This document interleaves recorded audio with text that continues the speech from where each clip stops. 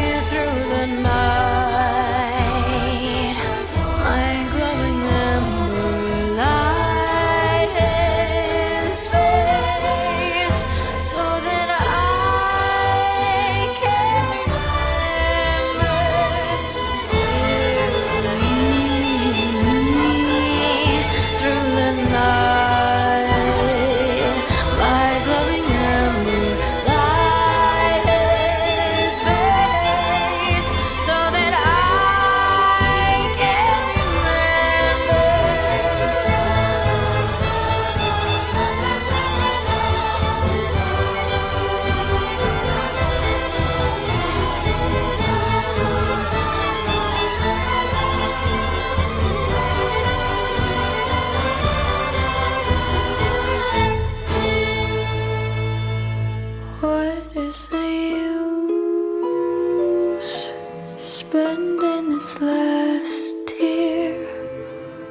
How does it make this more painless to bear?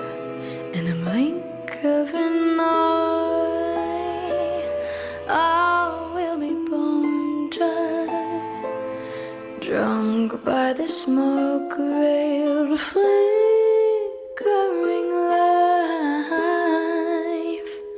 life spent with you under a sky framed by the trees, bursting with light. Time should have stopped there, but then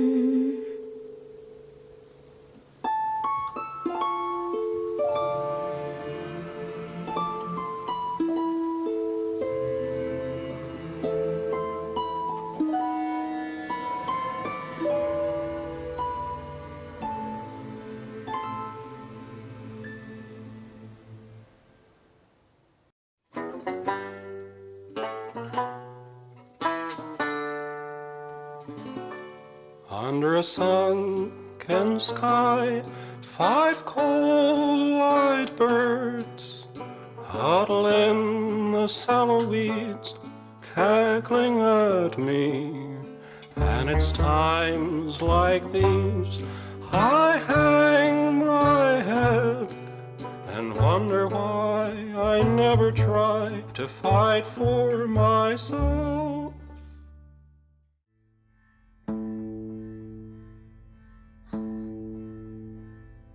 Hungry woods, reaching high,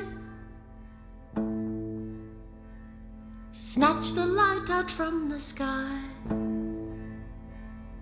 Leafy sighs creaking bones.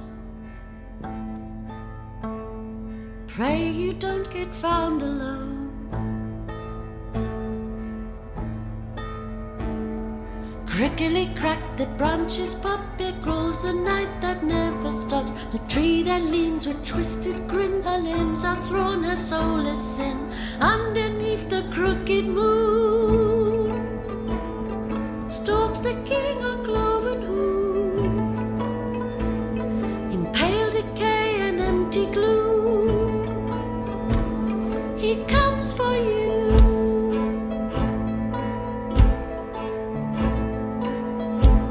Six horns his crown, his kingdom all. For life delicious heed his call. He carries six of sword and seal. Once wayward souls the fallen kneel.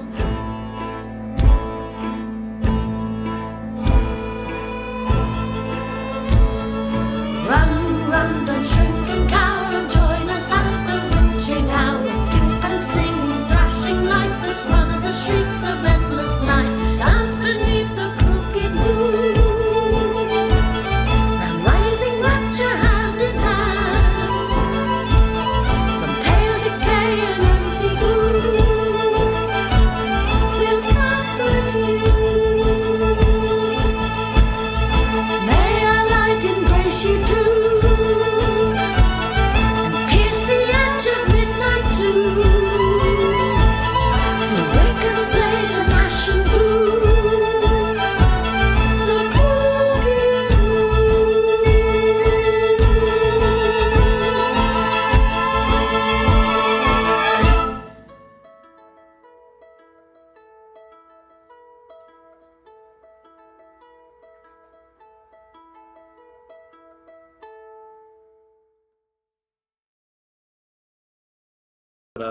Explode. Well, at least that they exploded. But speaking of explosions, we are live, guys. Welcome back to session 39. I almost said 40, but that's next week, of the Crooked Moon. How are we all doing? How are we all feeling? Ready to try to kick Renethier's butt. And perfect Renethier. There you go. I'm sure you guys will succeed in doing so. Hopefully all of you come out of it unscathed, but I'm sure you guys will be fine. Obviously we do not have Clarence here today. He's been having a very busy weekend with his job, being on call, doing all kinds of different stuff. So he's trying to operate on 5 hours of sleep. So he did what any adult should do and choose sleep over killing a vampire lord over a monastery. So we'll keep him in our thoughts and prayers, and we'll try to keep him alive. Speaking of which, 20 years ago, I would have chose vampire lord. Yeah, we're getting a little too old for that now, huh? Yeah. Right. Okay. Before we I'd still choose vampire lord, but that's just a testament to how old I am. There you go. But speaking of age and my perfect segues, who would like to control Clarence's character for today? I want to volunteer Ginger because she's unconscious. That's fair. Also, Probably will be. fully played Ginger, so it's only fair that it's reciprocated the other way around. It's a very good point. Yeah, they're just one character from now on. Yeah. Or one player. Also, And that character is healer. I definitely don't want the guilt of him coming back and be like, your character is dead. Right. I killed him due to my own incompetence. I don't think he would be that upset. He'd be like, "Oh, okay." Yeah, probably not, but I also don't want to be that. I'd be upset. That's fair. Yeah. All right, Ginger. I gave you access to both Clarence's character sheet and Brenda, so that way you can peruse over it and get some idea of what he has in his back pocket, and let you do his part when it comes to his turn. now to the Holy part. shit, he has 58 HP. He has the tough feat because he's the Fuck. farmer. So Yeah. yeah, he's tanky. He's a tough boy. Tanky, okay. He I'm gonna is. prove I this wish I and had practice that my many- voice. Right. Doesn't Revan only have a 12 con? He's got yeah, I have 12 god. He's got 20 HP more than me when I have aid. Yeah. He's a beefy boy. And I've been thinking, All that proves is just how good the tough feat really is on like even non like martials. Just you can really make yourself tanky. It's very true. But speaking of martials and tankiness and all that stuff, who would like to give the recap from last week for a heroic inspiration this week or in further weeks if you guys hold on to it? I believe only Jack and Ginger have one. I can do it. Okay. I mean, Go it looked for it. like Airmag wanted to do it though. I was going to say I missed part of the session, so I probably shouldn't. Though. Oh yeah. That's. I mean, to be would fair, I don't always- think you missed too much. Yeah, you but- missed a little bit.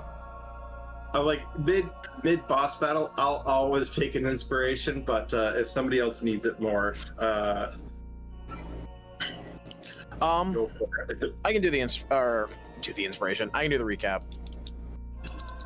So last session, it started pretty much exactly where, like, the one before ended, where Revan was within Jaeger's cabin, where he was trying to get one of the Badhound puppies to go with him, but that didn't go too well. He ended up punching it as a reflex.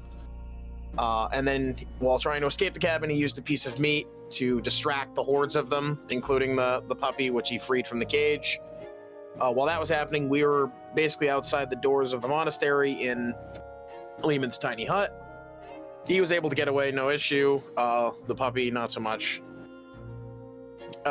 Then we kind of did a bit of discussing plan-wise. Revan handed over the notes that he found in Jaeger's cabin to Dr. Morn. Dr. Morn handed over the amulet, which is, what was it, the amulet of adaptation or something like that? I forget. The necklace of adaptation. Necklace of adaptation. They agreed to disagree on their argument earlier the previous day. We decided the plan was that we were going to have Ginger disguise as Renethir's wife to kind of throw him off during the fight. And then we were going to have Clarence cast Daylight to exploit his weakness to the sun.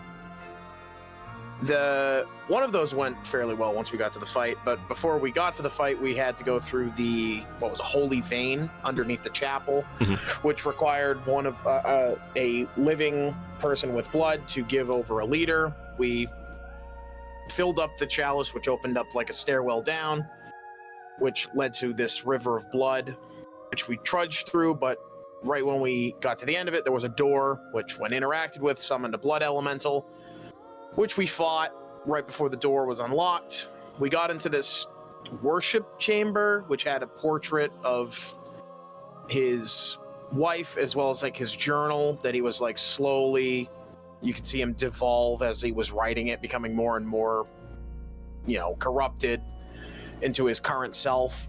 When we messed with his shrine, specifically the portrait, he showed up, and that's when the fight started. But before the fight started, Jack also, using his true sight, saw, I'm going to assume it was like a projection of Varaxis in the room as well, like watching us. And she was assisting Renethir during the fight as well, causing geysers of blood to like push people around and things like that. Yeah. And currently he has one of his initiative count 20s, not the Blood Torrent, which is what pushes you guys around. He has the Sanguine Shield up, which allows him to reduce damage by 2d6. He hasn't done that yet, but he does have that currently at the moment. But yeah, you pretty much summed up everything that did occur there. So I will give you her heroic if you didn't give it to yourself already. And yeah, Also, we learned how horrible darkness is to deal with if you don't have a means of getting rid of it. Yeah. Yes. In 2024, darkness is It's pretty brutal. Yes, especially with its ability to essentially dispel daylight if it's at the same level or higher. Not even just that, but he can see through his own darkness like a shadow sorcerer, so he just gets the full benefit of everyone being blind while he's not.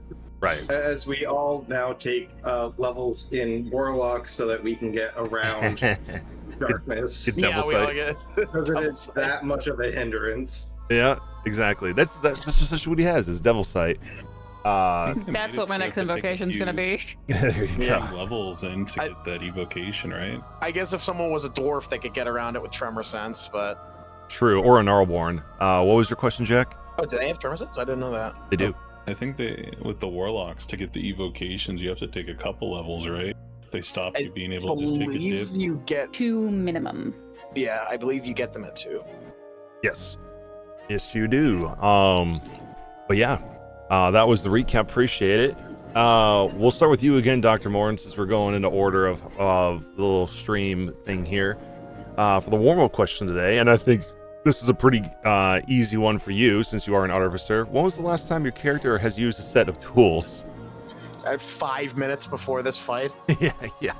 Probably every single day on this adventure so far. Yeah, always doing whether it be your alchemist tools or our herbalist kit, harvesting stuff. I don't think there has been a single session where I have not used tools at least once. That's true. You're making experimental elixirs all the time, so it makes sense. You are the tool man. Start calling you. I have a multi-tool. Yeah, exactly. Start calling you Tim the Toolman Taylor. As long as Dr. Morrison is going, whenever he does something. But anyway, we'll move to Jack. That was really good. Oh, just brought back so much nostalgia. Right. Yeah, I'd say the last time Jack used tools was when he made that healing potion with his herbalism kit. It's true. But before that, I feel like he doesn't have it on a sheet, but if he had any whoopee cushions or anything joke tools, right, he probably would have used those pretty frequently. Yeah, some bit magic. Does casting focus count as a tool? Because I guess he'd have to use that, right? Yeah, I guess it would be. Yeah, if you have an arcane focus, that'd be considered a tool. Yeah. What does Jack cast with? Trip. He pulls out orb. That's a good question. Well, technically he's a wizard, so he has a spell book. Oh yeah, is a spell book? Can a spell book be your casting focus? I know certain subclasses that's like only certain subclasses can have that. The scribe. That's right. Yeah. Yeah, I'm pretty sure as you can make like turrets with your book. Yeah, I'm pretty sure as an occultist wizard, you have a spell book that's got all occult magic in it. In 2024, anyone can use a spellbook, or any wizard can use a spellbook as a casting focus. There you go as well. 5e, you couldn't. It was specific. It was just scribes, and I think it was just scribes in 2014, but in 2024, you can use basically whatever. I think that Wizards Coast was like, no one really cares about spellcasting focuses anymore, so we'll just let everyone do it. That's true. It was kind of like a hand wave where it's like, what's your spellcasting focus? And it's like, I guess a yew wand or sprig of mistletoe. It's probably because like everybody defaulted to like staff or wand, and like the other ones are like a crystal, an orb. Right. And now it's like everybody can use a spell book. Everybody carries books around. Yeah. Pull out a marble out of your pocket. Yeah. I use, or in Jack's case, he could use Derek as a spellcasting focus. Holds a salmon like a gun. I present to you a salmon. I cast fireball through the Derek. So many ideas now. All right. Thank you. Yeah, you're welcome. What about you, Revan? Let's see. Does Dr. Morn casting a potion on me count? No. Nope. Well, that'd be the last time he used Dr. Morn. I mean, he does consider him a tool. But in actuality, it was the trying to break into one of the rooms with lockpicks. I believe it was I can't think of her name. The huntress woman here in the upstairs to where we are now in the monastery. Ah, yeah. Which went terribly wrong. Oh, that was sessions ago, yeah. Which is why we had Clarence go in spider form. That's true. I was going to say, I'm surprised you didn't say the last time you used a tool was using the Templar as a battering ram. Oh, yeah. That was my lockpick my second time, so... Works better. It worked pretty well. It was two birds with one stone. Through. Yeah, you did get through. And he was dead by the time you got through. So yeah, it was two birds with one stone there. What about you, Ginger? Ginger's never used a tool a day in her life. There you go. I think you could probably count maybe a spade to garden when she was alive, but not since then. My girl is built to read and not much else. There you go. So use the fiddle. Does that count? Musical instrument, I guess it falls under the tool category technically. Tool for joy. It falls under tool proficiency, but also like so does dice. It's true. Playing cards. Playing cards. Yeah, that's very true. Playing cards makes less sense, but dice. I mean, come on. The dice are the tools for everything we do in D&D. We need dragon chess. Yeah. Playing cards are, a good rogue's tool to make some money. That's true too. Cool. I think it's probably gardening tools back when she was alive, or dragon chess at some point after she died. There you go. But cool. Appreciate all of you sharing your roleplay questions there. We will move to where we left off here in the Bloody Sanctum, where we were popping back off in our encounter at the top of round 3 with Revan starting us off. To kind of remind you guys, the last thing that kind of happened, he already used 2 of his legendary actions to attempt to cast darkness, which he failed thanks to Jack's counterspell. And then I believe he used his Sanguine Blade once, and which knocked Ginger back out. Yeah. So he's got one more legendary action before his turn. And I believe last fight he also used 2 of his legendary resistances. So unless he has more, he's in his lair, so he probably has more than 3. Yeah, typically they have 3, but if they're in their lair, they get 1 extra resistance. So he has 2 more. Yeah. But cool. And I also, just to remind Revan, I did haste him last, so he has all the benefits of haste: extra attack, double movement, increased AC. Yes, so Revan, you start us off. I see you've already moved. Yep. I'm just trying to.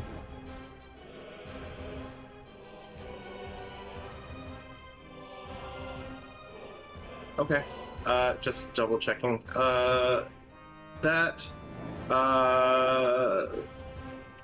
There's injured people, but somebody be ready to heal me. No, I think I still need to do this. Okay. I am still going to take the defensive stance with my martial arts, and I am first going to make a martial art attack. I would like to punch him in his stupid face. I need a target. It untargeted over the week. There we go. Okay. Punch. I was thinking it, then you said it out loud. Yeah. That's more like Raven punch. That's true. Is this? my dice is dead. I got a. Bummer. But yeah, 23 will definitely hit. All right. I just have to turn it off so it stops asking me then. 23. So I'm gonna spend a key point. He's gonna make a Constitution saving throw against Stunning Strike, and he takes 7 damage. Okay, you got a 23. I guess that works. All right. Let's whack him with this. 21 will hit.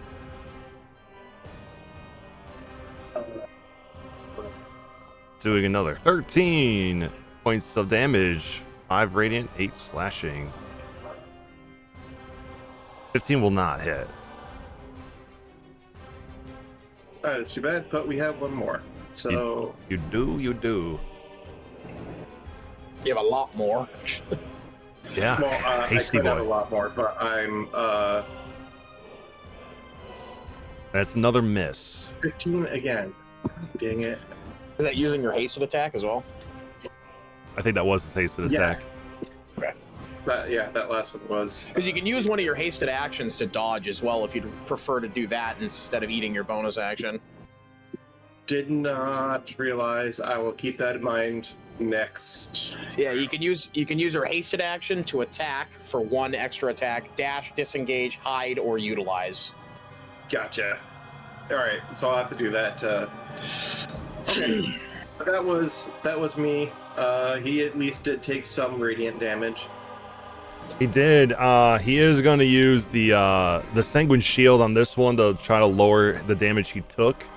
So we'll do 2d6. He gets 3 hit points back because he subtracted 3 from what you did. So that puts him here. All right. So his Sanguine Shield is down now. So now he's no longer can debuff your damage there. But that's your turn. We go to Mr. Jack. All right. I think the battlefield looks pretty good. Time to do what I do best. Not fireball. Like fireball. I'm out of 3rd level spells, and there are people underneath me. True. I will magic missile him.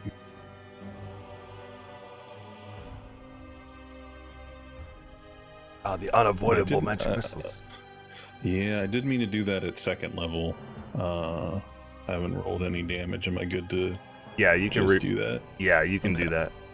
If it took a spell slot away, you can give yourself that back.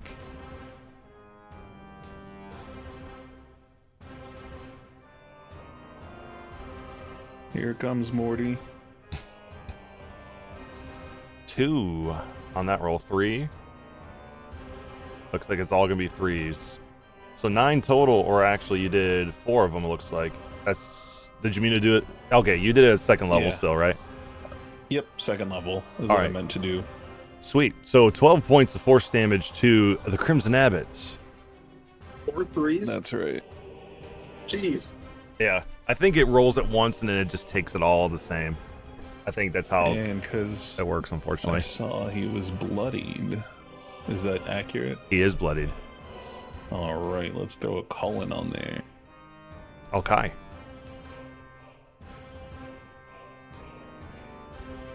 Big money, big money. That would do It's 6 okay. points of damage if he wasn't immune to necrotic. Curse you, Abbot. Yeah. If only, but I like where your head was at. Thank you. You're welcome. Also, for flavor, I would like to shoot those magic missiles out of Derek like a machine gun. Yeah, Derek like, right away, son. He starts looking like he gets the Sylvester Stallone face as he starts like shooting his missiles out. That works. That is my turn. All right. Before we move on to Clarence, the Crimson Abbot is going to take his last legendary action, focus at you, Mr. Jack, and he is going to use his castigate the impure, which will I was require actually a gonna wisdom say, save.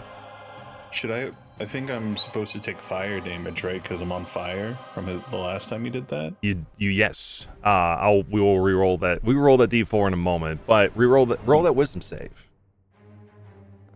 That's a natural Oh, 20. 20, Nice. baby. So you take half of 9, so you should only take 5.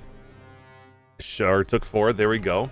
And then we'll roll that D4 for your burning. You take an extra 1 on top of that, as you burn from his lair action. All right, that is his legendary action in your turn. We then go to Mr. Clarence.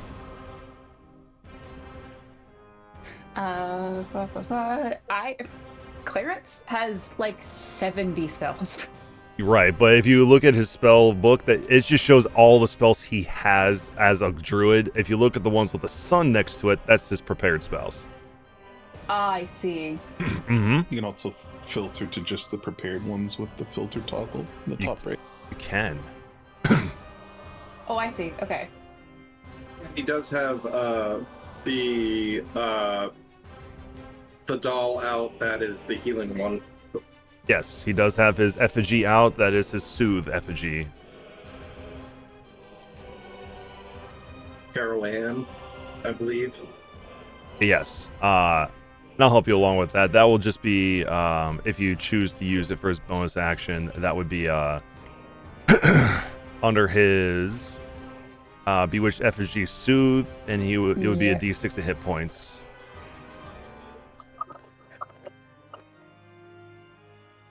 Okay. It's like loading up a fucking Ferrari over here in comparison to my character sheet. Let's see here. Sure, we'll do the bonus action effigy for a D6. Not to be selfish, but back to Ginger, just because. Of course. That just 2. You know what? Sure, whatever. All right, I'll give you your pocket healing. Yeah. How dare you heal your unconscious character in a boss fight? How dare you? I just know Selfish. that Clarence is a very nice character. I just think that he would have killed Ginger. That's true. And then let's do how does he say it? He always says something. A starry wisp. Yep. At the Abbot there. Yeah. That will miss. Which will not hit. Unfortunate. Yeah. Unfortunately, even if I'm playing Clarence, my luck transfers over to him. That was action, bonus action. I'm gonna have him move away. Yeah, smart move. And that's Clarence. That's Clarence. All right. Before we move on to Ginger, we are at initiative count 20. We will have a blood torrent come through. It is going to target Clarence, Dr. Morn, and Revan. I need you to roll a dex save for Clarence, please, and then you two, the other two I said, also roll me dex saves. DC 15. Revan, you roll dex saves at advantage due to haste. Oh That no. one for me. Oh no. Clarence Well, this got a would be the 20. time to use my inspiration, so I'll consume that and try to reroll my dex save. Okay. 18. All right, that's much better. And we'll see 24. Okay, none of you are moved in a horizontal direction, and speed reduced to 0. We're good there, so that is the... that one. Yeah. Fuck that. All right. All right, we will then move on to Ginger. You are prone, alive, not in darkness as the last time that happened. What do you do?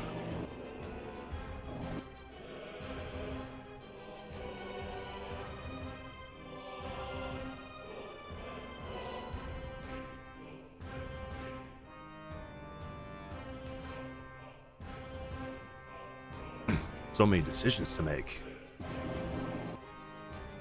Oh, we can't hear you. Am I the only one that can't hear? Oh, okay. I was muted on my microphone, that's why.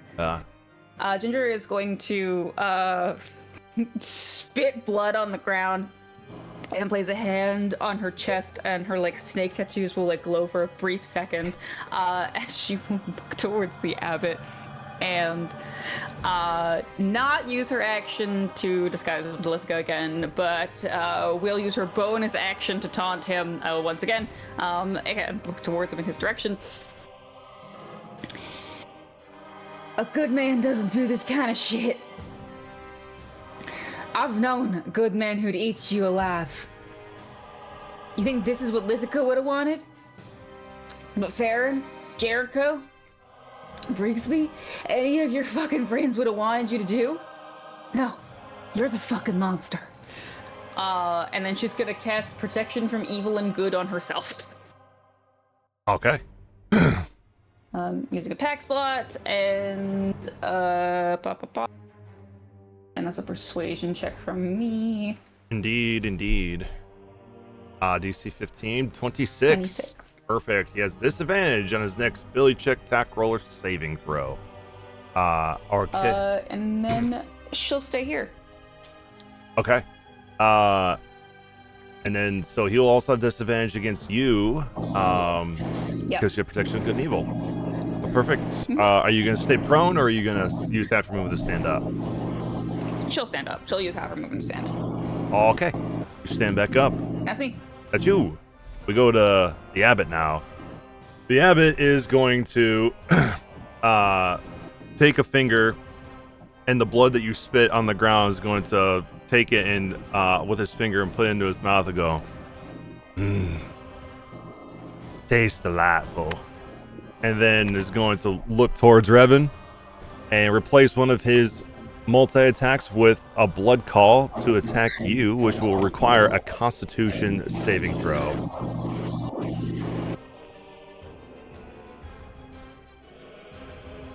$19.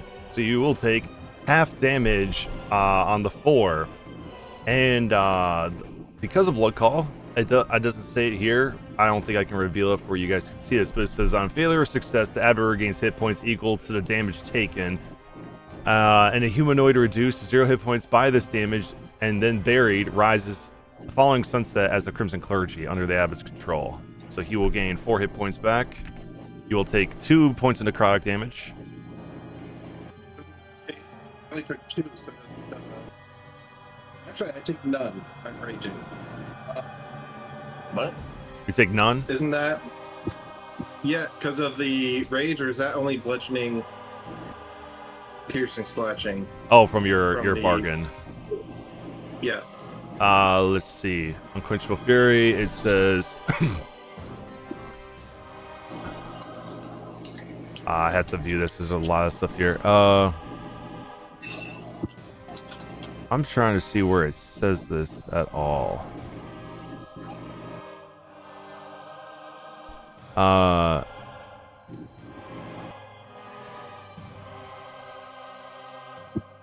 not seeing where it says this. I can see where it says. While in this fury, you make 1 additional melee attack, take attack damage, and you reduce all damage you take by an amount equal to your proficiency bonus. So it's all damage. So you would take nothing. Right. Because your proficiency bonus is 3, you would have taken 2. So yeah, you don't take any damage. So if it subtract the damage, give that back to yourself. But he will also target you with a sanguine blade, which will be with disadvantage because of the honor lost. 23 to hit. He rolled a 19 and a 14. All right, that will be 23 points of damage, Revan. All right, I'm going to use my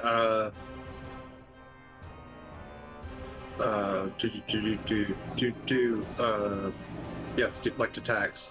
Thank you for popping up. All right, let's see what we deflect. 12, so you're instead going to take 11. Reduced to 8. Right, because of your rage. That is correct. So you take 8. And I believe you were at 23 before, so you should be at 15. Okay. All right. And then the Abbot is going to move. Since you took your reaction, Ginger, you can take an action, opportunity attack if you would like to.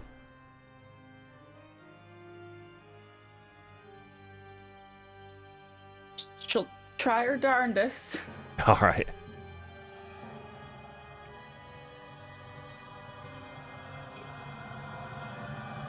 Yeah. That will hit. That's surprising for her. All right. Oh wow, almost max damage too. Almost max. Very nice. 5 points of piercing damage as he moves. 5, 10, 15, 20, 25, 30. And I believe he was reduced to 10 on the last time Dr. Morn did anything. Due to slow, yeah. Right, yeah. So he'll move 30 feet up to here. And I believe that's all he can do. Yes, that is all he can do right now. That'll end his turn. We move on to Derek.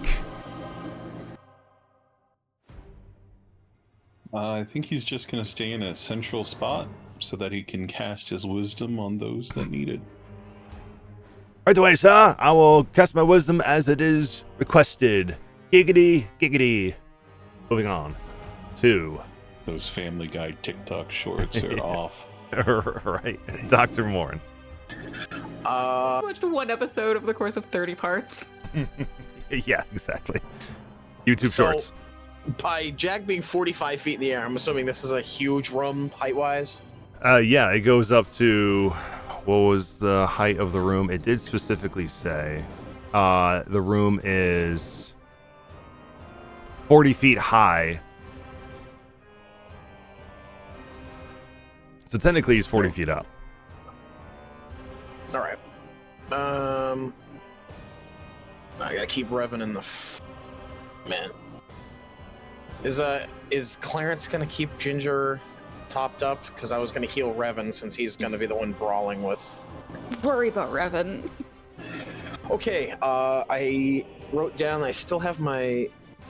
This is my last potion, and it's my elixir. So I'm gonna run over and bonus action use my experimental elixir healing potion. It's not in my inventory because for some reason it doesn't make it, but it's 2d8 plus 5. Okay. So I'll roll 2d8. 8 plus 5. 13. So Revan heals 13 hit points. All right, I did that for you, Revan. Thank you. You're welcome. Then Gotta put something down. going to take a shot at fella. A natural 20. Yeah, natural Beautiful. 20. Love to see it. Crit. He takes 30 damage. 30 damage. Love to see it. As you hit him with a really strong boom on the chest.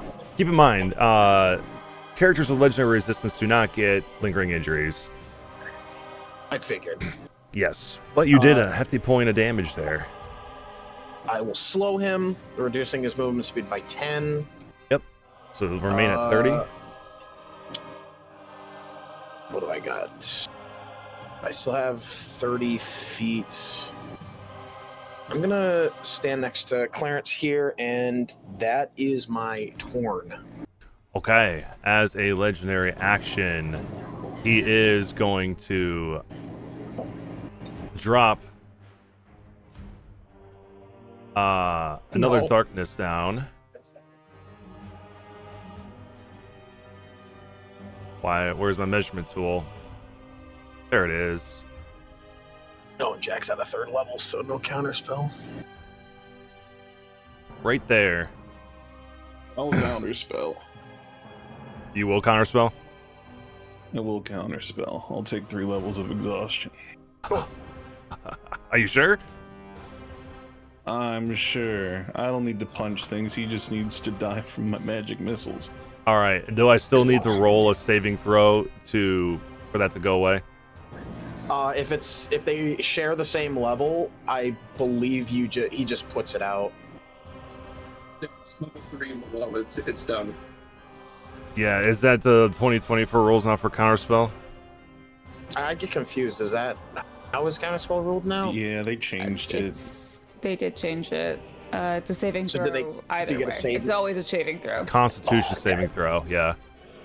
Okay. But I would like to do this with an intrusion. All right, I'll give you your 3 levels of exhaustion. Let me roll a con save for Ren Daddy here. What's my DC? Did you want me to just cast it? It should pop it up in the Yeah, you can cast it. 16, but it will be at disadvantage because of the intrusion, and then I'll roll for that after. All right, he failed it, but he is going to burn legendary resistance 2 past that. Oh. Okay.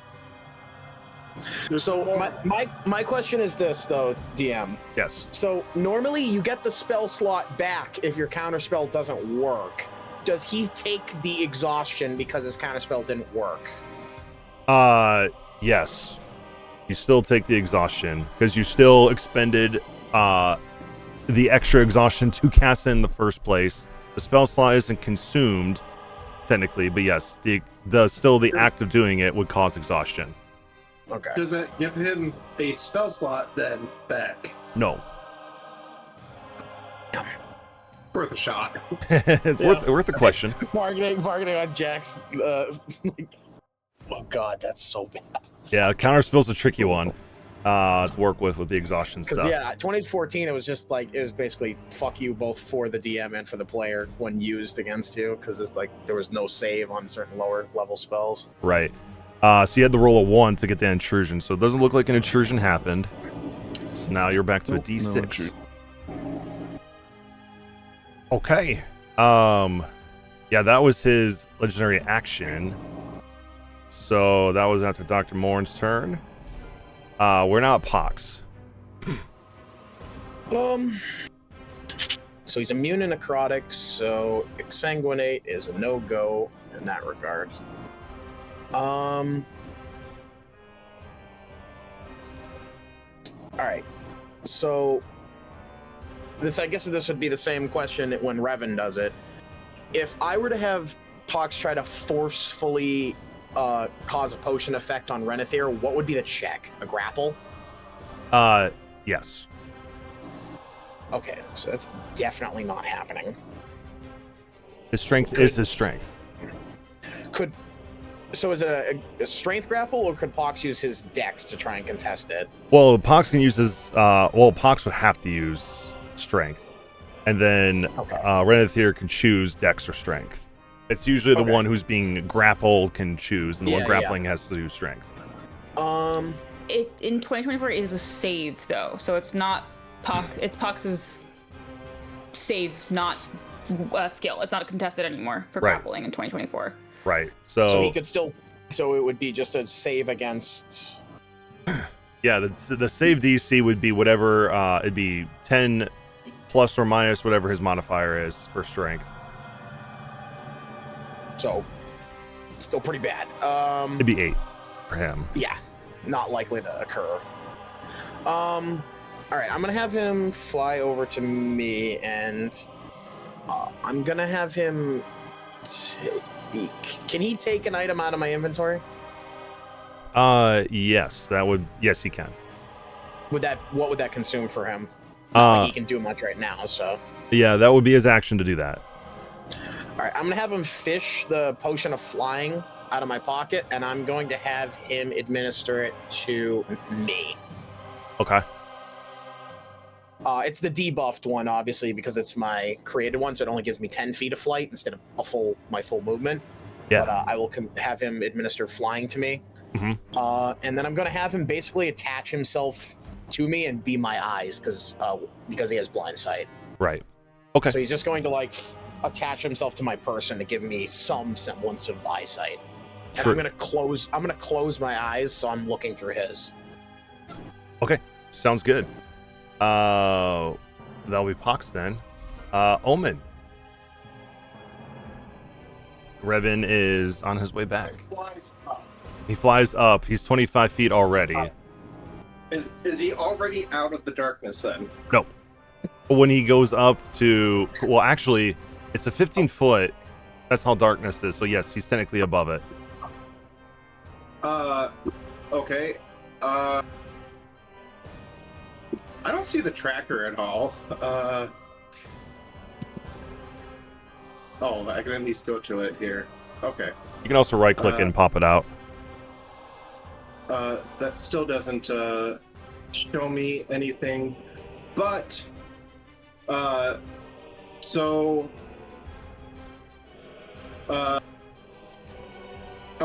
basically want to use him as a marker for where Renethir is. Mhm. See here? Yes. Oh, I guessed right. Okay. So he is just 25 feet up, and yeah. Does darkness end here? Like, is there no darkness where he is? Yes, there is none. Okay. Okay. All right.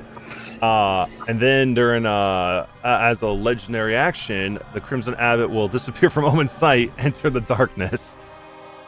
And he will move 5, 10, 15 feet, half of his movement, and he will attack with advantage his bloody strike. And we'll see who this hits. I'm not gonna tell you until we see.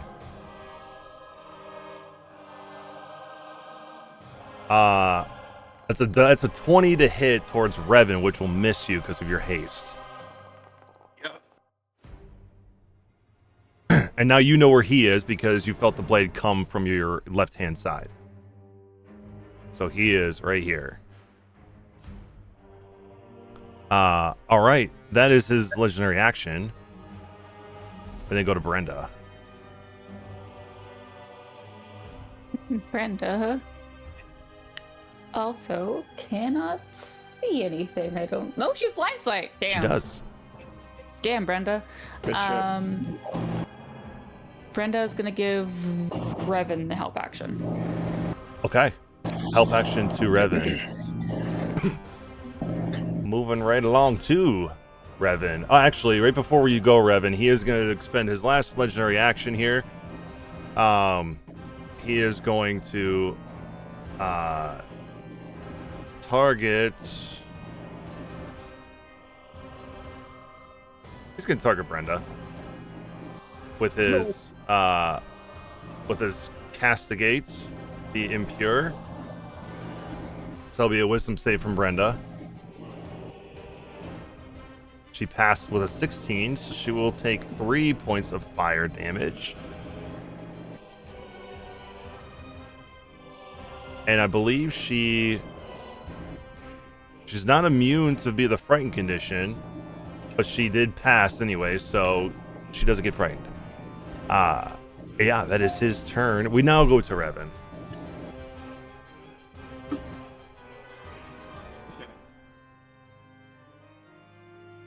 He is still here? Yes, he has not moved.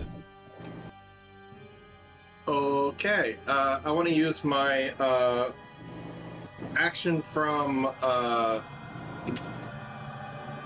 haste to take the dodge action.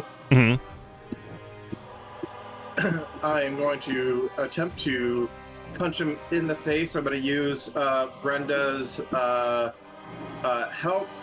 So it is a straight roll. Yep, for the first one, it will be a straight roll. So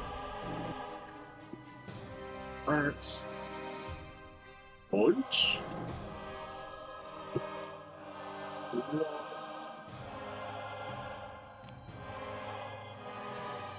Ooh, a natural 20. Okay, that's awesome. Good shot. Wish that was on the sword, And with but the Shoryuken. I know it hits. All right. Then with the Shoryukens, uppercut him. Yeah. I am going to spend another point. I would like him to make a Constitution saving throw to not be stunned. As I will post that. Yep. Stunning strike. He Visibility. took 16 points of damage there. I don't know why I said it long. God, imagine if he was taking injuries. He'd be like a stump. He's taking like 4 crits. Yeah, he's taking a whopping bit of damage there. I just want to show it. Here, I'll roll the con save. He rolled a 12. There we go. Oh, this one he rolled a 24. He rolled a natural 20, actually. He rolled a natural 20. What? Yep, roll a natural 20. That's what it says. DC 15. Oh. I wish I could reveal what it says here. No. That's perfectly fine. You got my hopes up when you said it's a 12. Oh, no, it's a natural 20. Yeah, it said that, and then it went away and popped up and said 24. Okay. I have 4 more attacks. Not 4 more. 3 more. I have 3 more, and then another one. Classic July 5th fireworks I can have- outside the window. I don't think I. Yeah, it's not worth going all out until I can actually see. I don't want to punch again.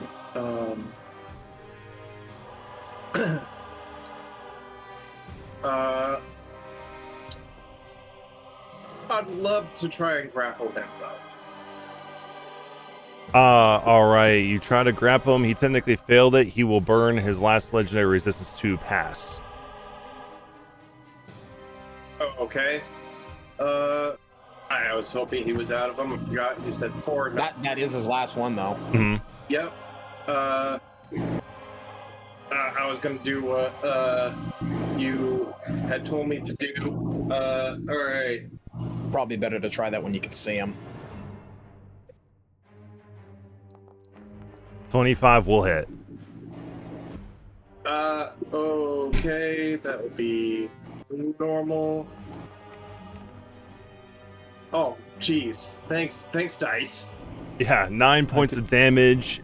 He did hold his concentration on darkness. Fuck. And do one last attack. That was a pretty good roll for a disadvantage, too. Yeah. I don't think that one's gonna hit. We'll see. Yeah, that one. I hit anything. Yeah, that one will miss. How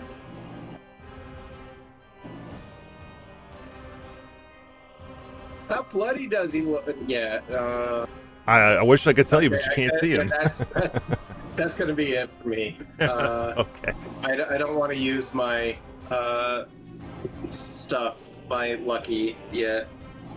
Okay. And apparently, I just couldn't wake my dice up. Once I put it on the charger, that's where I went. I went and got a cord that I could plug it into. And I'm like, oh, I'll just charge it for Tuesday. It will completely up as soon as I put it on that. I'm like, you little son of a. But, yeah, that was my trip. All right. Sounds good. That is. Are you gonna move anywhere? I mean, he's right here, and I can't see anything. So.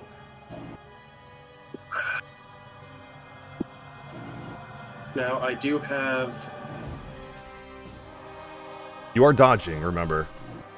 I am dodging, and I do have disengage. I'm gonna go up where. No. I'm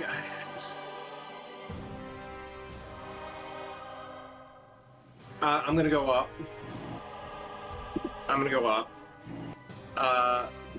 I'll go up 25 feet.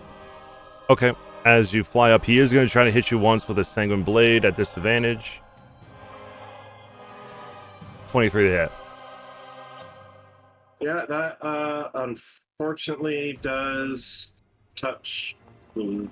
All right, that'll be 16 points. I would like to use deflect attacks. Yep. Roll. All right, so you'll take 5 or 2. I'll take 2 in total. Yep, and you're going 25 feet up, you said? Yep. All right. Awesome. So I wasn't. All right, I gotta fix my hit points, but there we go. There All you right. go. That's me. I should be able to see now, but I can't because yeah. Yeah, it doesn't realize Yeah. elevation. Yeah. Yeah. Even then, you wouldn't be able to see what's down in there anyway. You'd be able to see the blood channel all around. And that's all you can really see. And then don't know if Derek anybody waving his needs- fin at you. I don't know if anybody needs his reaction to be used, but I use it. It's true. Go. Probably Ginger to wait. Yeah. That is you. Ginger to get away. Yeah. Jack, it is you now. So you do 4 cons. Is for magic missiles at 4? Is it 1 per dart, or is it if I cast at 2nd level, or is it? Oh, he has to make a con save for every dart, like every instance of damage. Yeah. Yeah. Well, hopefully it's a 4. In addition to that. And that's crazy that you can cast magic missile into darkness and it automatically hits him. Well, can see him you can in see him through True his sight. fish. Yeah, he also has true Yeah, sight. true sight. That's true. I I actually meant to ask this for a role play. Do we see, like, you know how with True Sight he could see like certain effects on people? Does he see anything affecting Renethir? Well, he is about to. Go ahead and roll your magic missiles. Darn. All right, that is That's 2. All right. He did fail his cons. He did fail one of his con saves on his first one. All right. So, as the second magic missile hits and the darkness dissipates, you're gonna see him fall down to his knees, even though his token's not here. And then you're going to hear, as he falls to his knees, a mocking feminine laugh that fills the room as shadows in the chamber take the form of a shapely horned woman with burning eyes the color of rose petals. And then you'll hear a voice that says, "Arise, my champion. Ascend beneath my blood moon." As the blood that fills the sanctum seethes and churns and erupts like a geyser, as all of you get caught up in this geyser and are flung, hurling up in this crimson torrent straight upwards to where we now switch maps. Oh, badass. And as the vision clears, you find yourself within the Sanguine Cathedral. Hold on, let me move this so we can have it properly on this. Hopefully it works on this map. Because we were on a different map before. You see you're in the Sanguine Cathedral. Blood pours from the altar and weeps from the eyes of the statues. And red blood rain comes falling from the sky as the geyser erupts it straight into the belfry and comes down in a crimson torrent. Above you, silhouetted by an unnaturally red moon coming through the belfry and the shower in the cathedral in gore with each dreadful wing beat, is a bat-like monster garbed in Father Renethir's shredded vestments, wielding a malefic sword. Tears of blood stream down his face, and his token is right up here. If you guys zoom in, you should be able to see what he looks like. I don't have an image for it, but that's his form when you scroll over it.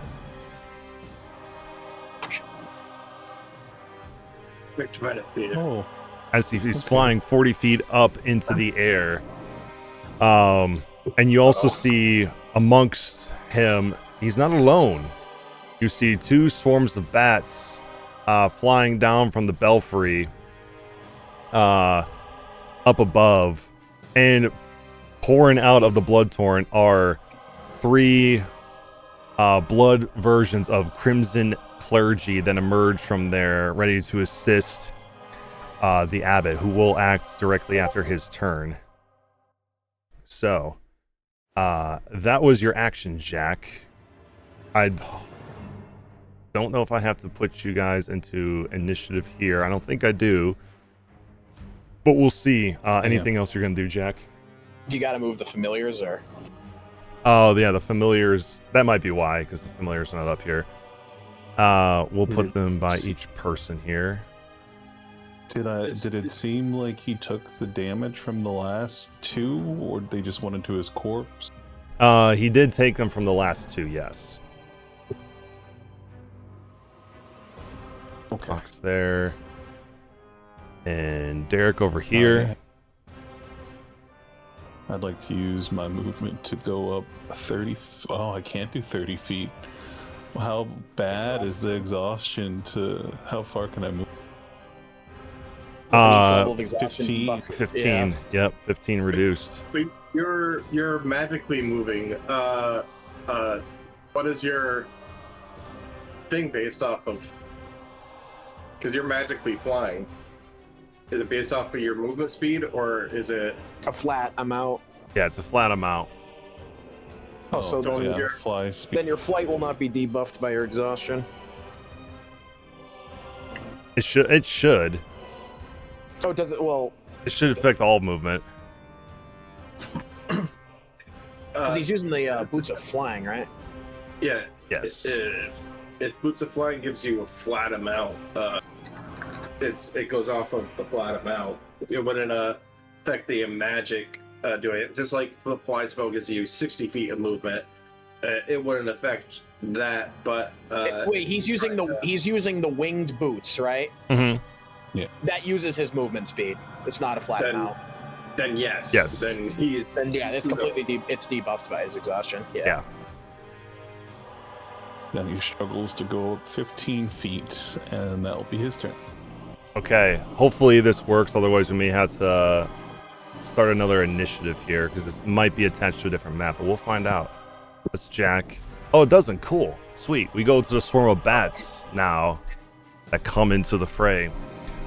These bats are going to fly down towards Clarence, the closest they are, and swarm around him and attempt to bite him.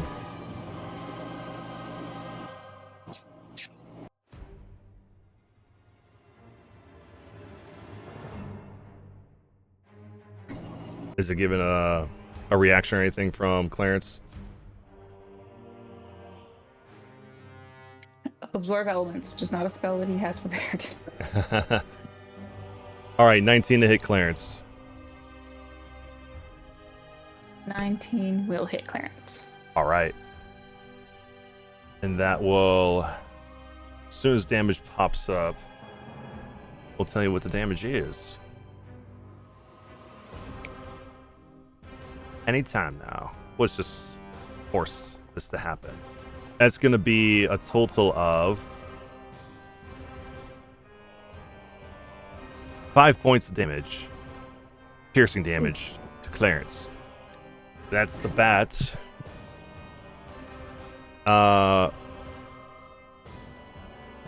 Did he maintain his concentration on Bless? Yes, he did. All right, we move on to the Abbot in his true vampire form. He has 80 feet of flying. He's gonna fly directly across the room. And that was 35 feet. He's gonna move down another 25 feet to go right on Jack's level. It's gonna target Jack. If I can open up his character sheet. Why can I not open up his character sheet? Is it down here somewhere? No, it's not. The Abbot. There we go. All right, he is going to attack you twice with his Sanguine Blade.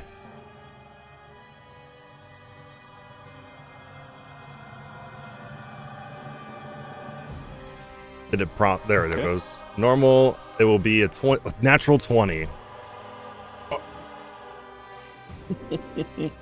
I burn. All right, Pocket sand. he it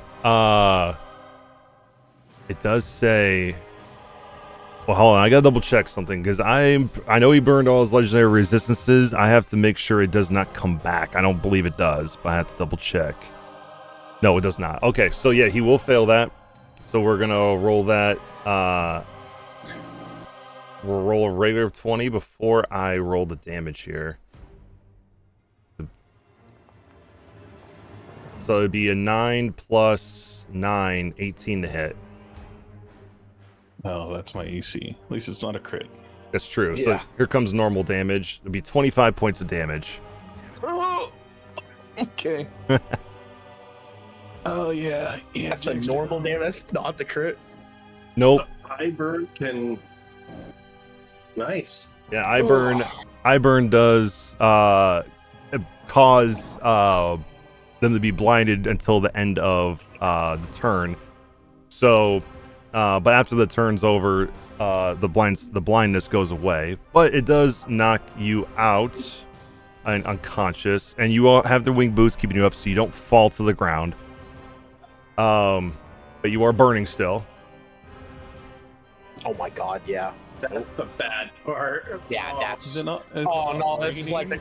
the cackle fight thing with all the burning causing.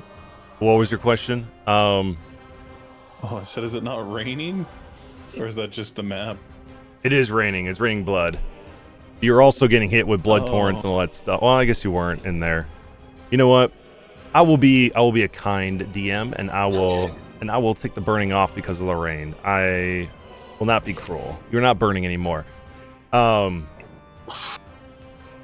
that was the first attack. He moves 60 feet in total. He is going to move another little bit here. And he is going to go after Ginger now at disadvantage because of protection from good and evil.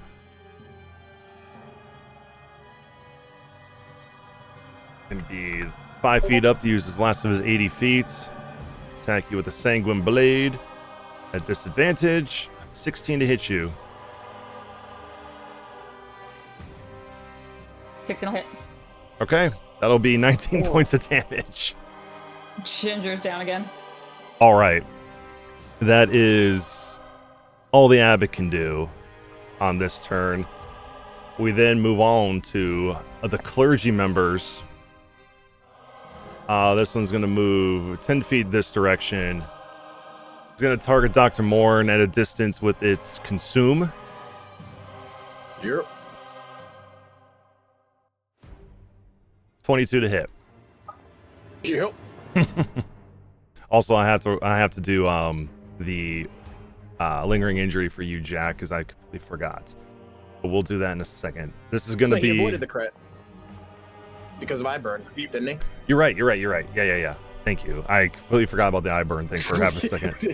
I was like, oh god. All right, Dr. Morn, you're going to take 3 points of necrotic damage, and your max hit points are going to be reduced by 3 as well. So that just reduces my aid by 3, right? Yes. Okay, so I'll edit that 1 second. All right. My sheet and shit the bed. What the fuck? And then as a bonus action, the clergy member is going to target Father Renethir and the other 2 clergy blood effigy clergy members with its Crimson Blessing and give them bless. Somebody killed that one. Yeah. I actually cannot edit the aid on me and reduce it by 3. I don't. I think I would have to turn off aid completely. Don't worry about it right now. We'll just know it's at +2 at the moment, Yeah. and then if you get hit with another consume, then Then we'll it'll be just completely turned off. Right. Yeah. And then we'll subtract any additionals from there. That's that clergy member's turn. The next one, targeting Morn again with a consume. Yerp. Here. 17 will miss you this time. I will use Feather Fall as a reaction. It makes so much sense. Jump out of the building. And then this one is going to use its Crimson Blessing to target the 2 bats, swarms of bats with its Crimson Blessing. Give them bless. End its turn there. And the last one is going to move up to here, 60 feet away, Gotta do some measurements. Yeah, it's going to target Clarence this time with its consume. Let me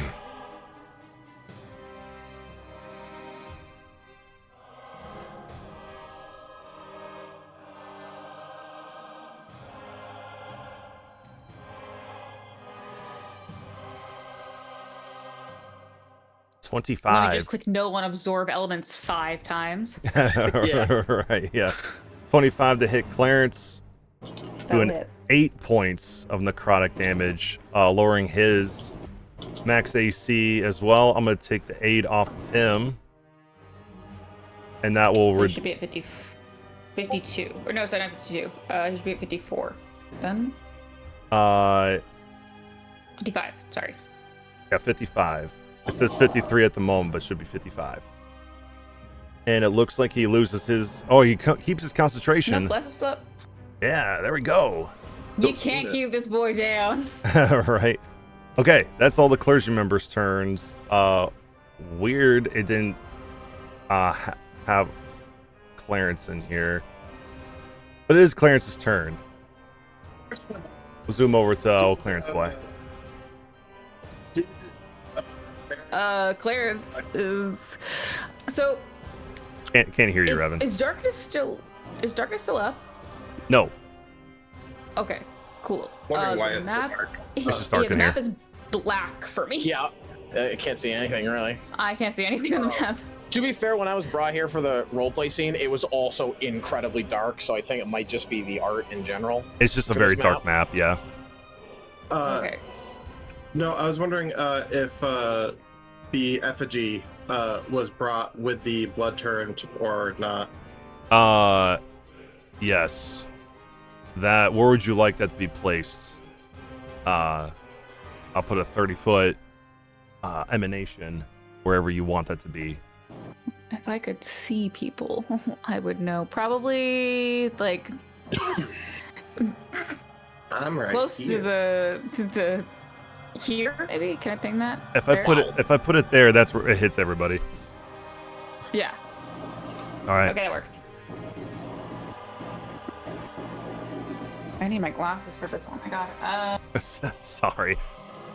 So there's no darkness then. Oh god, here's the problem with 3rd level spell slots. Clarence can either keep Revivify or do Daylight, so it's Oh, Is that better? it's really the question Oh as yeah, to whether that's a lot better. I just changed the Crooked Moon keeping clock. Revivify. Revivify, you said? Because My only- Revivify and Daylight in 1 3rd level spell slot left. So My thought is that yeah, he could put out the daylight, but if I remember correctly, because when we fought them on the shore, when he used daylight, all of those clergy members he burnt, so we could possibly kill them because they already looked semi-weakened. So daylight could just pop them, but he also could just turn the daylight off with a cast of darkness. Mhm. So I mean, but he would have to. It was an action for him to cast darkness, right? And So who he- knows if he can cast in this form or not. Well, I was gonna wait till my turn to ask if he has the same stat block or if he's a completely different monster. It's not my turn, so I can't do the investigation check. So, to be fair, Ginger, the Crimson Abbot now goes ahead of Clarence instead of right after, so it would last an entire round. He does use it as a legendary action, though, for yeah, darkness. that's the thing. Target casting darkness was a legendary action. I thought that was his actual action to cast it. That makes it worse. That's actually. different. Yeah. Yeah. He can cast it as an action, but he's been using it as his legendary actions. Yeah. And it's not consuming spell slots for him. He can just innately cast darkness, right? Right. Yeah, I don't think. Now knowing that fully, I don't know if daylight's the move. Yeah, probably not. Keeping Revivify up for the 2 unconscious individuals within the boss's sword range might be.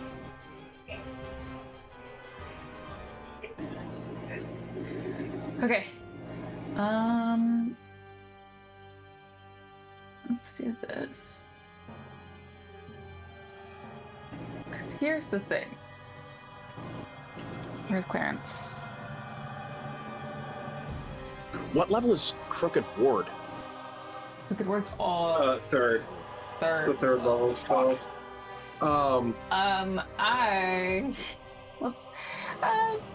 this there's always is kind cover. of cheesy. Let's I don't see he 30 has it up, though. Has what up? He doesn't have Crooked Ward as a prepared spell. I don't see it anywhere. No, does he? Did he not have it prepared? Doesn't No, look it's like not it is. No. How wide across does Summer Winds go? Because if he could hit both Jack and you with that, He'd have to get close. It's 15 feet cone. oh, Yeah, it's not that's super not- far. that is not. He goes down. I am the only like raw source of healing, and I'm out of potions. I just have my spell slots, which is Okay, can Clarence use the FG against himself? Yeah. Cool. Let's do this. I think so. I'm gonna double check, but let me see. The Bewitched effigy, soothe. When you create the effigy as bonus action, you can subsequent turns while the effigy remains. One creature that you can see within the aura gains 1d6 hit points. You can use this effigy to restore hit points to a number of times equal to twice your spellcasting ability modifier. So yes, he can do it to himself. Okay. Clarence is gonna move here. Okay. Beautiful, wonderful. And then Clarence is going to drop a second level 8 on Jack, Ginger, and himself, and then use his bonus action to give himself an extra d6. So that should get Jack and Ginger up with 5. Right. And though it won't stack, it'll at the very least replenish. Yep. So strange. And you won't be how- fucked, and Ginger won't be fucked out of her turn too. Right. Yeah. How do I target multiple with 8 again, or do I just do it? Shift T. T. Yep. Well, I can only target one person with that, unfortunately. Don't know why it's asking me to roll. So I'm just gonna. Actually, this is what I had to do last time for Ginger. All right. Okay. Okay. Last but not least, Clarence. Okay.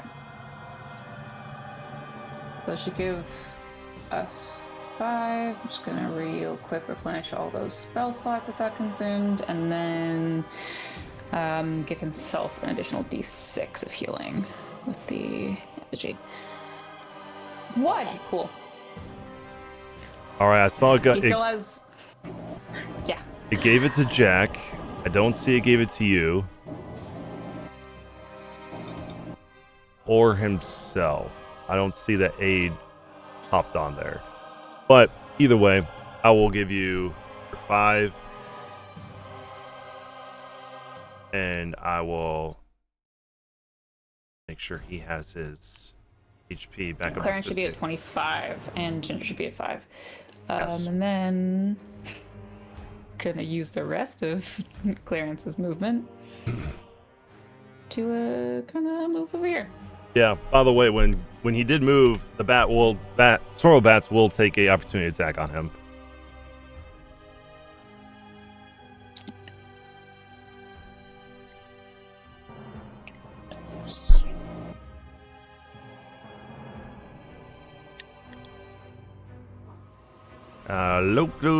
Ooh, natural 20. Oh, That's gonna be 13 points of damage to him. And He's still up. yep, but I do need him to roll a con save. That'll be a DC of 12. Sorry, Brian. 2 con saves. Yikes. Whoops. Oh, That's gonna be a lingering injury for Mr. Clarence. Wow. Okay. And the second one was for the for his concentration. Do you guys also hear that, or is that just from Clarence? no, no. we all heard it. Okay, so that's my ringtone. That freaked me out for a second. All right. So that's a natural 20 on the to keep bless less up, concentration. Yeah. Mm-hmm. and a natural 1. I don't think I could do anything about. All right. For Does he have inspiration? No, Does he? No. does not. So, I'll roll his Ginger lingering give injury. Clarence her inspiration. At this point, no. Since Okay. we've gone down that road too far now. But I will roll his lingering injury so that way you don't have to feel bad for it if it's a bad one. And it's not a great one. It's a 6. He's going to suffer from a shifting shard. Something inside you moves when you do. When you take the attack, dash, or cast spell action, you take a D8 piercing damage. Only a Lesser Restoration spell removes a shifting shard, which he does have Lesser Restoration spell prepared, I believe. He does have it prepared, and it's a bonus action, so we're good. Yes, and it doesn't say We're bonus fine. We're action. doing great. Yeah, so he's fine. All right. Any more movement from Clarence? No, he's not gonna move. Lesser Restoration is a bonus action, is what I meant. Yes. Yeah. Okay.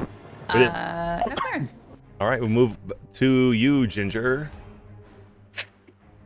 Ginger's gonna use.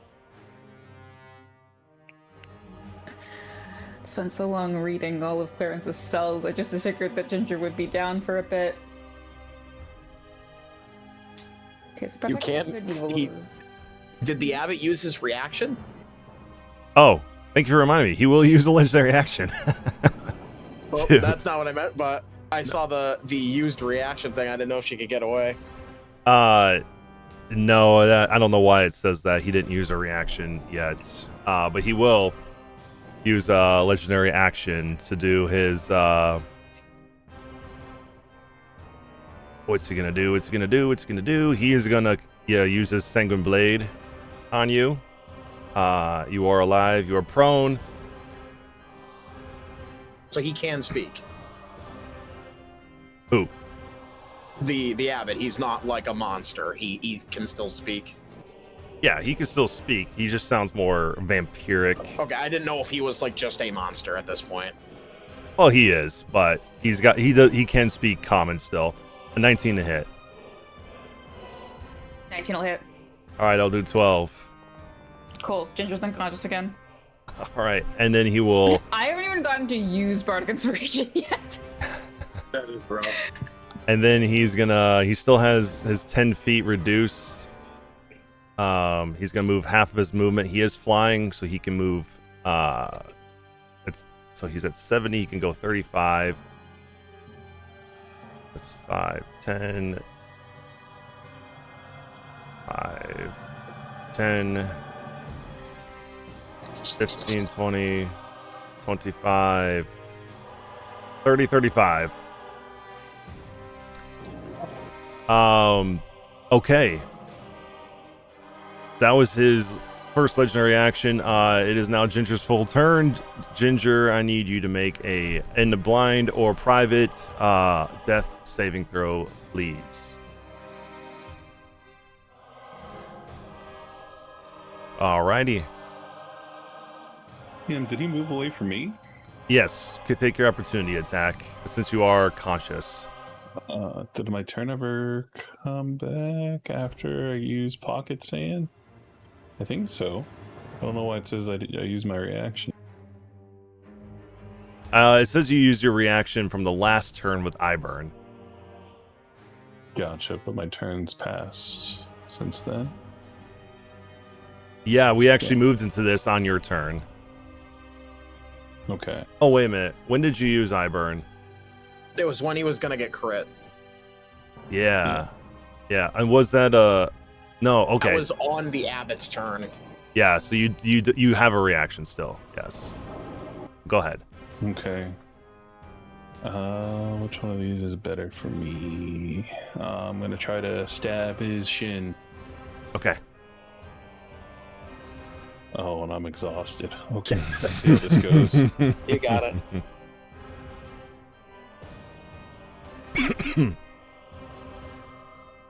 Is Hey, this you what hit. Ginger feels like? You hit. Oh shit! Never mind.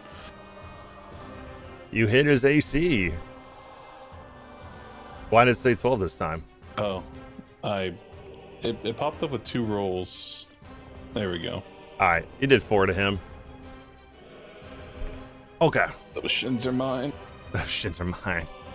All right. So that was his legendary action. Ginger did her turn. We now move to Solomon. Sorry, not Solomon. Derek. Sir, it's not looking too good in here, sir. Thanks for the sit rep, Derek. You're welcome, sir. It is what I'm here to serve, sir.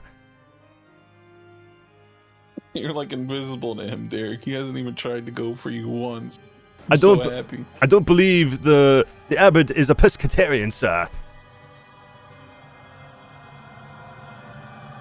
Okay. Thank you, Derek. You're welcome, sir. If you could squeeze closer to the middle of the group so that everyone can experience your wisdom if they need it, that would be great. Right away, sir. Close to the ginger or to the other people who are about to die soon, sir. I'd say Ginger, because she may need to... Right away, sir. Yeah. That's his turn. All right. We go to this swarm of bats. Who's right by you, Jack? They're gonna come fly 5 feet in your direction, then 10 feet up to be right below you and try to nibble at your little feet and bite you. Not the Jordan. Not the Air Jordans. 18 to hit. That will hit, and I've already used my reaction. Yeah. You have. That will be 7 points of piercing damage. Come back, Derek. I need you too. I'm down. All right. Jack is back down. That is... they will... how much movement do they have? They can fly 30. Okay. So they move 15 feet total. They'll move their remaining 15 feet to right here. And their turn there. It is now Dr. Morn's turn.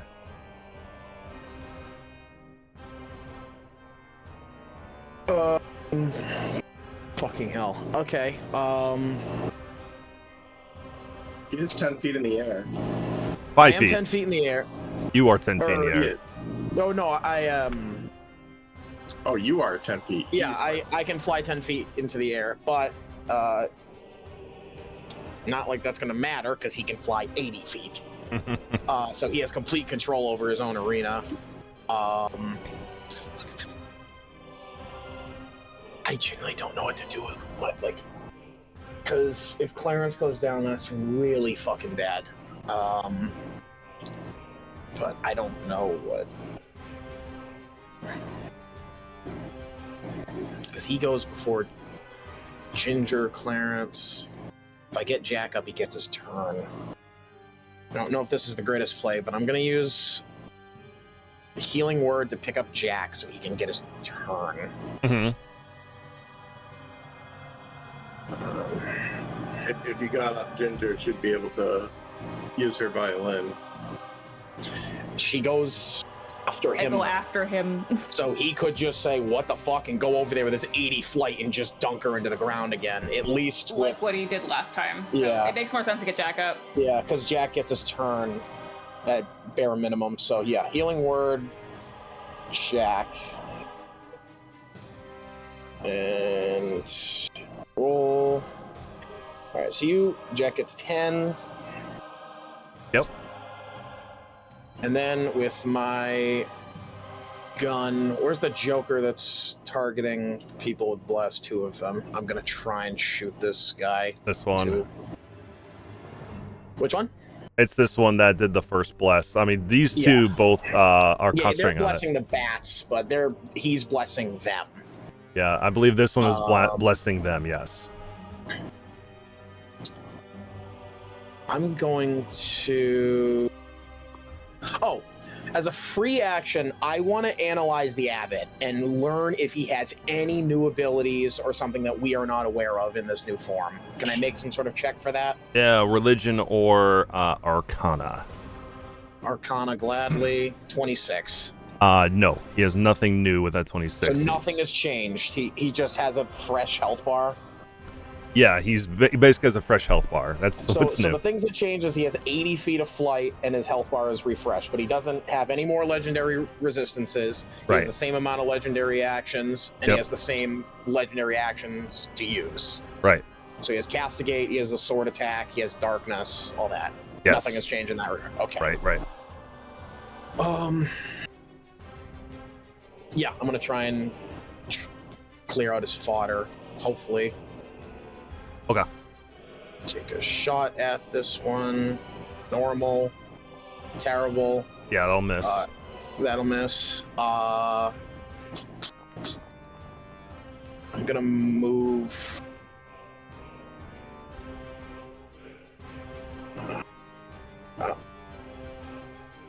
Anywhere for me to go. I'll take an attack of opportunity from the bats if I move anywhere. Yep, they are at co-level with you. Yeah. Hey, can I do this and still remain within? Yeah. Yeah, I'm gonna do that. I'm gonna kind of draw their ire away from the fellas that are down. That's it. That's what I got. All right. Then as a legendary action, the Crimson Abbot is going to target Revan with his one that takes 2 legendary actions and casts command at you. Uh-oh. Wisdom save.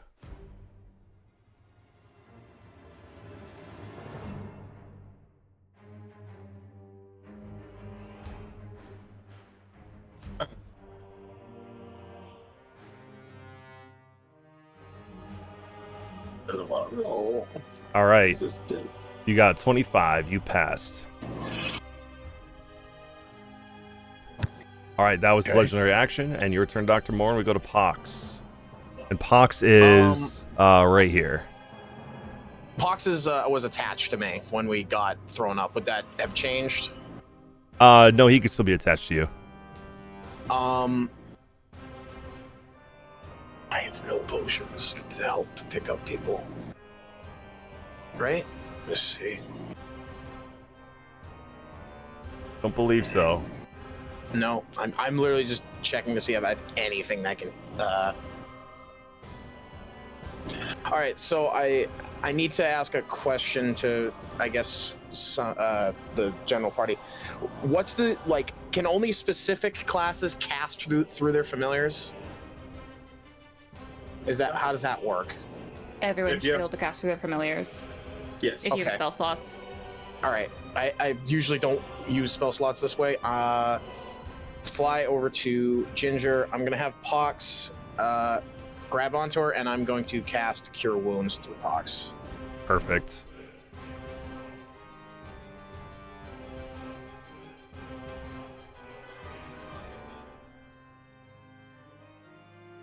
All right, you 16 to Ginger. 16 back to you, Ginger. It's the most hit points I've had this whole fight.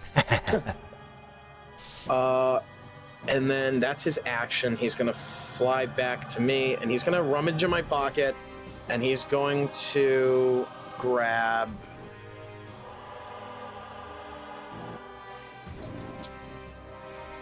I really want to try something, but again, he has to get into like a.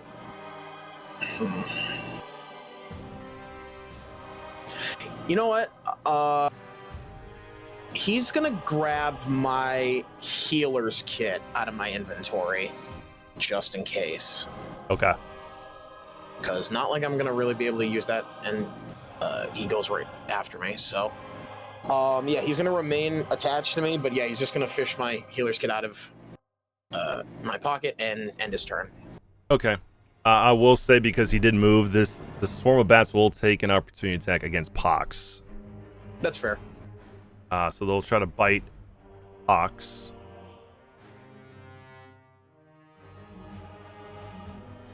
That will be a critical miss. Nice. Ready? All right. You hear Deco, eat shit, bats. And then after Pox's turn, the Crimson Abbot will take his last legendary action and target Clarence here. Is going to use his Castigate the Impure on him.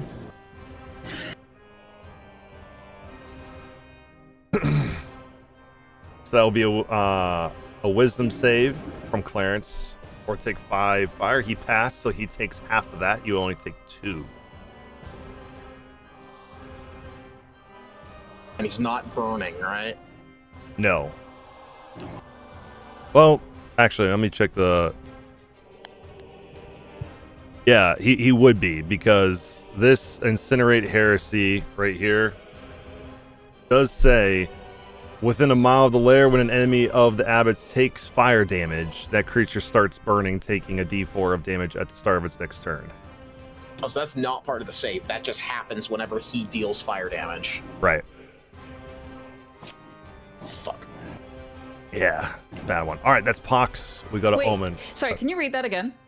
Yeah, within 1 mile... Verbatim? Within 1 mile of the lair, when an enemy of the Abbot's takes fire damage, that creature starts burning, taking 1d4 damage at the start of its next turn. So it's not when he does fire damage, it's when anyone takes fire damage that he doesn't like. When an enemy of the Abbot's takes fire damage. Yeah. Okay. So it's not even when... worse. Yeah, it's not even when he does fire damage, it's when anyone that is like he doesn't like takes, like... Oh god, that's really fucking bad. Yeah, it is. Omen.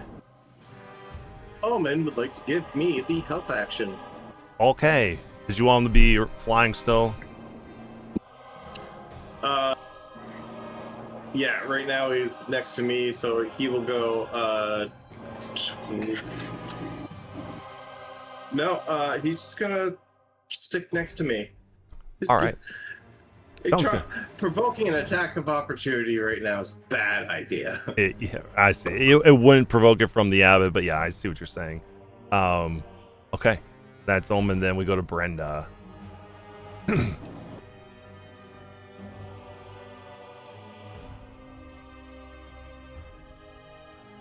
might be muted again. Yeah, you are muted. Yeah, muted. Everyone else is too far away from Brenda at the moment. Brenda will give Clarence the help action. Okay. She'll come up and give Clarence the uppy signal to inspire him and give him help. All right. We then go back to the top of the round with Revan. Yeah. If you can administer that potion, he would lose access to command, darkness. He would lose access to a lot of his spells.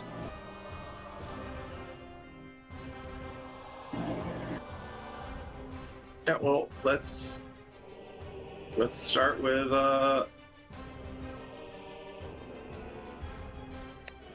grapple. Okay. Go ahead and move up to. He is. Apparently, Yeah, I'll move you up so you're within range. Yeah.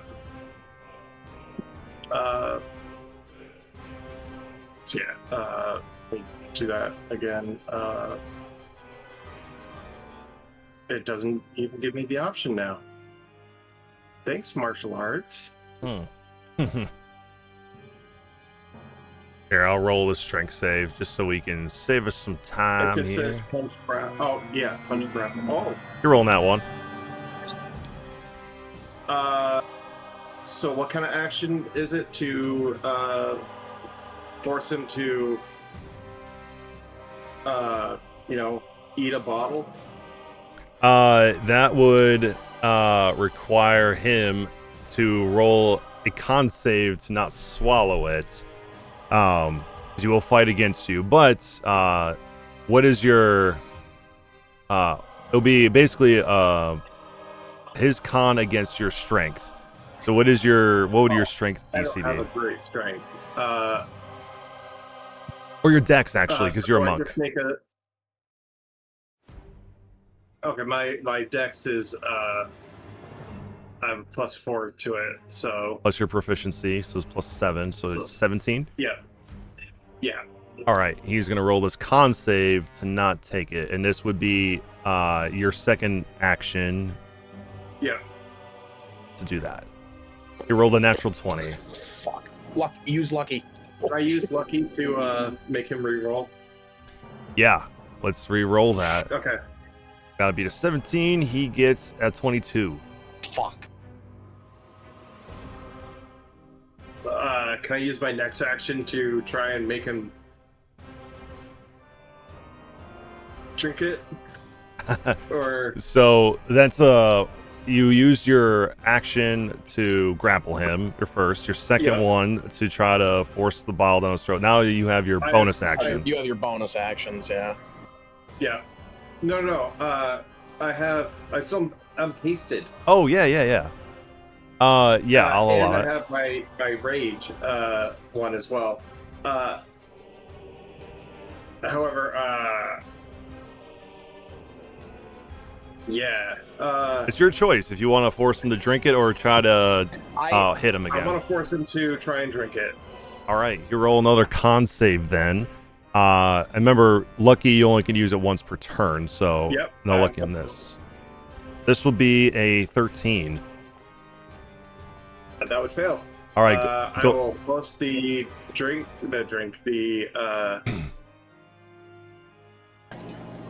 Yeah. I don't want to consume the ability. You do want I to. want it to go away, but I don't want it to. Click on it. Click on it, consume ability, because you're targeting him. Okay, I just want to make sure it doesn't go on me. No, you're not targeting yourself. Though, you know what? If I did, it wouldn't have been that bad.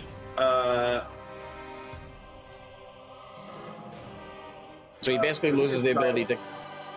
Yeah, he is under the effect of silence, but he gets that bonus action tentacle, like mouth attack, to cause blindness, so that's the trade-off. Yeah. But he can't cast any spells that require verbal components, which darkness requires a verbal, command requires a verbal. Should I have drinking that? Maybe. But darkness does require... I'm trying to see. I'm pretty sure it requires a verbal component. Basically everything but counterspell. Yeah. So okay, he cannot cast command, darkness, any of that stuff anymore. Okay, but yeah, right, like I have that was a bonus action. one more. Yep, you have your bonus action now.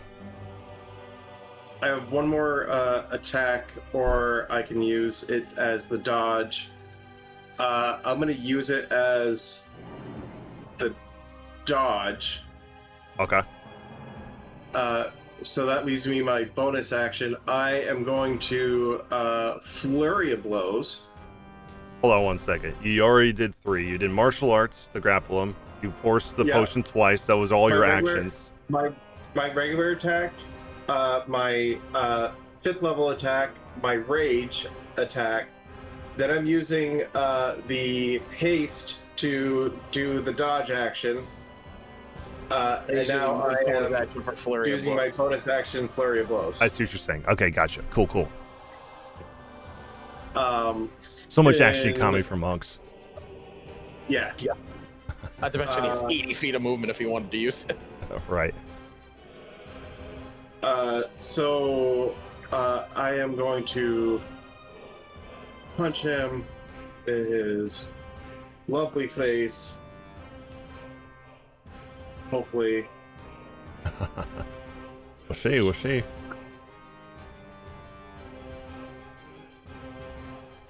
Come on. Do I need to I think I have to resync. I was going to submit roll then. It doesn't want to do that. 20 to hit. He is going to, as his... Oh, he doesn't have a reaction. No, he didn't take a reaction yet, did he? Besides his legendary actions? Or did he? No, he did not. Anyone? I don't think he did. I mean, the legendary action and the reaction thing, it uses the same symbol, so I can never tell. Okay. Yeah, but he is going to actually use his reaction to parry that, which will make his AC 21. Okay. Because I am flurrying, I get one more.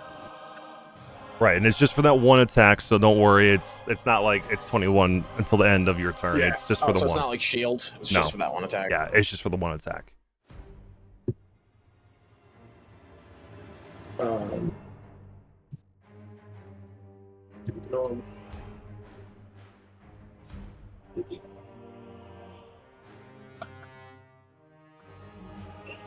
That will miss.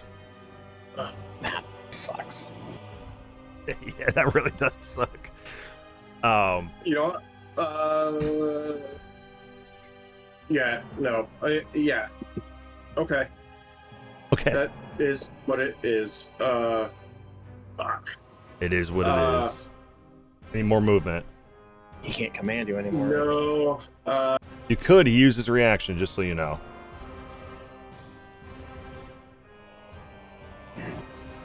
You could fly 80 feet as well. Yeah, I could actually I could fly further than that. But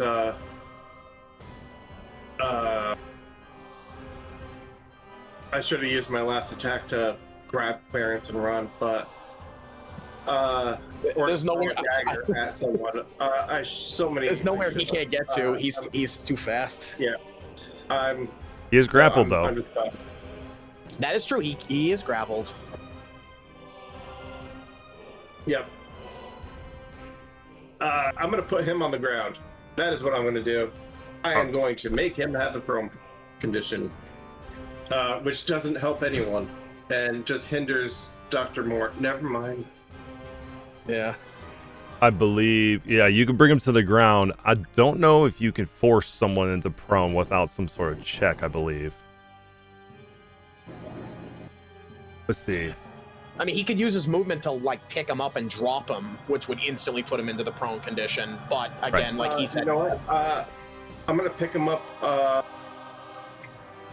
so that he can't reach Clarence. That's that's kind I'm of... going to go high enough That's up fair. so that... Okay, so you would have to go at least 10 feet up.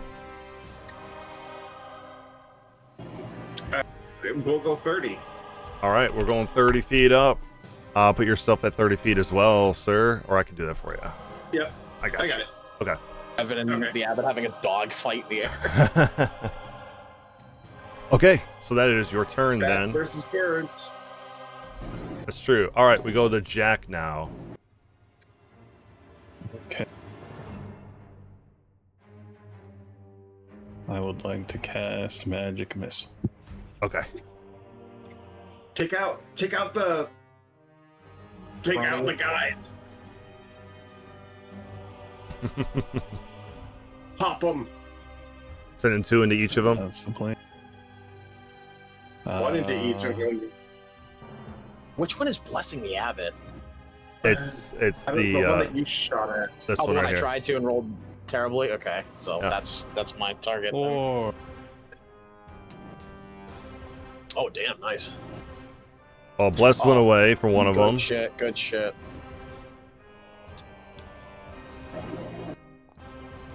Oh, All they right. had more hit points than I thought they would have. So Yeah, I think they're just like little blood clones. yeah. So this one maintained its concentration. This one lost it, so the Abbot doesn't have it anymore, and they all lost their bless. But the bats are still blessed at the moment. let's see if they keep it after my final calling. I don't remember if they're immune to necrotic. Oh, we don't know if the blood guys are. Oh, nope. Good shit. Okay, Good shit. that answers that. yeah. That was max damage too. Yeah, these guys only had 10 hit points in their blood effigy forms. So that was the one that was blessing the bats. So the bats are no longer blessed. Correct. Go, Jack. Good shit. All right, that was action, bonus action, any movement. You got I 15 think feet of movement. calling's just a special and isn't. Yeah, calling. Oh, you're right. bonus You're right. action. You're right. Let me make sure.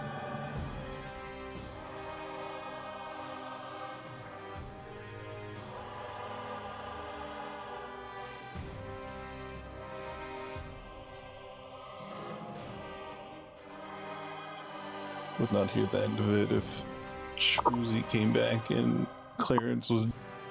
I'm gonna gift of the green.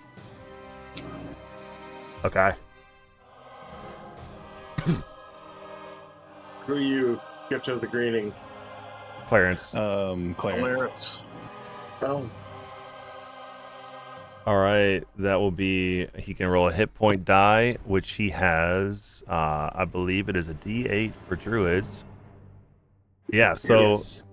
for Ginger, can you please roll a D8 and we'll add a 3 to that? Because it adds your proficiency bonus as well.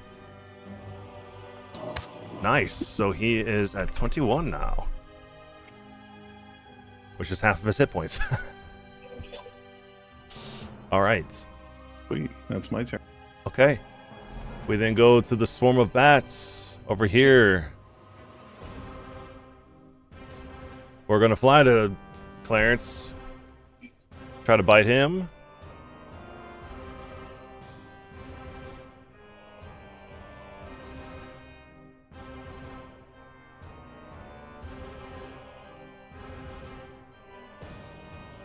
I will miss. The tide is turning. All right, that is the bats. And then go to the Crimson Abbot, who is going to first target Clarence with his blade. He has a 30-foot range with his blade. Oh, no, sorry. I forgot he was 30 feet up. I was genuinely scared he's got like this gut sword or something. That's the insane range. No, this will be towards Revan. And he is grappled, so it should be with disadvantage. I'm taking the dodge action anyway, so. All right, well, that will miss for that, which would have done 18. And then as his replacement for a blade, he is going to blood call you, which will require really a don't constitution need to. save. Oh, well, I'm going to. So 15, DC 15 con save, please, from you. You roll a 22, so you take 24, 22. Yeah, you'll Otherwise, take it's 2, and he will regain 10. Oh, Yeah. yeah, because. Yeah. He I'll took take into 2 range total. into consideration. Yeah. Did you already adjust that on me? Adjust what? Your HP? Yeah. No. Okay. That's why it looks funny. Okay. So it was at 26, and then I Yes. took 2. Yes, that also reduces your hit So point I'm at max 24 by 5. So I'll take the 8 off Yeah. of you. All right. And then the Abbot. If I remember correctly, I normally give you guys a free action to break a grapple, right? I don't know. Is that how we've been rolling grappling? Because normally to I break a thought- grapple, I think you have to dedicate an entire action to get out of it. Yeah, normally, but I think I've allowed you guys to break a grapple, then take your actions. I think. I won't do it from this I time. honestly don't I remember. I don't. We haven't done that much grappling against enemies, if I can remember correctly. No, since the rug. But he has. Yeah, that's true. All right. Well, that will be his turn then. These clergy members. Actually, we have a initiative count 20 thing to do. So, we are going to. This will affect Revan because you are within 30 feet. You're 30 feet up. So, Revan, you'll be one of them.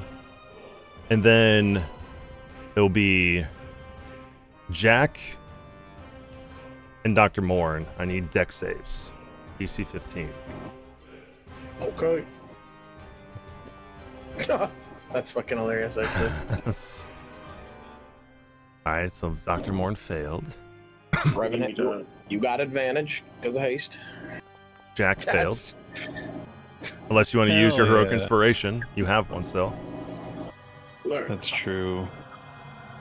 I might want to hold on to it because you got a -6 on that save. It's very unlikely.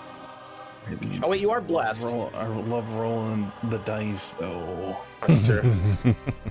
It's not showing up, so I'm just. There we go. That's fucking. And if I don't, that's enough to take me down anyway. Here we go. 27. Alright, So I Revan, shouldn't you're have. fine. You, Jack, are going to get sent 15 feet in this direction. Your speed is 0. Dr. Morn, you are also going to get sent 15 feet this direction. Speed is 0. Okay. Now the clergy members are... How far are they away from Revan right now? They are 30 feet. They have a 60-foot range for their consume, so they are going to target Revan with a consume.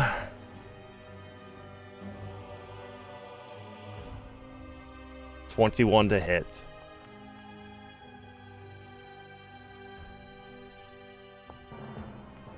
That'll be 7 points of necrotic. I'm going to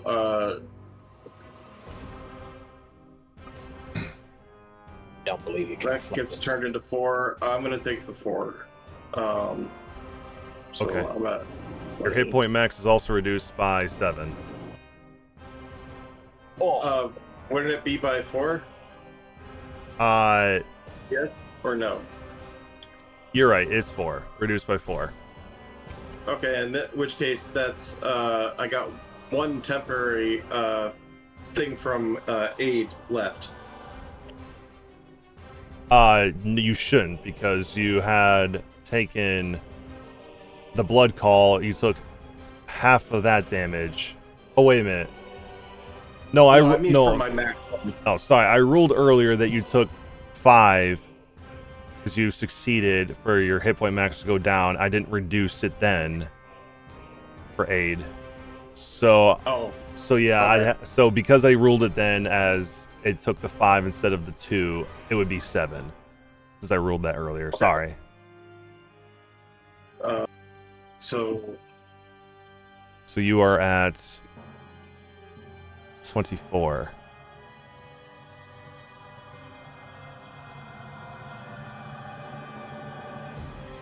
Okay.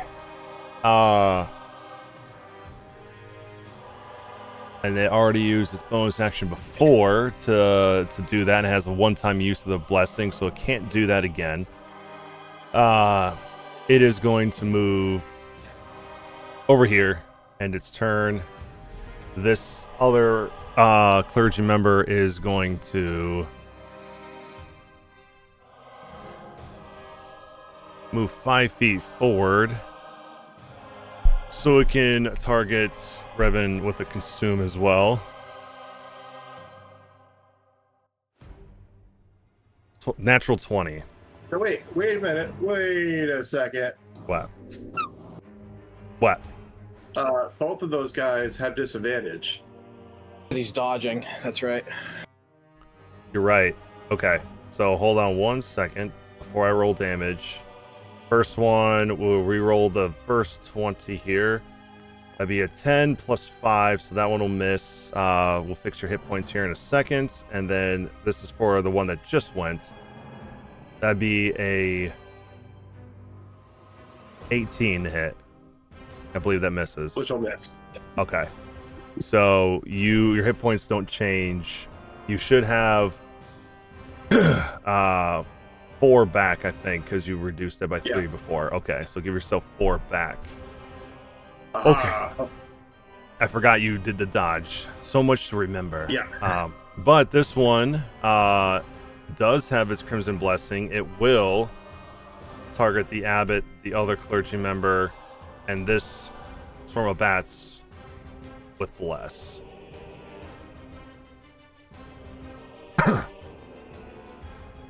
You know, you would think with the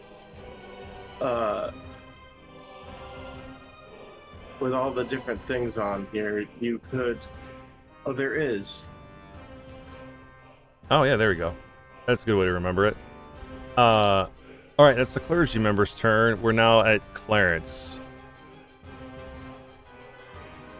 Okay, Clarence is badly injured, and by that I mean he's got, I think, more hit points than anyone else does.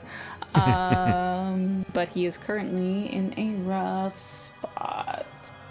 So Yeah, he is. besides the bats near him, the Abbot is Out of attacks opportunity. 30 range. feet up from him. Yes. But the bats last time did 13 damage Or roll the crit. and rolled a crit, and that's a risk we will have to take. Remember when Clarence Oh. casts anything, he takes damage. Yep. Or moves, I think. Oh god, that too? Is it? It's attack. I'll- Actually, you know what? What am I doing? Clarence is gonna cast Lesser Restoration on himself as a bonus action. Okay. Okay, it was only when he attack dashes or casts like a spell he takes damage not moving. I think that's a separate injury, luckily. We're gonna Yeah. need our healer. And so technically- Clarence is gonna cast. Technically, he's casting a spell, so he will take the 1d6, but he will get rid of the lingering injury because he's That's a casting. risk we're gonna have to take. Yeah, I mean, it gets rid of the injury, but he gets one hit, and that's it. So cool. He gets rid of his lingering injury. He will take 4 points of piercing damage as a result. That will put him at 17. 17. Yep. Okay. So bonus action, Lesser Restoration on himself. Maintain his Bless is still concentration. up. Don't forget y'all are blessed. Then Clarence is going to move over here, and move over here, and move over here. And it's gonna cast Starry Wisp at the Abbot. Okay. The Abbot is unharmed. What? Yeah, he healed from his blood call. Oh, I was like, I thought we hit him. He will use his reaction to parry that. Can he parry spells? It is he has he to hit. parried on my turn. Yeah, but he took a turn already. Oh, I didn't realize he has gone since me. Yeah, okay. Yes, he went right Yeah. before Clarence and the clergy. Yeah, because it is an attack spell. He can carry it. I think. I'm pretty sure. It says the Abbot is hit by. Oh, it's an attack roll, but this. That's Does it interesting specify verbiage. Weapon attack roll. It doesn't specify weapon attack roll. It just says by an attack roll. You're technically casting. Interesting. I'm gonna look this up real quick. Can you parry? Technically, if it's the parry from like the duelist, like the official feature, then it only works against melee attack spells, but I don't know if he's got a specific special one for his stat block or not. Let's see. It just says parry. It doesn't specify what type of feature. It says in general, no, you cannot parry a cantrip in D&D. Okay, so there we go. I will. So it can't- I did not know that.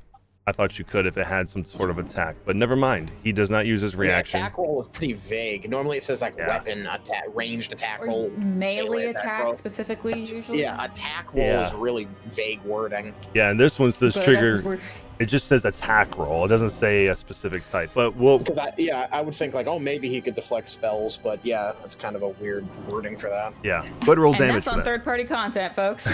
There we go. Good. We're learning so much. Let's see. The damage is 14. 14. Almost max radiant damage to him. Lovely, lovely. Okay. And that's Clarence. That's Clarence. We then go to before we go to Ginger, he is going to take legendary action. Don't want to forget he has those things used into his full abilities. I know you don't want me to, but I'm going to. He is going to use his castigate the impure on Jack. Be a wisdom save or take 9 fire. Okay. Oh, and Clarence is supposed to take Penalty. another D4 there. Okay, you failed that, so you took Oh, yeah, he's 9. dawning. Right. And you have the frightened condition as well, which you can repeat the save at the end of your turn, and you just automatically succeed after a minute.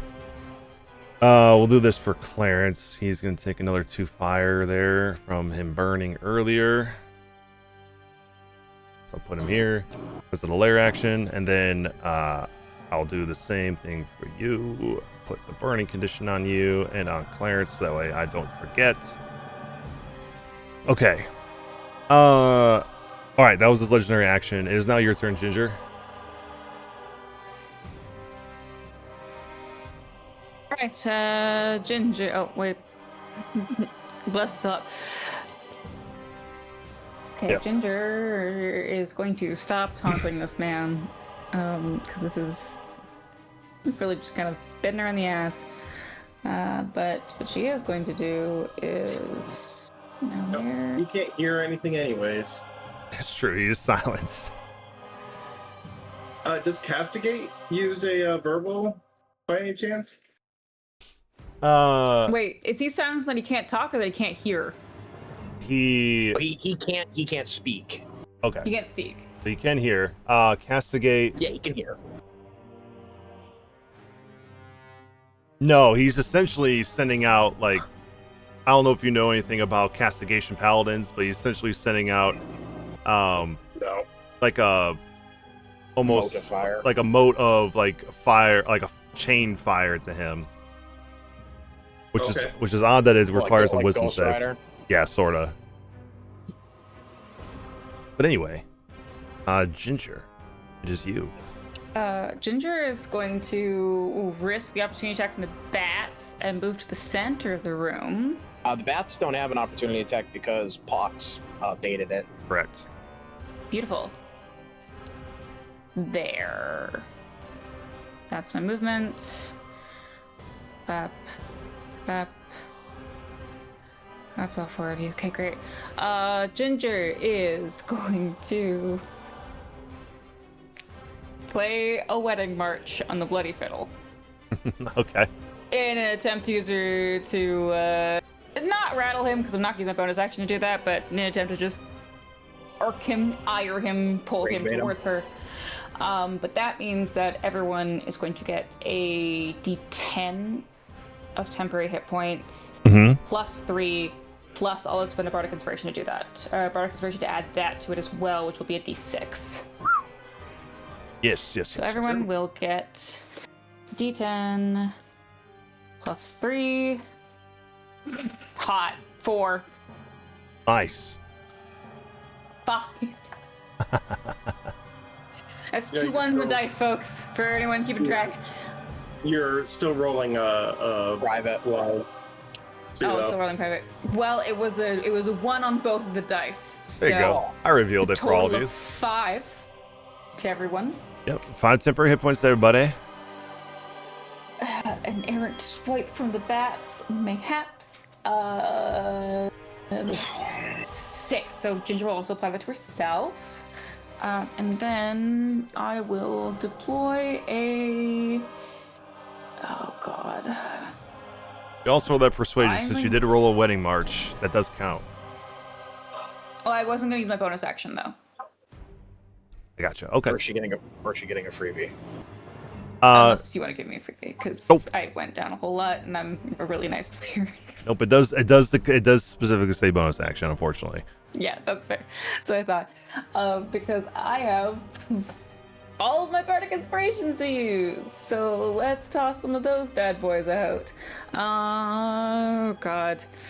I'm going to toss it over to Jack, because he looks rough. So Ginger is going to just kind of the wolf whistle out in his direction, and a very grumpy old woman is going to manifest near you, Jack. And that's Ginger's turn. Okay. You can target him and put a bardic on him. So it will give him the option to use it if he wants to. And that way it also takes the stuff out of your economy on your sheet. While you do that, we'll move on to Derek. Sit rep, Derek. I don't know why there's 2 of me, sir. Sit rep. The abbot looks unharmed, sir. I think you should get on that with post haste. Thank you, Derek. You're welcome, sir. Where should I move now? Ginger has moved onward. Where are you? There you are. I'm over here, sir. Follow the ping. Yeah. I think you're good where you are. Right away, sir. I will bestow my knowledge upon anyone you see fit, if the moment arises, sir. Thank you, Derek. Also, Ginger mentioned that there's just an old lady floating around me right now. Yes, sir. I believe your true size shall show what she looks like, sir. She kind of looks like an old crone. Oh. Weird. Okay. That'll be all, Derek. Thank you. You're welcome, sir. I hope you feel inspired. So inspired. Is Derek like an actual familiar? Can he do the help action? I realize now that. Yeah. He's an actual familiar. Oh, nice. In that case, I'd like him to actually float down and help Dr. Morn and give him the help action. Yes, sir. Dr. Morn, I am helping you now. Thank you, Fish. My name's Derek, sir. I know. He is sending his ire towards my help, sir.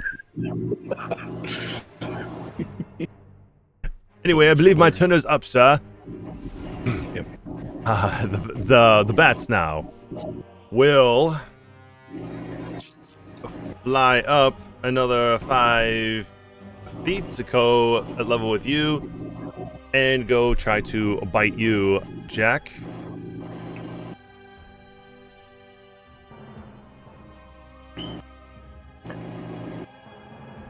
$25 to hit.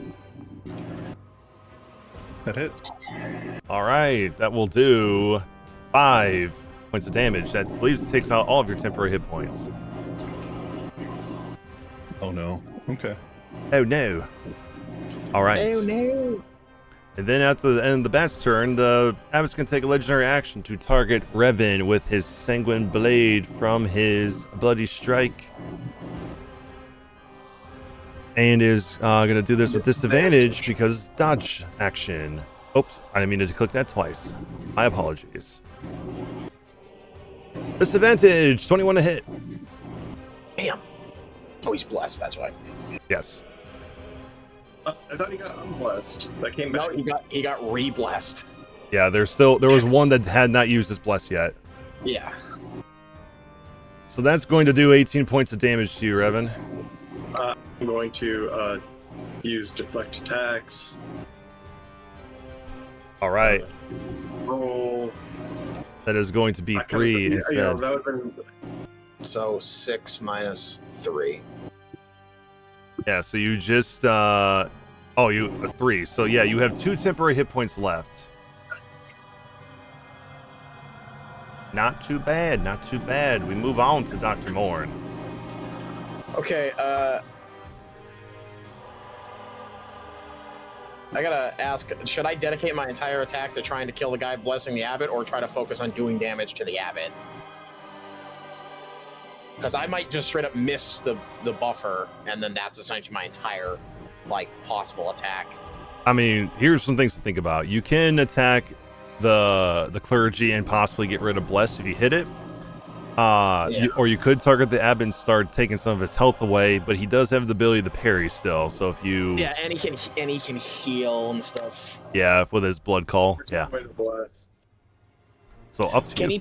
Can he parry? He used his reaction already to parry a different attack. But he couldn't because that was. Oh, that's right. We made that. Okay, so he still has his parry. Yeah, mm-hmm. He does.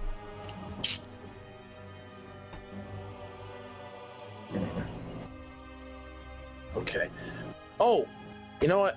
This is completely up to you, Wereraven. But on a long rest, I make a potion every long rest, or I can decide to with my hit dice. I didn't do it. Is there any chance that could retroactively be done and added to my inventory, or no? It's okay if it's a no. I just wanted to ask. I really thought you did declare you did that. No, that was my experimental elixir. I have Crimson Ritualist has a feat called Bottled Life, which is when you finish a long rest, you can do a ritual to transfer some of your life essence into a vessel. You can expend hit dice up to your proficiency bonus And then it turns into a health potion that uses all your hit dice plus the person who's getting healed's con modifier. I will allow you to retroactively do it just because you forgot you had it. Okay, thank you. I appreciate that. Yeah. So I'll lower my hit dice down to 2 because it eats my hit dice. Mm-hmm. So I'll lose my rogue hit die. That's 0, and then 2 of my hit dice. There we go. No, not 24. There we go. Okay. So I'm gonna keep that in my pocket for Ox to grab because I have 0 movement. But what I am gonna do is I'm gonna attempt to shoot the Abbot, and I have advantage due to Derek. Yes, you do. So let's see if I can hit him. That misses. Unfortunate. Yeah. I was hoping you were going to pick out the blessed guy. Yeah, but I mean, not someone with AoE could probably take both of them out. Me shooting them and possibly missing because I probably would have missed them with that anyway as well. Bonus action, I'm gonna target Jack and I'm gonna cast Healing Word on him. Okay.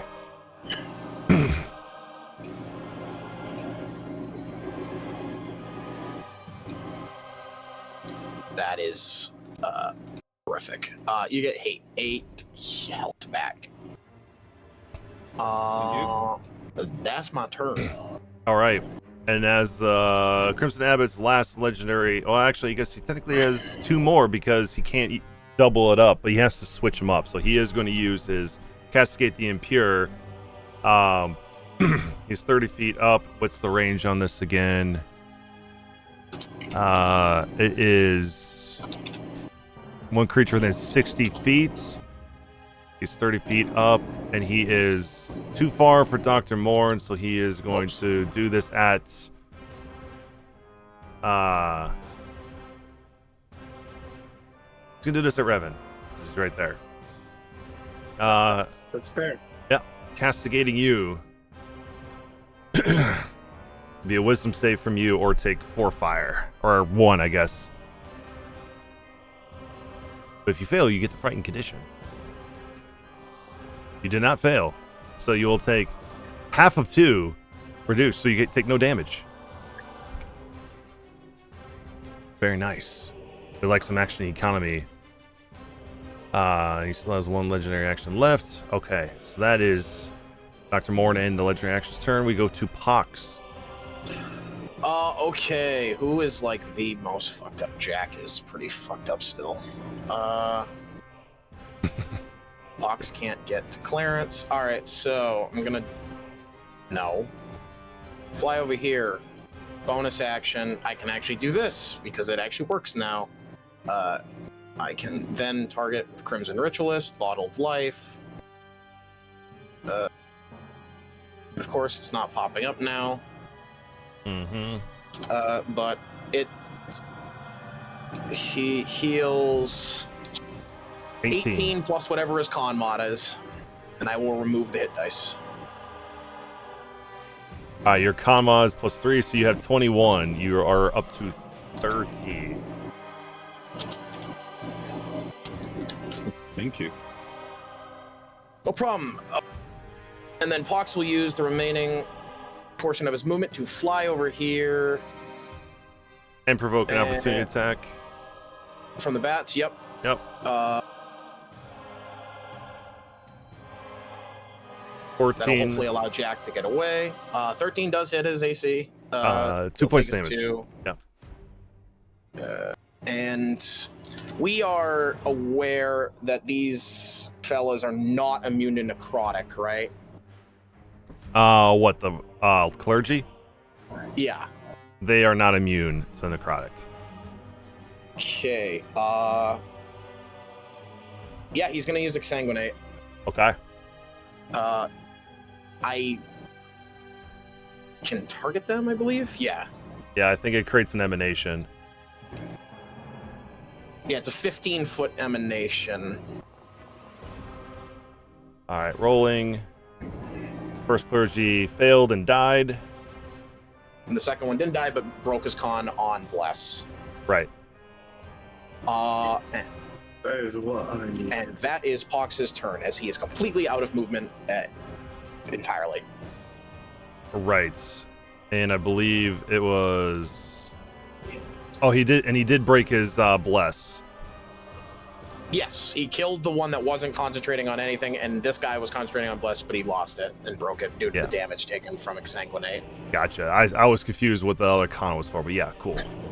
They both passed, but one died, one lived, and lost his bless. Okay, cool. That is Hawk's turn then. Yep. Omen, who's with you, up 30 feet. The help action, he will fly up and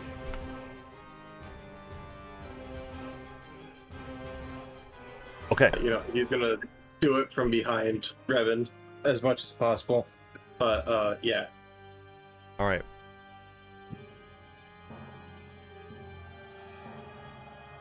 And as the last legendary action that the Crimson Abbot is going to take is going to be towards Revan again with his Bloody Strike. Here comes the Sanguine Blade. You are dodging.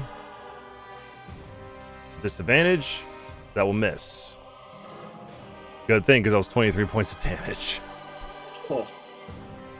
All right, that is all of his legendary actions for this time. That was Omen's turn. We go to Brenda. And I don't know, Brenda's right here.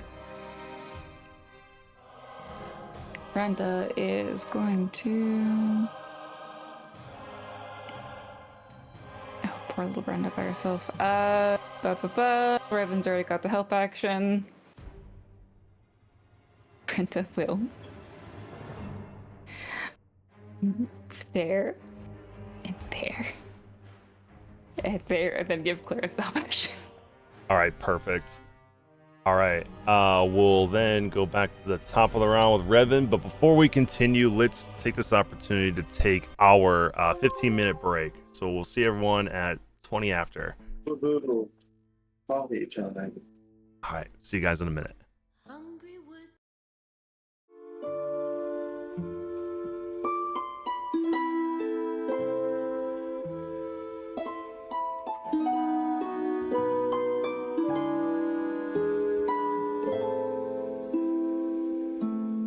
Light of my life, wrapping me gently, leaves gliding upward, spill into night. I've loved the world, shaped by these shadows, held in a long, sweet song of time, time spent with you under a sky framed by the trees, bursting with light. Time could have stopped there, but then leaves shuddered still. Wind hummed along our beautiful world, moving to its own song.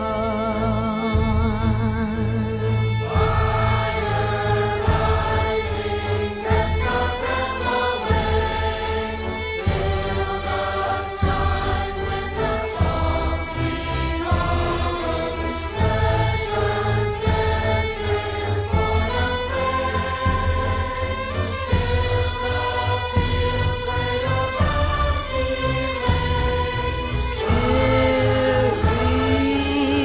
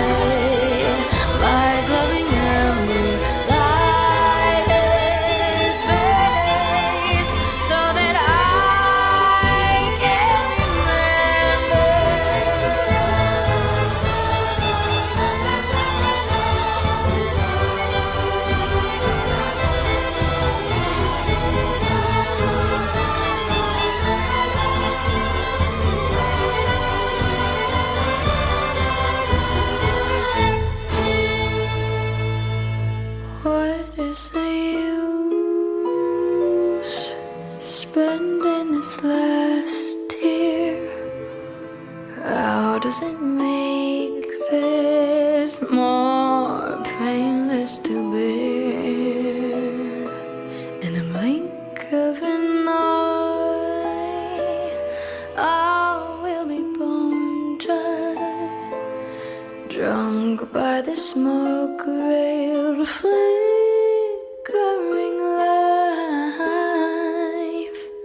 life spent with you under a sky framed by the trees, bursting with light. Time should have stopped there, but then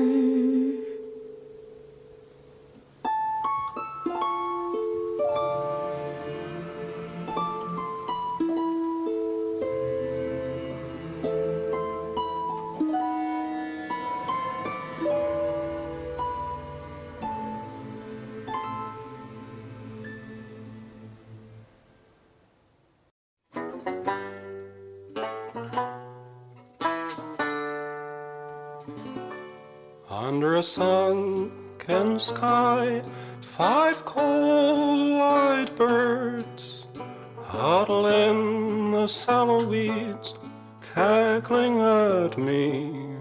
And it's times like these I hang my head and wonder why I never try to fight for myself. What a grim and gloomy scene, just you, the wind, the dying wheat, friendless, dreaming.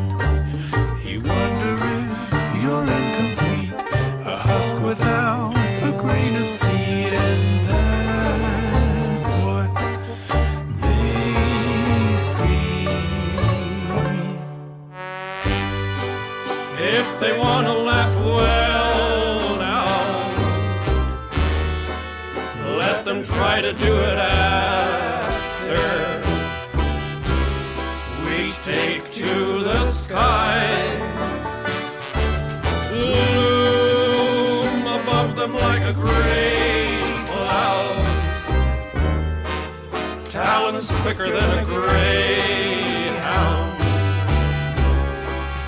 Hear their hearts run.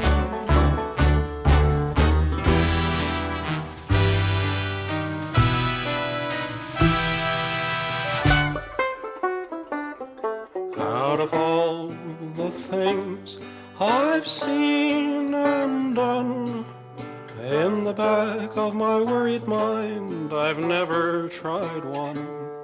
Maybe this time I could make them see they've probably never met a threat as empty as me. If they want to laugh, well now, can they do it while they beg me to spare their souls? Funny how they keep singing, little empty bodies leaping to the snap of their bones.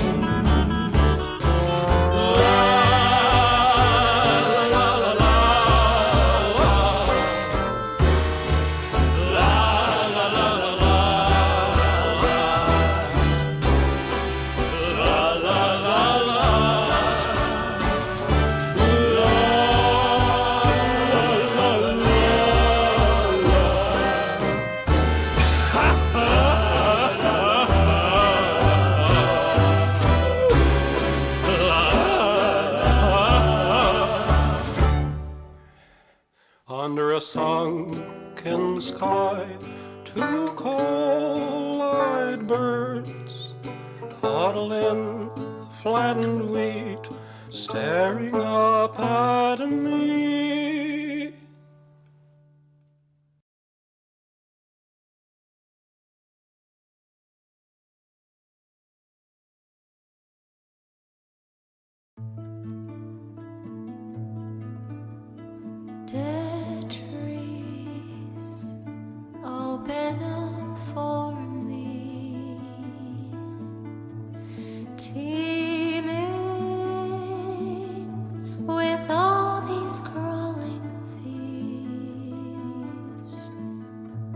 itching and scratching over your rotted rings. Dead leaves make a bed for me tonight, where I may fall asleep, dreaming of morning, when I shall mourn for thee. Judge me not for what I've become.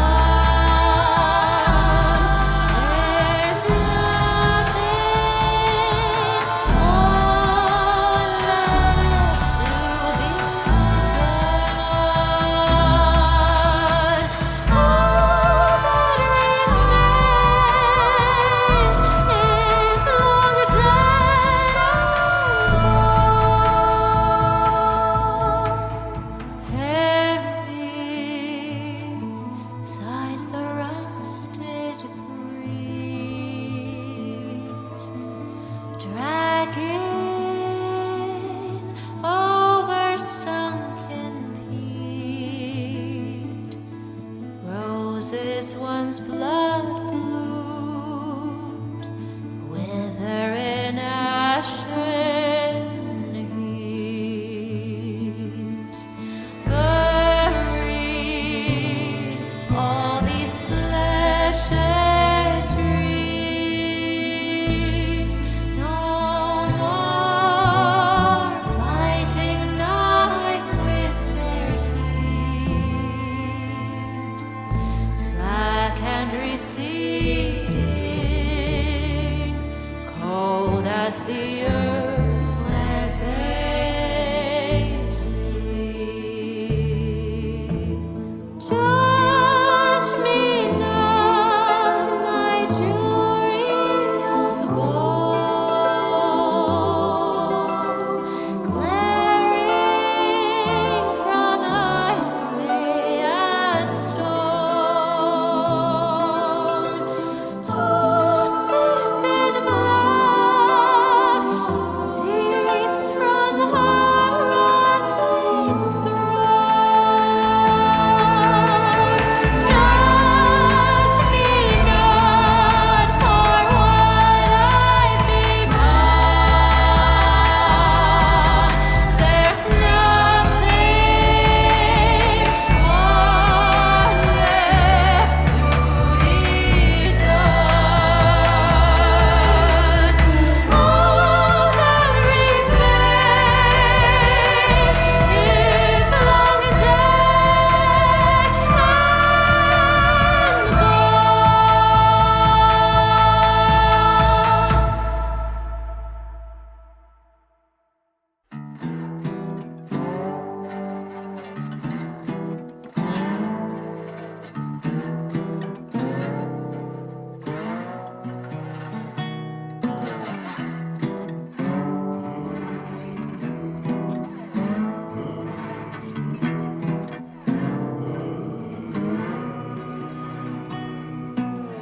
Two roads with no beginning cross where the water's low.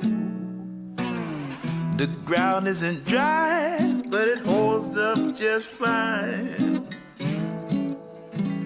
under tow. Don't mind me, I'm leaving soon. Wish I could say the same for you. Isn't it nice here by the lagoon? It's never too late to take in the view.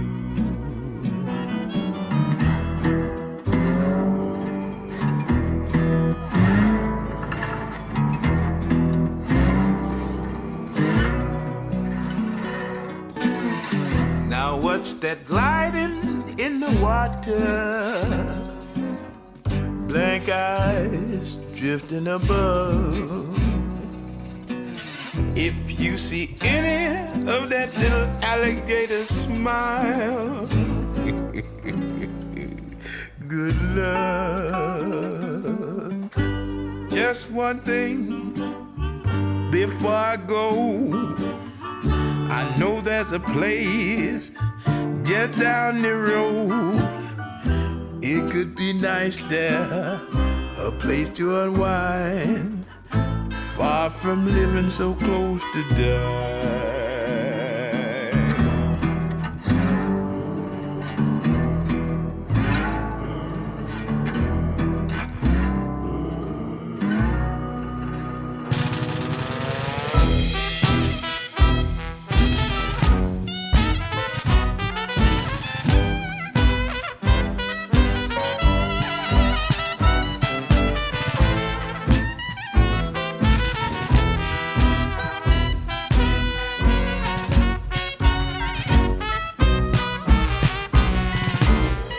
What kind of happiness would be your happiest? What is that one regret that you must get off your chest? What are you so afraid of losing that you lose everything? And there she is rolling by, steam blowing in gloomy light. Just follow my lead and I will get you on board alive. But isn't it nice here by the lagoon? If you'd rather stay and take in the view.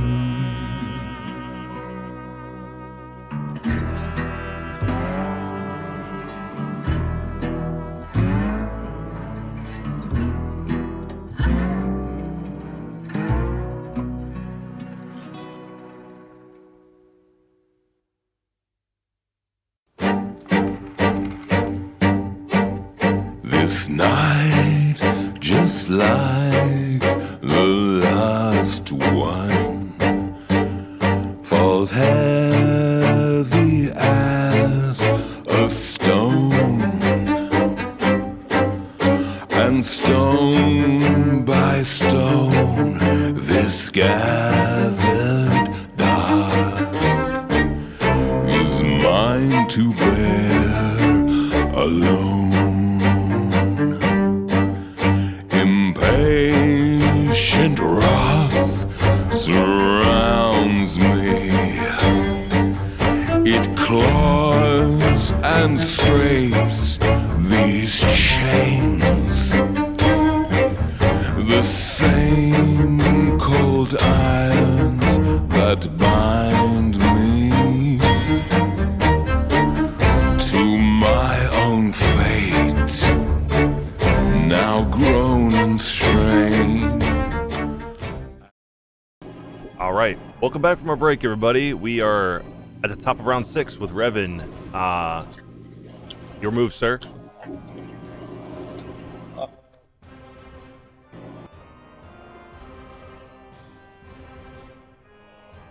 think it's the right time to switch sides. Yeah.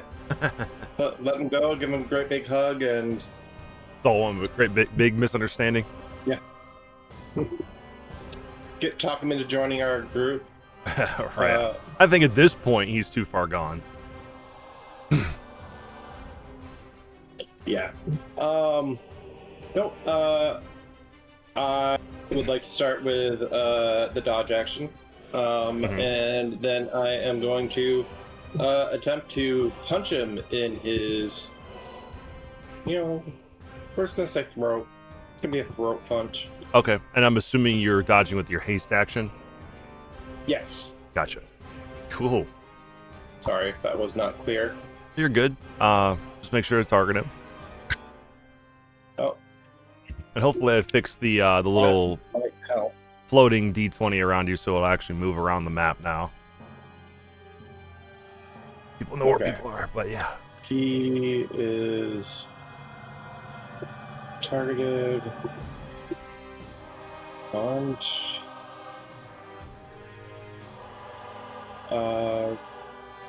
Roll with advantage. Yeah, because the omen. Yep.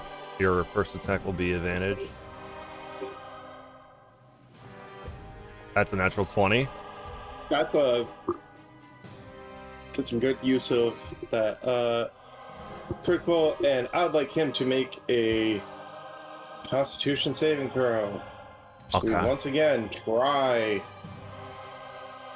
20. to. Oh, Stunning strike him. Yeah. yeah. All right. A good amount of damage.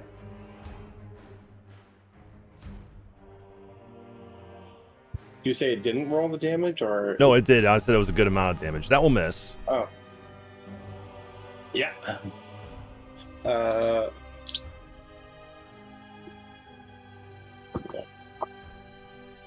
Time. No.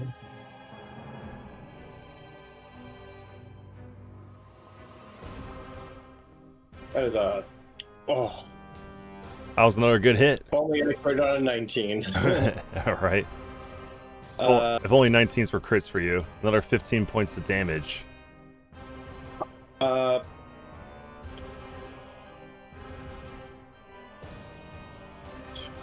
have So that was 3. 2 left. I am going to worry. Okay. So I'll have 1 monk focus point left, Yep. and So you've taken 3, so you hasted to dodge, and you 3 attacks. Was that your third one from your rage? Right? yeah, So, okay, so you have your bonus action now, right? which is going to be 2 more attacks. Right, because you are using a key point. Gotcha. Oh my god, I've been talking on mute. It happens. I was asking, I'm like, do we know what this guy's AC is now? And it was like, silence. It's like 20, isn't it? No, it's 18 naturally, but he can parry and make it 21. Oh, okay. That's another natural 20. Target. I'll take it. Yeah, I'm sure. With 32 points of damage. Oh, fuck. Oh, That max? Almost. Almost max. That's You were too shy of max. windmilled him. Holy shit.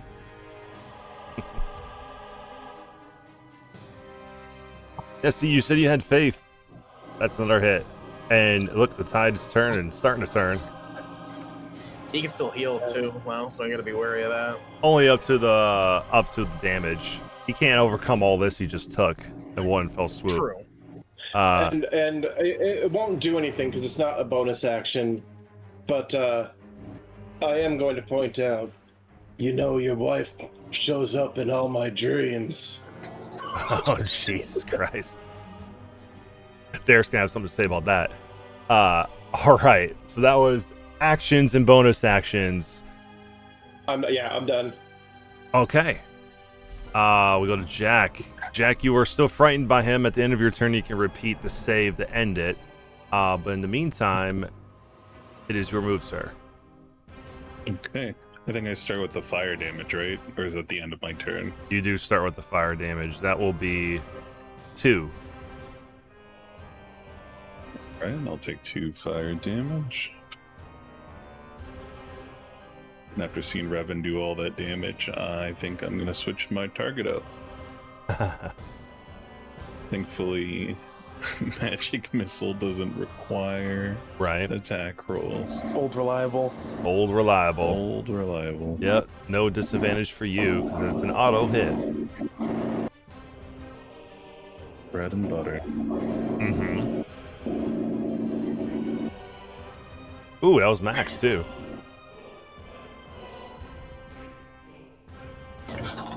15. That was a level 1. That was a level 1. I'm out of level 2. Oh, bummer. If only he wasn't immune to culling. All right, yeah. Then I'm also out of culling. That too. I think that's it for me. Okay. That'll be it for you then. This swarm of bats Yeah, is gonna try to bite Clarence again.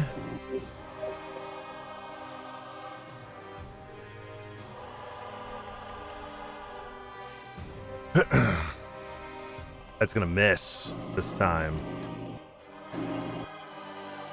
And it will turn and move towards Jack, which will provoke an opportunity attack from Clarence.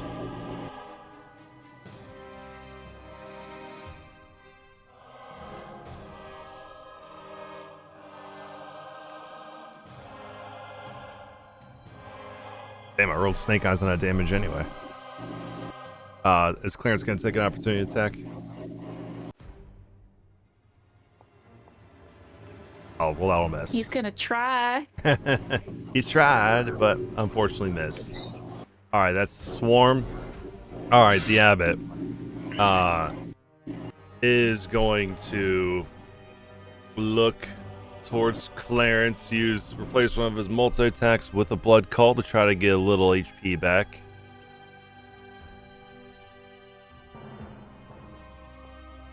Clarence passed, so he's going to take half of that, but the Abbot will get 7 back. All right. And then we'll target Revan with his Sanguine Blade, which will be a disadvantage because of dodge. 23 to hit you.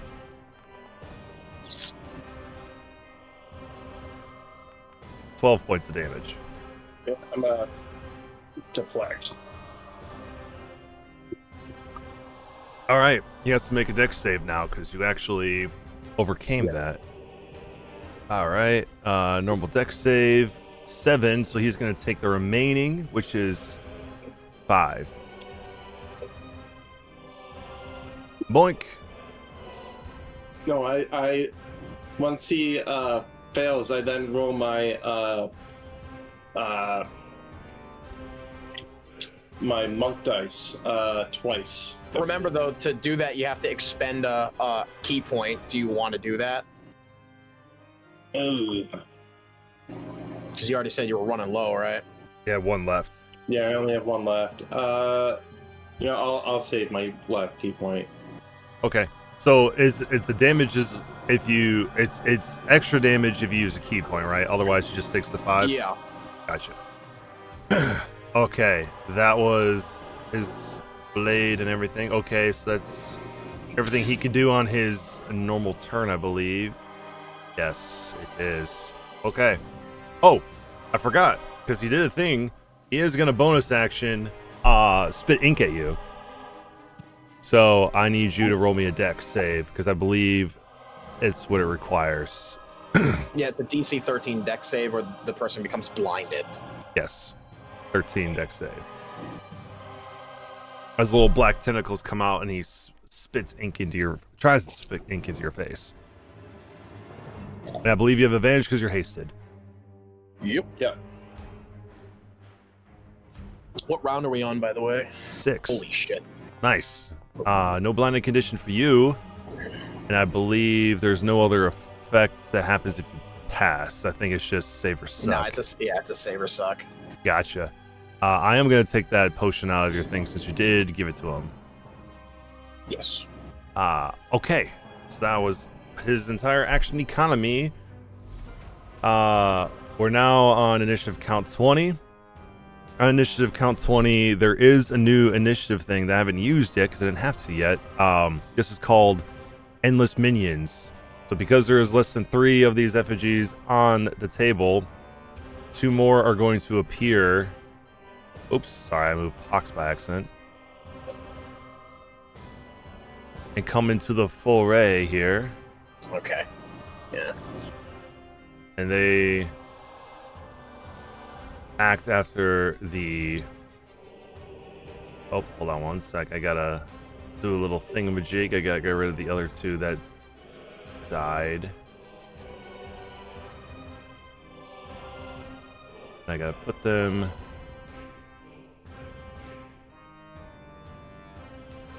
where they're supposed to be. All right. This one is going to I check range. Yeah, it's gonna target Revan with a consume. Disadvantage, remember. I didn't forget. Don't worry. I remember. I remember. I missed you. All right, that one's turn. The one that just jumped in. It's gonna first bonus action. Bless the abbot and his clergy.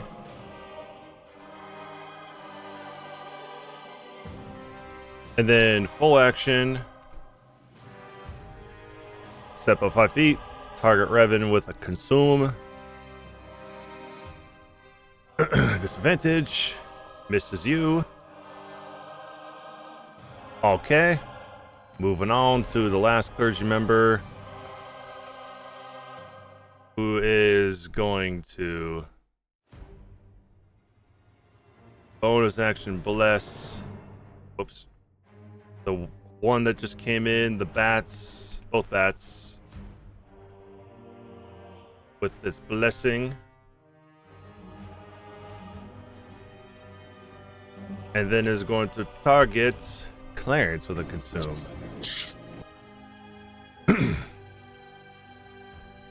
23 to hit Clarence, which will do 7 points of damage and lower his max AC by 7, and he maintains his bless. He's so stout. Okay. And after this clergy member's turn, this Abbot's going to take a legendary action against Revan, using his Bloody Strike. Consume that action. Sanguine Blade. Oh, sorry, can't. I'm targeting Clarence still. My bad. Misses you. Lucky, lucky, lucky. 19. Yeah. All right, we go to Clarence now. All right.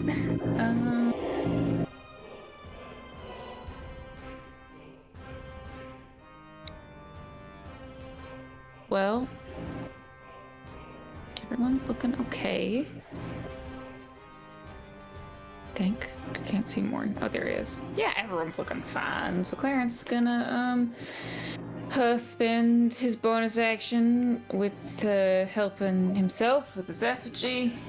Great. Nice. I don't think I should roll for Clarence anymore. I rolled 1 or 2 for every healing. Actually insane.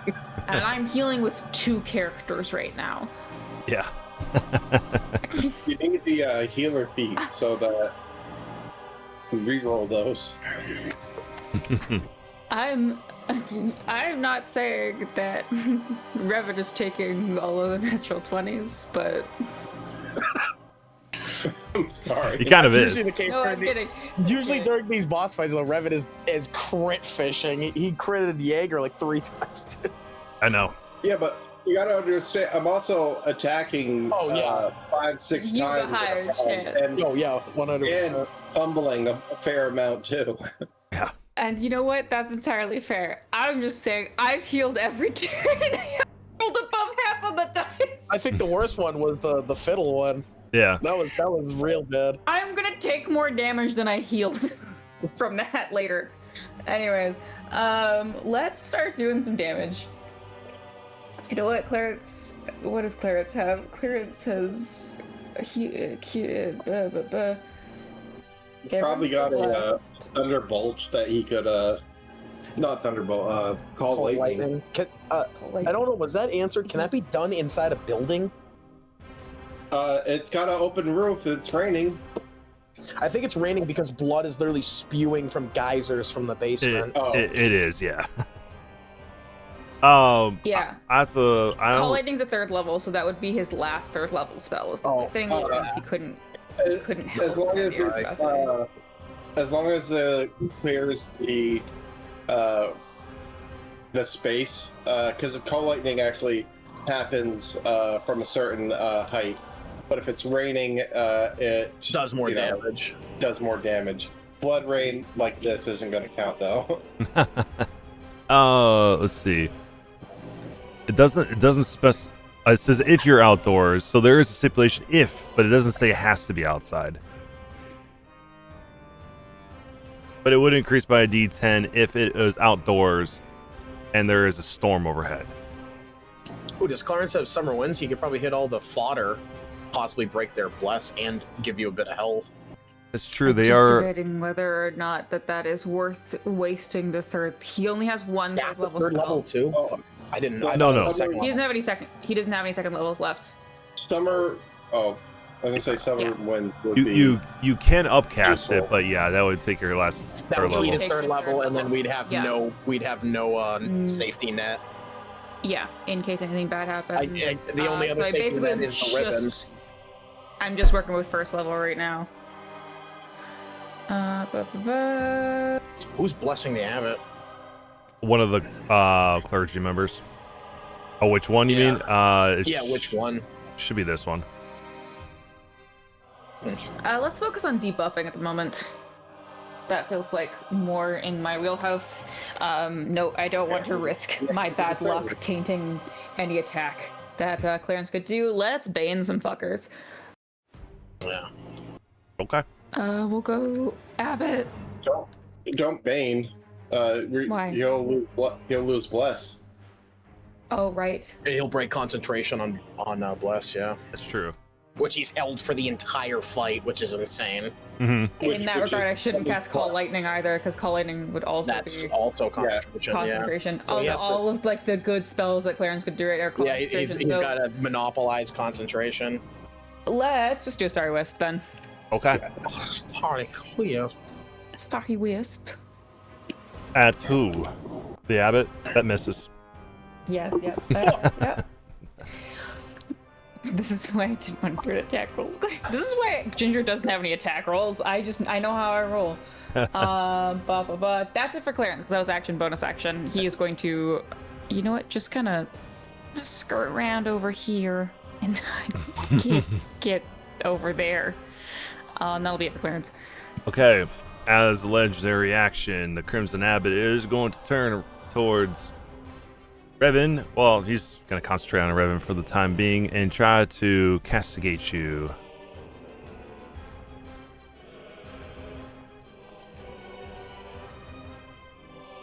So wisdom save, please.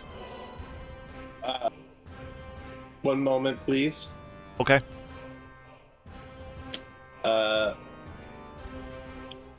I got kicked from the server, so I'm trying to reestablish. Oh, weird. That happened to you last week, too.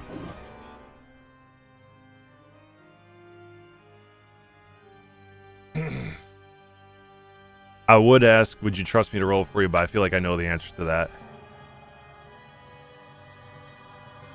As I've been punishing all of you for the past 3 hours. Wereraven kicked you because you rolled too many natural twenties. Yeah, that's enough of that. Get this guy out of here. I'm going to take off the Pixel Dice module just because of Get into that. a new set. Right, well, it's your Pixel Dice, isn't it? For the most part, for the first half, it wasn't working at all. It's as soon as the Pixel Dice came in, that's when the natural 20s came in.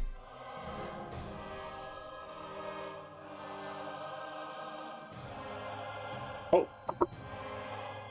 Looks like you're back. yeah, I still want to. Are you kidding me? You failed.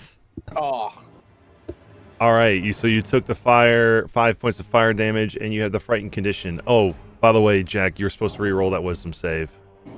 Let's see if you end that. So wait, who rolled the? You rolled it? Nope, I didn't touch anything. It just said it it rolled. just auto-rolled for you the moment you lock back in. Yeah, It kicked me out the moment I logged in. it kicked you out again. Yeah. Weird. The moment I was in, it kicked me out. Interesting. Well, Jack's not frightened anymore, but you are, That's unfortunately. really bad. So now you have disadvantage against the abbot. Well, he has to drop his grapple because he has to flee from him, doesn't he?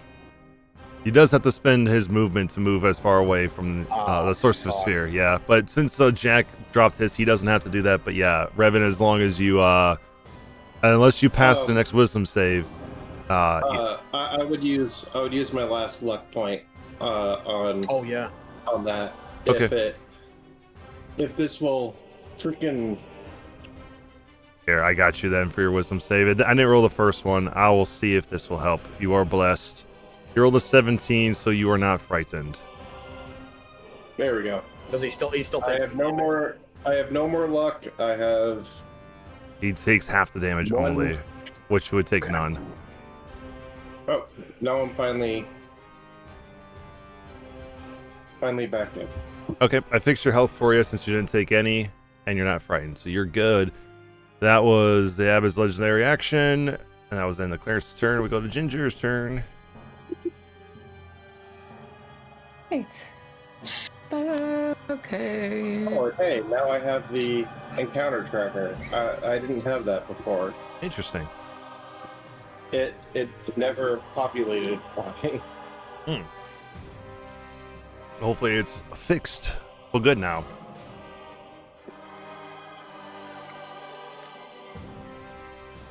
Necromancy, necrotic, cool, interesting. You know what? Fuck it. Ginger is going to. Oh, he's 10 feet across. That's fantastic for me for a 10-foot sphere. Ginger's gonna keep playing the fiddle, not actually use its action, but just use her bonus action to keep playing that wedding march. Okay. And shout out in his direction. You really don't think you're a fucking monster? Have you taken a look in the goddamn mirror lately? Okay. And so I'll use do my persuasion check. Mm-hmm. That's a 29. That's pretty good. Right.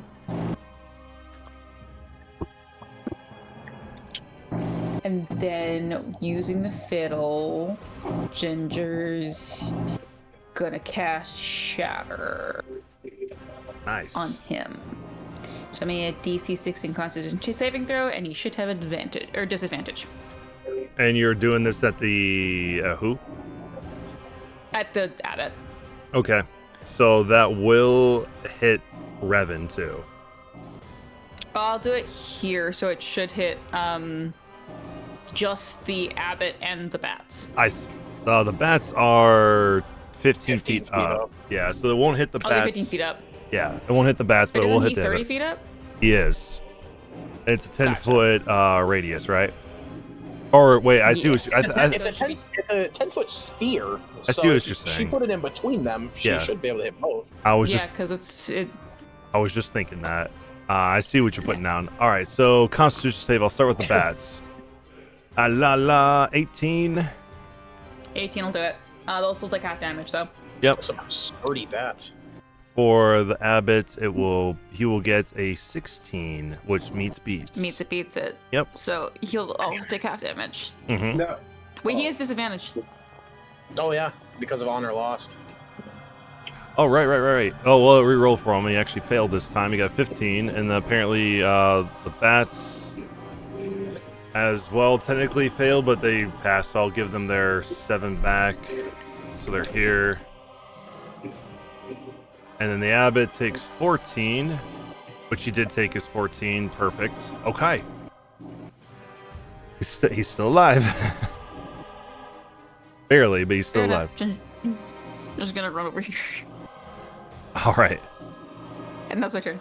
All right. Legendary action towards Revan. His Bloody Strike. I'm gonna hit you with a Sanguine Blade with disadvantage still. Yes, I want to do that. I'll miss you. It's not looking good for old Blood Daddy here. Dodge tank. Yeah. Sir, I believe that the tide of battle has turned in our favor, sir. Oh, wait, you're not, Jack.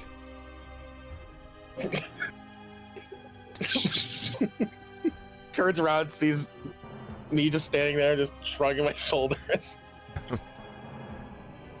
When it is your turn, sir, hit him with a good old kapow. I should do him in. Help him out with that, Derek. What's a turn? You wouldn't understand. I break the fourth wall. Your action economy should suffice to end this battle soon. I've just bewilderment just looking at this fish telling me about my turn and action economy. Yes, Do we sir. take psychic damage as we realize that we're characters in a Slowly, fiction? slowly turns up at the screen. All right, everything becomes two-dimensional. This is why Rusty went crazy. Yeah, he had a salmon of knowledge familiar. Anything else I shall do, sir? I'm talking to Jack, not you anymore, Doctor. I'll just give Dr. Moore the help action. All right, sir. Ginger, keep rizzing him, and we shall definitely win this battle. And then he does the 6-7 with his fins. Anyway, moving on to. Man, I've been trying to riz this man the whole time. I don't think it's working. Well, keep trying, ma'am. The bats. Actually, before the bats go, the Crimson Abbot will blow his last legendary action on Wereraven and try to castigate you one last time. So I need a wisdom save where you take 3 fire, and if you fail, you get the frightened condition. If I failed, don't I just take nothing? Yeah, you would take nothing, but you would potentially get the frightened condition. And regardless, even if you take That would be fire bad. damage, he still applies the burning to you. Right. You pass. Okay. The bats now are going to provoke an opportunity attack from Jack.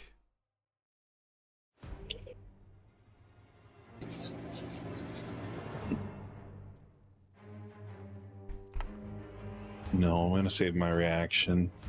Okay. They'll target Revan with a bite. Oh, disadvantaged. It's a 20 misses. Damn. Dang. Damn. Damn, he's so stout. He's dodging. He's dodging. If you can dodge an Abbot, you can dodge a bat. All right, so it's your time to shine. Dr. Morgan's Watch me your turn. miss. Now with that attitude, sir, I shall do what Jack did not command me to do and give you the help action. I think I heard him say he would. Question. This is probably not something I could tell. If the Abbot dies, are these things gonna go away? Oh, yeah. Alright, I'm gonna try and shoot him. Okay. I have advantage. Yeah, if the Abbot dies, this whole battle's over. Okay. 27 normal, and I'm gonna sneak attack him. Yeah, that'll hit him. He takes a lagging amount, 20 points of damage. All right, Dr. Morn, how do you kill the Crimson Abbot? Can I, if everything dies, is there any chance I could kill him, but wound him in a way that the party could talk to him one last time? Oh, don't worry, that was already going to happen. Okay, because I didn't want the silence to ruin the scene. I absolutely just Swiss cheese him while the bullets just narrowly avoid Revan, as I would assume he just begins to bring him to the ground. I intentionally try not to blow his head off because I want to say something to the Abbot, but I just absolutely riddle him with so many holes you can almost see light pouring through him. Yeah, for sure. Okay, you take your final shot. Let me make some things disappear on the map here. All right. As you shoot him, you see Renethir, though silent because he does have that effect on him for at least 10 minutes. You see his Revan, you'll definitely see this firsthand. He's just right in your face. Him let out what looked like him attempting to wail in pain as his blood-streaked sword flies from his hands and embeds itself far into the stone altar over here. He collapses down to the ground out of Revan's hands in a morass of blood on the floor. And as this happens, and I turn the music off, the blade, as it hits the this altar here, all the candles begin to emit a wave of crimson light, as well as the blade itself. As I switch this a little bit too, and the cathedral erupts all around where all the candles are into a hellish blaze, and you get the stench of brimstone that fills the air. And then you see this far stained glass window begin to shift, becoming a mosaic visage of a voluptuous devil leering at the scene, and a sultry voice slithers from the image. But before I say what the voice says, I have an image for this of what this looks like. This mosaic on the glass. As soon as I find it, we go to here. Nope, not there. It is right here. Here we go. This is what you see in the stained glass. I can fix her. And the mosaic is talking. Yes, as it as the voice comes out, Renethir, lying on the ground over here across the altar, or not the altar, the pew, I should say, where he fell from Revan's hands. You hear the voice come out, and it'll say, What a pathetic disappointment you are, Renethir. But perhaps as she looks towards you, Dr. Morn, you who slew him would replace him. This mission remains incomplete, and I can sense your hunger for power. Cast aside your petty concerns, turn away from the weaklings huddled around you, and become the bloody instruments of my will. You go ahead. oh, well, I was going to say, what do you do? I will slowly approach the altar with my weapon in hand, like kind of glancing over at Renethir's. I'm assuming now completely deceased, like he's gone. No, he is still he's still breathing, not fully dead. I will. Is there no clear enemies? Because my rage factor is still a thing. Roll your wisdom real quick. Okay. I believe you need to beat a 15, yes, and you're still blessed. That is. I need to use my bird. Yeah, go ahead and use one for. Is it one for sorrow, two for joy? No, I need familiars, omen. Yeah, you need to use 2 for joy. 2 for joy. I got a D4. Okay. Let's click on that. You got exactly what you needed. Oh, jeez. Okay. Okay. But proceed, Dr. Morn. And the rest of you, feel free to approach and do whatever it is you're going to do, as Dr. Morn does what he does. I'm going to go over to Renethir's body. Is he in his monster form, or is he reverted back to his more humanoid? He's still in his monster form. He's lying there with blood pouring out of different holes in his body, seeming like he's trying to breathe and trying to speak, but he can't because he swallowed the potion from earlier, with blood almost pouring out of his mouth as he's like lying there on his back, clearly breathing laboredly.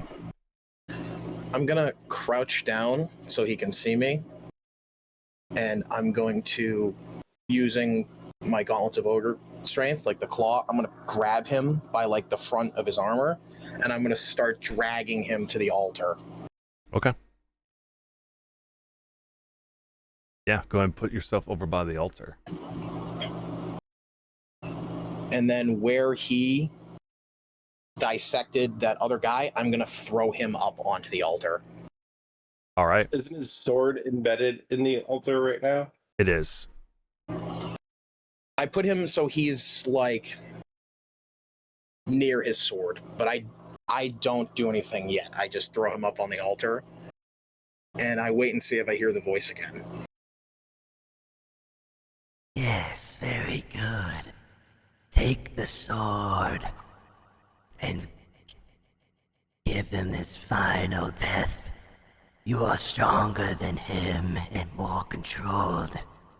You would use my power more effectively. There's a brief pause. I don't know if anyone says anything. I'm a demon's puppet.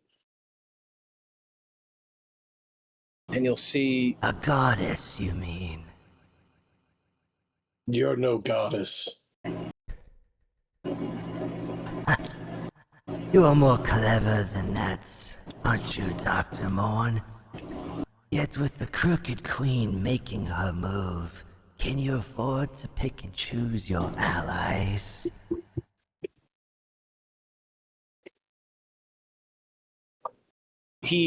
you'll see Dr. Morn begin to reach to his belt where the bottle is clipped, Mm-hmm. and he'll unclasp the bottle, and he'll look up at the mosaic, and he doesn't know what the outcome of this will be, but he says, "You really made a poor choice contacting me, because I have and had no plans on helping you. When I'm done, creatures like you won't exist." And I'm going to take out the dagger I took from Gory Gus, and I'm going to pretty much end Renethir slashing his throat, and I'm going to hold the bottle out and let his blood basically pour all over the bottle and into the bottle itself. Okay. And as you stab Renethir, and you feel him lurch as he feels the pain of the dagger sticking into, assuming you stick into his chest. I just stab him enough to draw blood that it just begins to pour off of the altar. Okay. I would say I savage him in front of these people because of what he did, to that guy on the altar, but I don't want to, mask off too much in front of the party, but I stab him enough that there's blood pouring off the altar. Okay. And as you're doing this, Varaxis will speak and say, You've made a grave enemy, Dr. Morn. You and all of your weak friends will perish before you meet your goals. You'll meet your end, and I will hunt you through every hollow and every blighted landscape across this place until they bring me to you, and kill you horribly, just like the poor wretch that now is where Renethir lies. and you're going to do what? Can I throw a dagger at the mosaic that is speaking to us? Sure. I'm attempting to shatter it. All right. Yeah, it doesn't take much. You throw it at a mosaic and shatter the glass, and as the glass begins to shatter, you'll hear the voice one more time say, Once you're broken, once my true power has bled you dry, then we shall see how proud and noble you still are. and then the voice, as it echoes through the cathedral, grows silent, and the light from the blade dissipates, and you hear the sound of metal cracking as the part of the blade that was sticking out breaks and falls to the ground in front of the altar as you pull the blood from the Crimson Abbot into the vial you have. And as the blood is seeping in there, you feel the vial vibrating and almost becoming hot to the touch. as this occurs. And at the same time, you feel your body beginning to grow hot, almost impossibly painfully hot. The rest of you can see his clothes beginning to change and him reeling in pain. What do you all do? Morn or the Abbot? Morn. I still got spell slots. He is just silently like grasping at his, like he's like has like a white knuckle death grip on the vial. He like will not let it go, like as if his life depended on it, and he'll begin to fall to his knees. But his like clothes and everything are changing, and Mm-hmm. I'm gonna try and you're white knuckled that vial. I'm not gonna try and touch that. You're steaming though, and I'm gonna try and remove the mask from your face, Okay. thinking that it's gonna help you breathe. I would assume he is just he'll shoot his other hand up to stop Revan, and you'll kind of in a shaky voice here say, this has to happen. I have to be a better me. I have to change. And as Ginger casts Cure Wounds. as this is occurring, yeah, you cast Cure Wounds, and it'll heal him. It'll bring him up to the full. But the pain doesn't subside. And you then start to hear what sounds like bones beginning to crackle as if they're being crushed under a mortar and pestle. And then the sound of plastic beginning to split as you notice out of the front of Dr. Morn's mask, two sharp blood red horns are beginning to emerge from the front of his mask. And his clothes begin to shift from the dark black that he's used to seeing to this stark bright white. As if his very nature of who he presented himself is being pulled from him. And Dr. Morn, if you would like, you can drop that image if you want to. Sure. Ginger will try to pull Revan back a little bit. I think he knows what he's doing. I'm gonna pick up the broken sword. Okay. You don't get the sense of a magic item at all. Let me pick this up. That's okay. I'm still gonna take it because I figure it might be worth something to a collector. I don't know. Potentially, yeah. I believe There's the art. I believe you sent me this art. I'm not sure why. I did a little while ago. You did. I thought I saved it because I was about to switch it to that.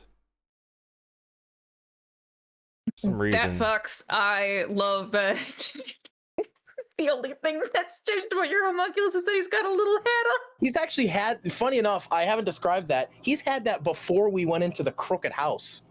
Revan bought that hat for Dr. Morn and he refused to wear it, so he just gave it to Pox. He's had a little. Yeah, he's had a little No bowler one hat on. told me. It was before. I thought we it were was friends, before you guys. joined. I'm quitting. All right. Boom. And I'm about to switch your token up here in a second. Hopefully that transfers over properly. You probably have to delete the token as well. Yeah, probably. That's okay. It's going slow for me, but there we go. Fly. Did it switch the token up on the screen? It did. And now, for everyone who's watching this is what he looks like now. Minus the horns. I took a Hail Mary getting that art made because at any point during this arc, he could have died. True that. All right. As the horns protrude out and your outfit changes, Dr. Morn, the pain then subsides. You can't help but feel that these newly acquired horns on your head are going to make you more of a target now. But you feel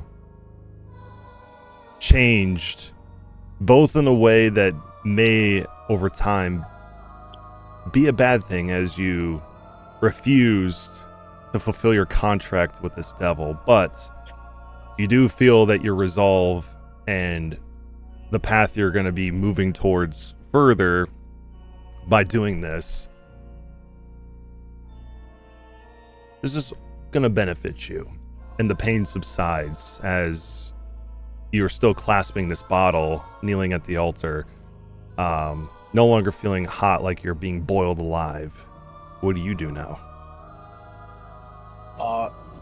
He would stand up from his pained kneeling position, and he wouldn't outwardly exclaim this, but in this moment, I think he's probably never felt more alive. Even before he was in this new form, he feels so much closer to what he wants to do. He feels powerful enough that he resisted a devil, and though this change was not something he would have expected, it's almost comforting in a way. Mm-hmm. Yeah. Forms change, and he's going to change everyone eventually. So what's a little change now to him? Right. Okay. What's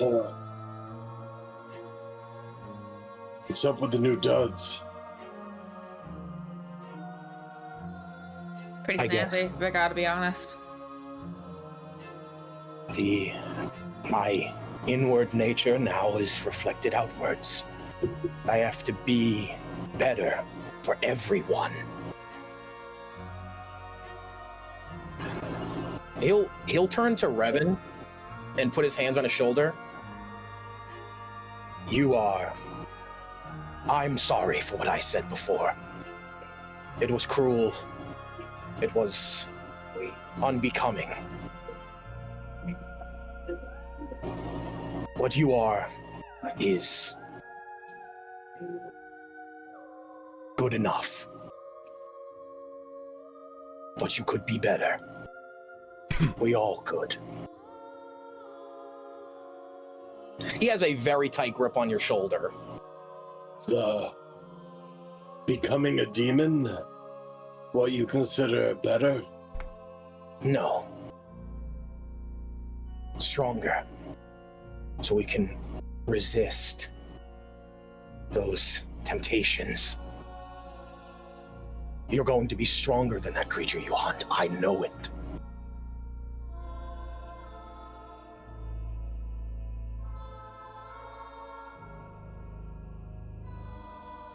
And he'll let go of you. As you let go of him, a couple different things are going to happen. First, we'll start with Dr. Morn. As the flask is continuing to vibrate in your hands, you will feel this almost steam-looking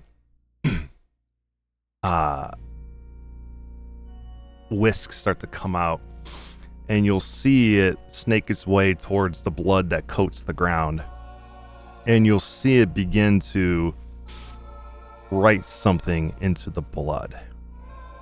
And what you see it say is a couple different things. First, it says pure gold. Then it says celestial water. Then quicksilver, rare herbs. And then the last thing it draws is the face of a shrouded figure. But what you can tell about it is from its underjaw, you can see it has an underbite with these two sharp teeth that are sticking out from its underbites. Oh. but it's most Can Mhm. I had a vision a long time ago within the early sessions. Does this drawing look somewhat similar to that person in that vision? At first, it kind of does, but then the final piece that really makes it look like someone you've seen before is when it draws chains wrapped around its front where its chest would be, and behind it, a giant tombstone. Okay. Could you do me a favor and write that out so I could put that in my notes? Yeah. And it was gold, celestial water. I didn't get the rest of them, so I can copy and paste that. Yeah. Give me 1 second. Pure gold, celestial water, quicksilver, rare herbs. There you go. I spelled herbs wrong, but Dr. Brown's apologies. gotta find mercury. Yeah. Gotta make the Philosopher's Stone. Right. After that, as you guys are noticing this, Jack, when you are looking at this scene going on, you notice the room around you begins to sort of become wavy, as almost if mirages are starting to form around the room. And you notice that everybody who's standing here, Dr. Moore in particular, with his new look and everything, looks different to you than when you first originally met them. You notice that Ginger, as you're looking at her, her body begins to contort in a way where she almost creates a bend in her back. And you notice her skin goes from being young looking to old and wrinkly. And her teeth are starting to fall out. And you can see that Carrion is back. But Carrion looks more powerful. She almost looks hag-like to you. And then when you look at Revan, his eyes are still emitting the red mist that he always does when he goes into fight, but they're not going out. It seems as if it is persisting and staying, and you can sense this almost primitive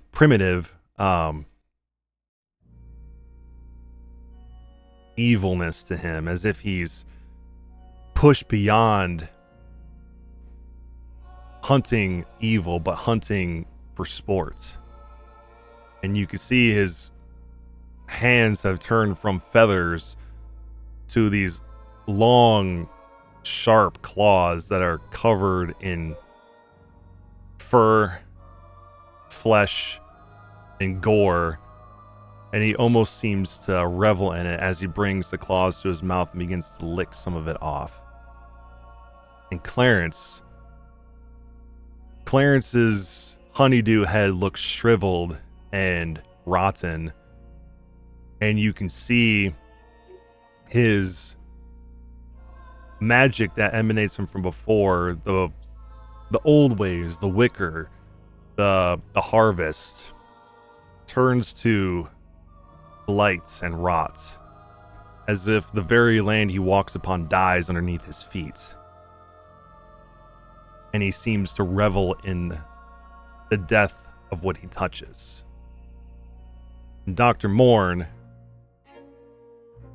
still looks the way he does now, but his horns have grown longer, and they've grown sharper. And you notice he's grown a tail that has a spike at the end of it. And along his waistcoat, he has several different species of skulls hanging across it, as if what his goal was to achieve, it's become thwarted, and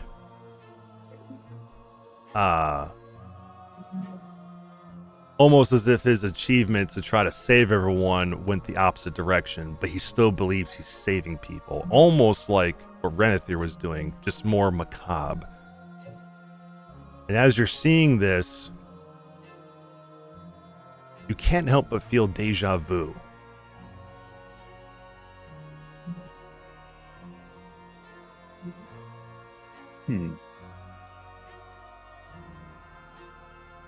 Okay. While you ponder on that, Ginger, as you're taking in this scene of what happened with Dr. Morn denying this devil, and you're kind of thinking to yourself, you know, besides killing Renethir, what possible benefits could we have gotten out of this besides killing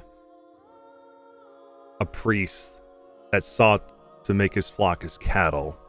And then you remember the moment on the belfry where you willingly let this man drink of your blood to rid you of your affliction. But then when you think about it more, he promised this to everybody.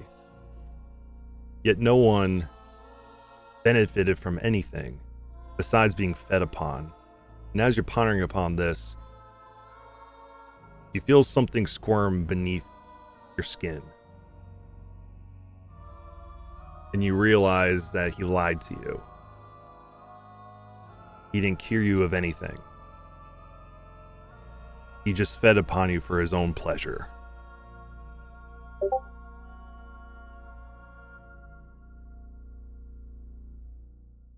And who could blame him?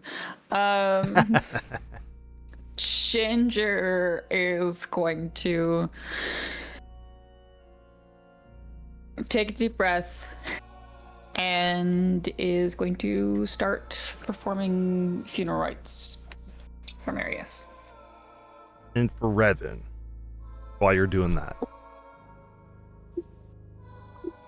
you feel the moment when you accepted to fully dive deep into your rage and to let it be what it is, to listen to the oak of many faces. You notice somebody standing behind Jack who looks like a young girl wearing a nightgown, but her face, you've seen her before, I believe. If you haven't seen her physically with your eyes, you feel a familiarity with her, as if she's someone you've seen or someone you've met a long time ago.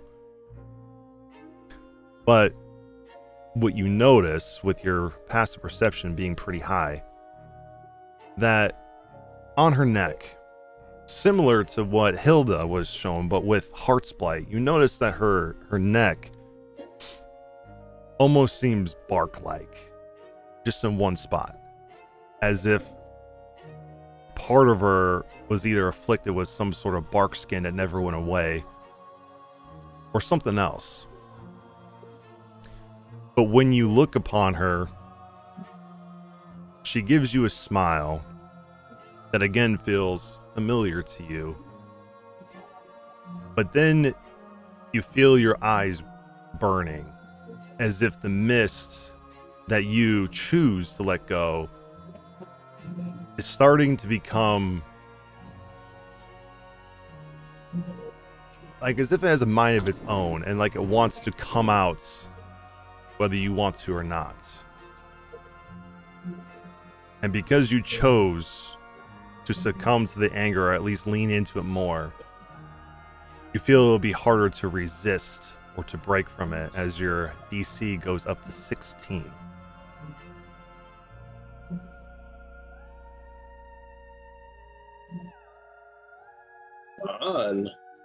Fun. And for Clarence, I'll say this because he might watch this and see what happens. But for Clarence, he notices, you guys will hear this, of course, but he will hear this later.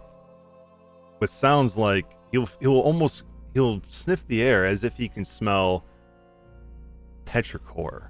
If you guys aren't familiar with petrichor, that's the smell that you smell before rain comes.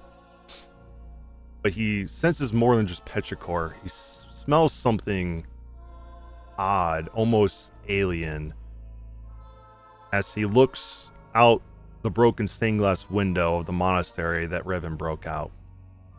And in the sky, beyond the crooked moon that has changed from blood red to its pussy yellow that has always shone, he sees a little flick of light in the sky. It seems to be slowly moving closer. And then he gets the smell of smoke.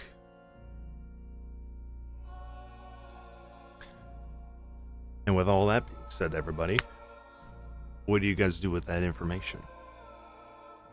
Besides Ginger, who's preparing funeral rites. So you guys can see, although Revan shouldn't be able to even access it right now, his eyes turning to the red as he walks over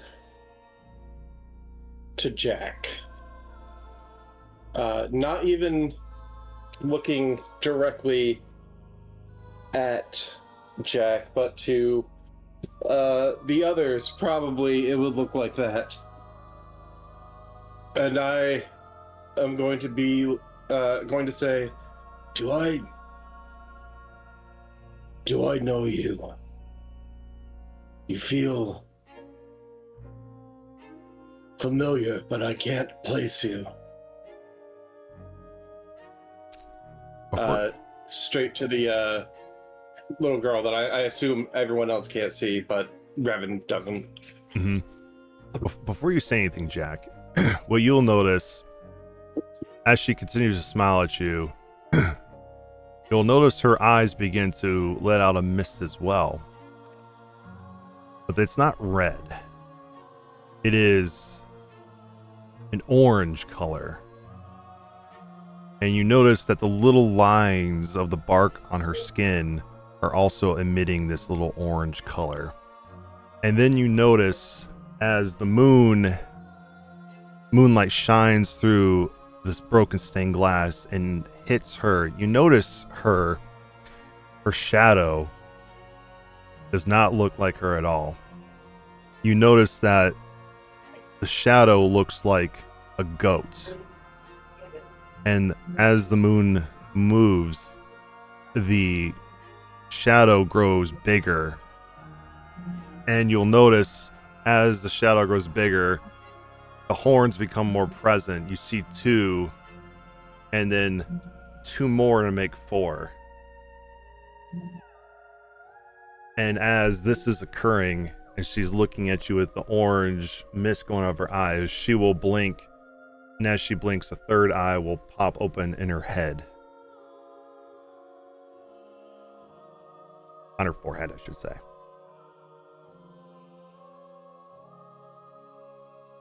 Need you to give me a wisdom saving throw. Oh. Am I still blessed? I feel like that would be gone by now. No, you're still blessed. Okay.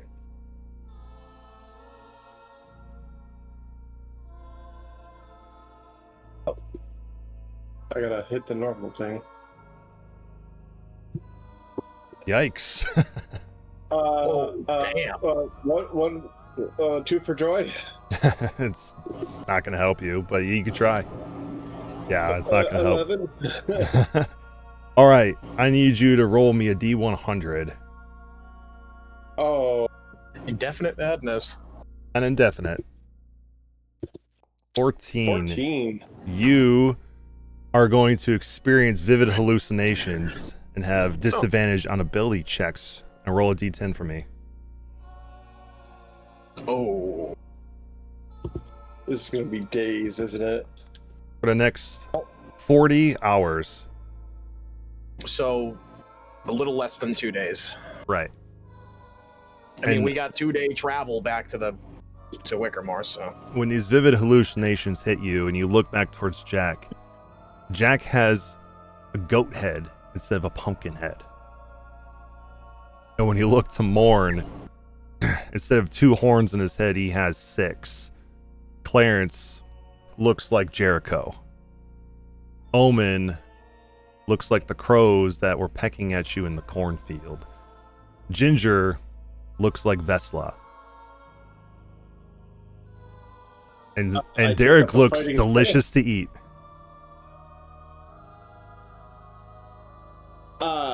Yeah.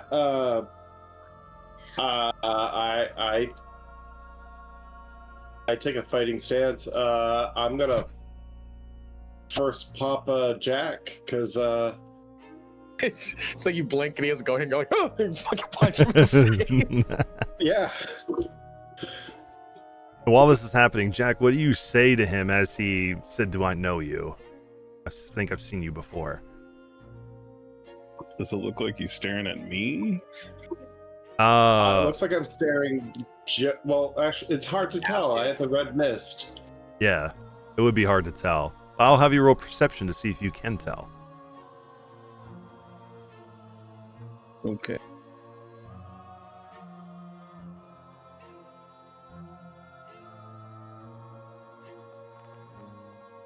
Wow, that's terrible. It looks like he's looking at you. Now it looks like he's punching you.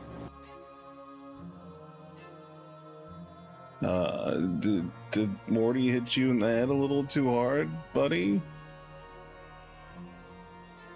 So he doesn't look too happy right now. Yeah. No, it looks like he's about to put. Yeah.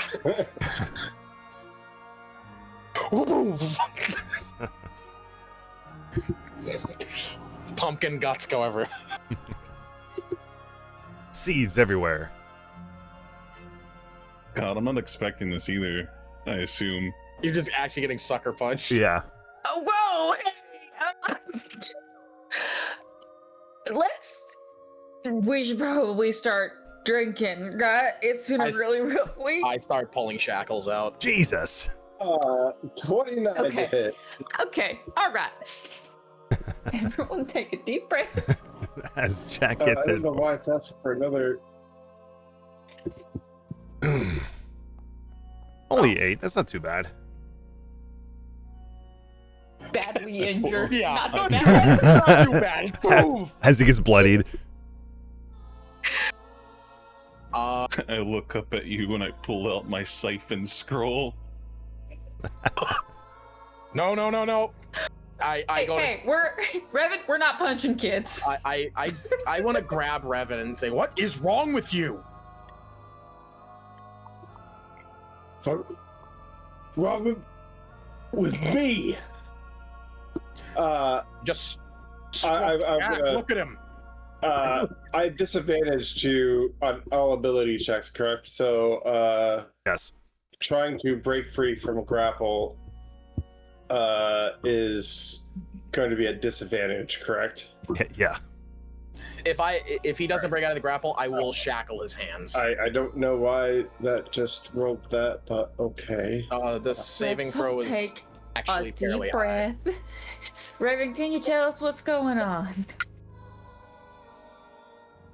If the save was less than 16, then I have you grappled. Yeah, it is. I think. Oh, it is 16. Then no, I cannot restrain him. He beats it. Clarence goes, "What's going on, You y'all?" say what's wrong. You're all monsters. Revan, you gotta know that ain't true. Away from me.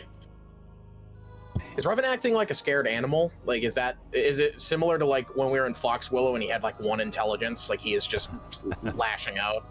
Roll me medicine, Dr. Morn. Okay.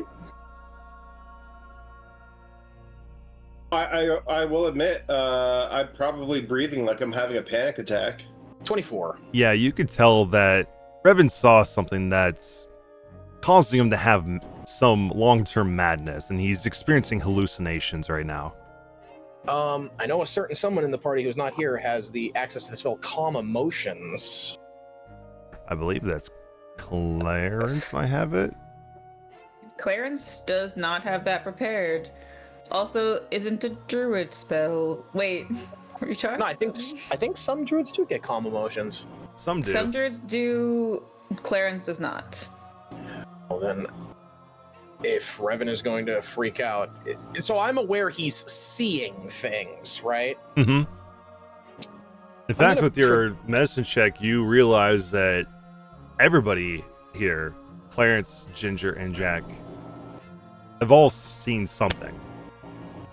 But he is vividly seeing something, right? Like it's not auditory, it's like a visual hallucination for him, and I'm aware of that. Right. And you and no one else can see what he's seeing. You've seen what you see, but no one else. To calm him down, I guess like he would be like overly like overstimulated due to everything he's seeing. I'm gonna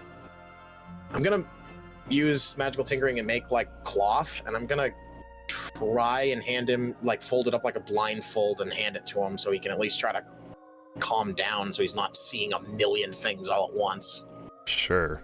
I'm going to approach him like you would approach a wild animal though, because he's hyperventilating and he just punched Jack in the face.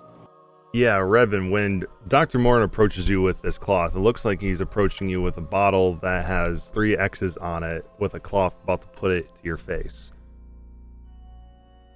I smack it away from you. You won't poison me. I'm going to take another step back, take a defensive stance. Stay away from me, all of you. Now, You walked up hold to back me again. and punched me in the face, you fuck. Jack, it's okay. Ginger's casting your wounds on Jack. Raven, you seen monsters, yeah? Monsters don't know you. Monsters ain't your friends. We know you. Ask us a question, we'll answer it honestly. Careful, he's having vivid hallucinations. Clarence is going to come in and break his concentration from Bless and give you protection from evil and good, Revan.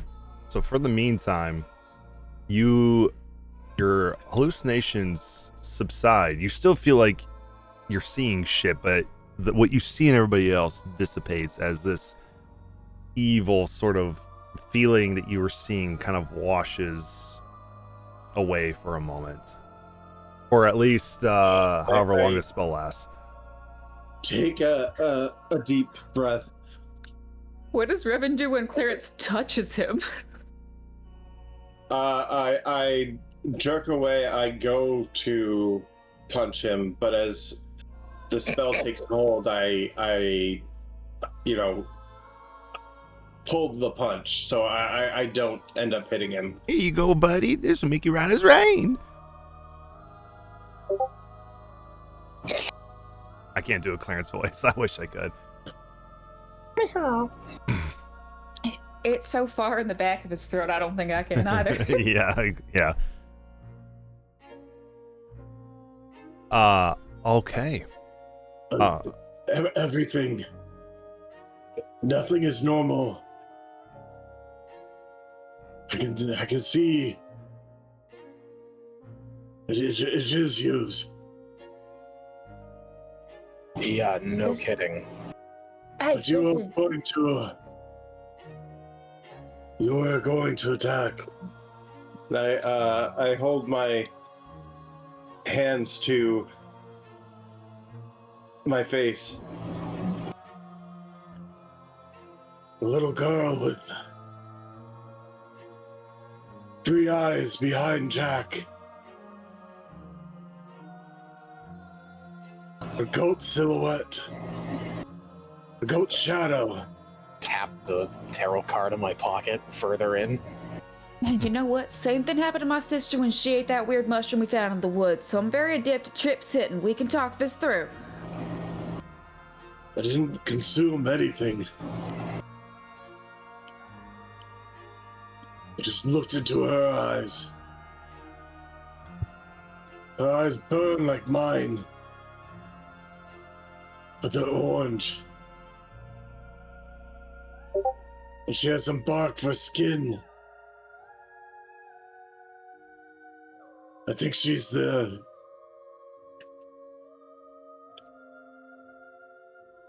She's the yellow red tree.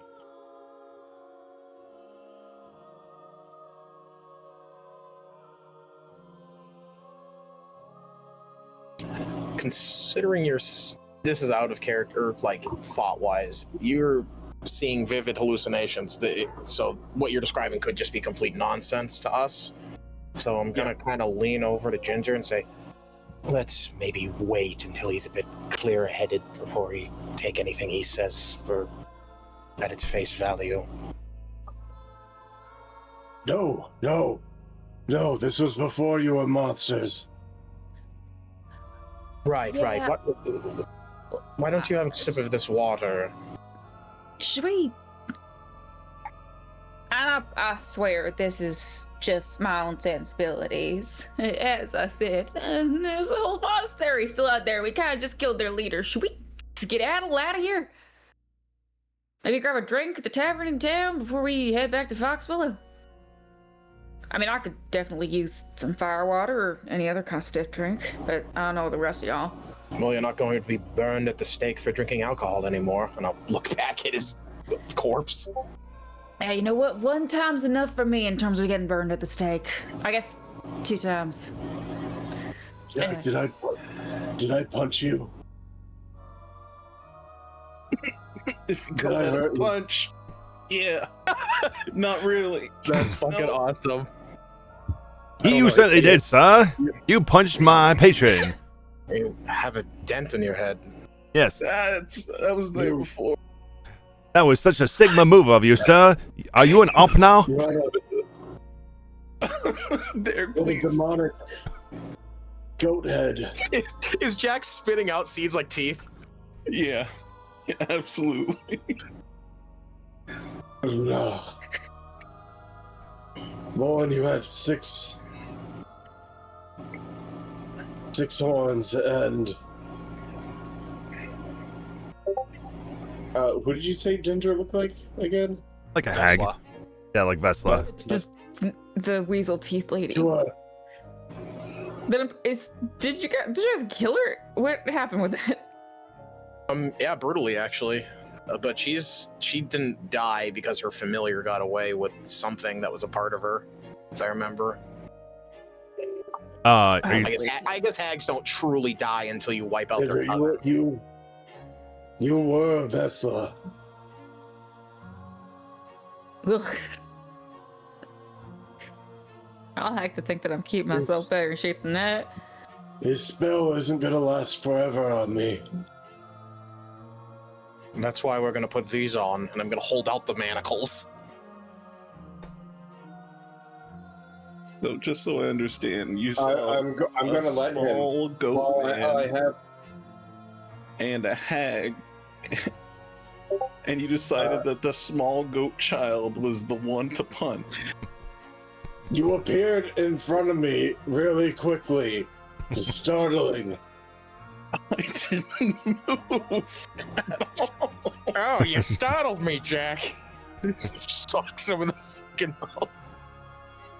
Yeah, it wasn't Jack's fault at all. He didn't move a single inch. He was standing there wondering why you were looking at him, and suddenly you punched him, sir. Blind me.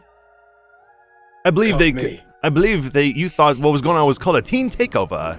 That is certainly not happening here, sir. Well, you can either be shackled or blinded. Which one would you prefer? Do both. Well, you need to walk for now while you have this. How long does the spell last for? I stagger 10 over minutes, to huh? you. You don't understand. Put the blindfold on.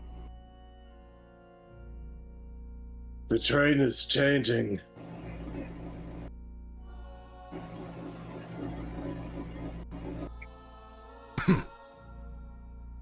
Just lead me to where we need to go. And before we leave, have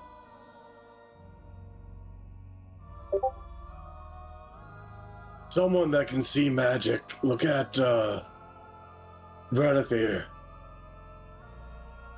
Dr. Moore will glance over at Ginger, who was going to do funeral rites before Revan socked Jack.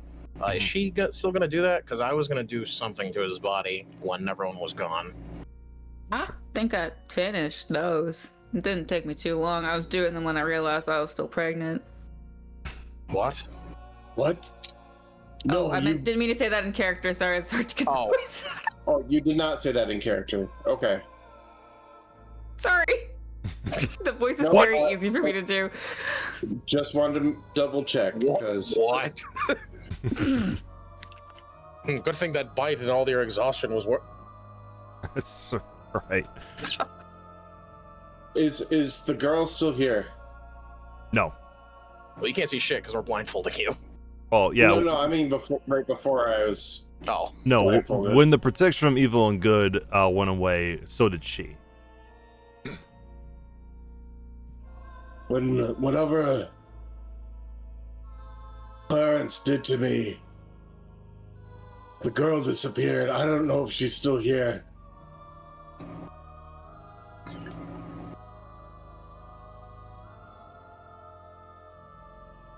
Right. Well, we have a town to inform that their tyrannical ruler is gone. I mean, do we have to tell him?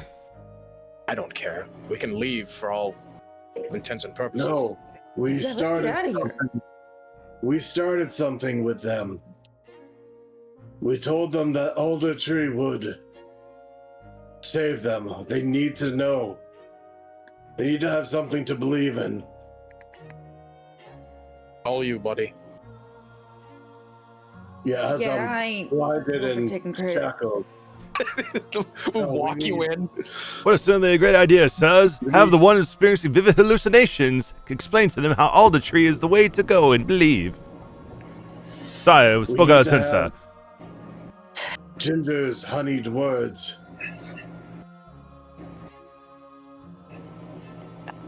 And Very well. On. Let me finish putting this fucker to rest first. oh, and Ginger, I believe we've had this conversation before, and I'm sorry. But when it comes to the big, huge, bad, evil thing, stop trying to take all the hits. Also known as the BBEG, sirs and ma'am. Babag? The big. That was a babag. The babag. The bag. Yes, it is an Hey, acronym that listen. means Big Bad Evil Guy. Until y'all can start disguising yourselves as people that are gonna rattle these people, or these, I don't even know what to call them anymore. Ginger's like putting her hands on like closing Renathir's eyes. I'm gonna stop doing that. These people clearly, at the very least, they're people at the end of the day, just like we are. And maybe Are we? we can get through to them one way or another. I don't think we can cure them of whatever the fuck's going on here, but at the very least, it's always going to be worth it to remind them that at one point in time they're immortal. Jericho didn't mean to get possessed, and I don't think that Marius meant to get tricked and straight off the path. I don't think any of the others did as well. All things considering from what we've been reading. Just gonna be great for you, Dr. Moore. And now that hot, sexy, masked medical lady's husband's gone, you got a chance. So, might be good for us to bring something that vice versa remind her of him. Yeah. Is the gateway still open to the basement? To go down into the vein? Yeah. No. Ginger Ginger did have. I have the painting, the photo still. Oh, okay. That's what I was.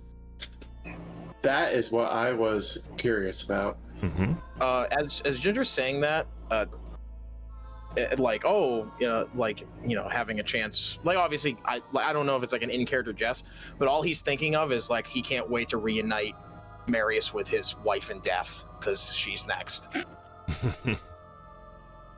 It isn't in character check. Well, I He doesn't say that, serious. but he just has an actual like 1,000-yard glare waiting for Ginger to be done sanctifying this guy so he can do something horrible when everyone's gone.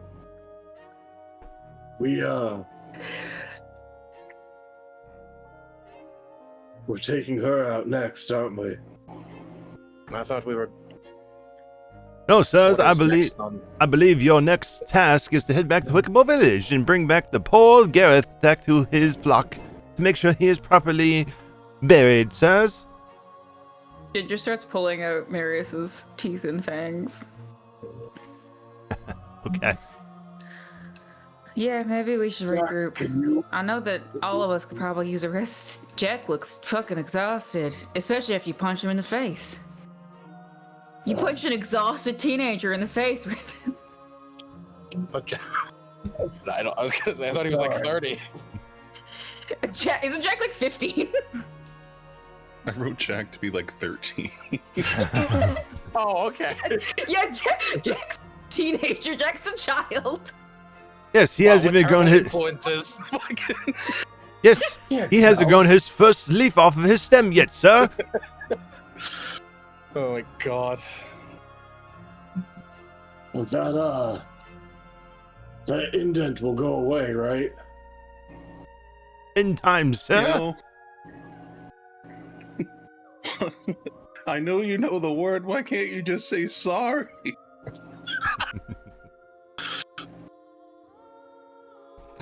Was getting there. I was asking a question first. I did not mean to harm you, nor do I mean to harm any of you. Jack, you need to know, you probably guessed it already, but I am cursed. And when my eyes glow red, it is very dangerous to be near me. You came to me. That's a weird way to say sorry, sir. We are kind of jumping the gun, Jack. I know you've been stuck here against your will for quite some time. Are you actually comfortable coming with us? It's only going to get worse from here. Wait, you're seriously gonna take the kid with us? Yeah. He pulled his weight more than enough during all this. Hey, Jack, you cool? Yeah, I'm cool. Yeah, he's coming with us. But we're just not gonna let him roam fucking Druskinfall by himself. Yeah, what would you be without me, your resident salmon of knowledge? I go where Jack goes. Derek is turning into like a game show host. Derek. Derek, you're starting to make me tweak a little bit. I'll be fully honest. Yeah, you're gonna summon a new familiar, right? No, please don't. No, sir. The void is so cold. Please, no. What would you do with the crooked hair? Ginger likes puppies. You should. Which there is still a puppy bat hound. I believe that puppy. Yes, sir. That puppy is dead, sir. I believe they are still consuming its body parts. It a puppy. It's just making me more sad about it. Hitting children, dog fight clubs. What is this campaign? I think it's only fair that you let Jack punch you in the face.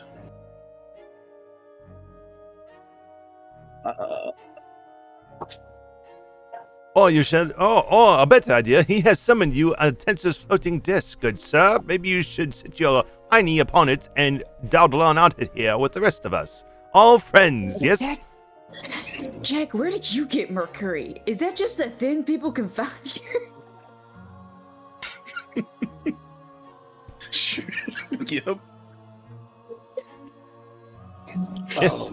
Yes, ma'am. It is in the water supply back in Enoch, where we are from. Okay, you guys put something over my eyes. Where's the disc? Oh, right here, sir. Let me assist you. Follow the bubble. Oh, you can't see me. Here, he'll kind of pop his little water bubble on you. This way, sir. Jack has just opened his spell book, and after the whole, it's only fair if Jack punches you. It's not going to say anything, but you see him scribbling in something called Bigsby's hand, and is trying to learn how to. Bigger fist. Send Revan to outer space. Yeah. Master hand just. Remember 80 sessions ago when you punched me in the fucking face? Yeah, right at the Bam. end of the campaign. You're right. Hey, Damn, didn't realize you held a I didn't grudge for just that punch long. you in your. I didn't just punch you in your face. I punched you in your goat face. And the crooked moon is crooked for a reason. Boom. All right. Where to now, gang? I wait for everyone to head out first. Yeah, I think Dr. Martin wanted to do something crazy to Marius. Jack, can you see if anything on Renethir is magic before we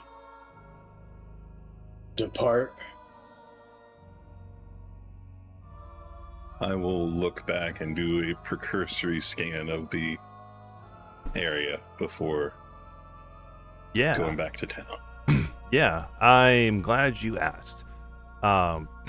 You obviously see the sword that is now broken in two, no longer holds any magical quality to it.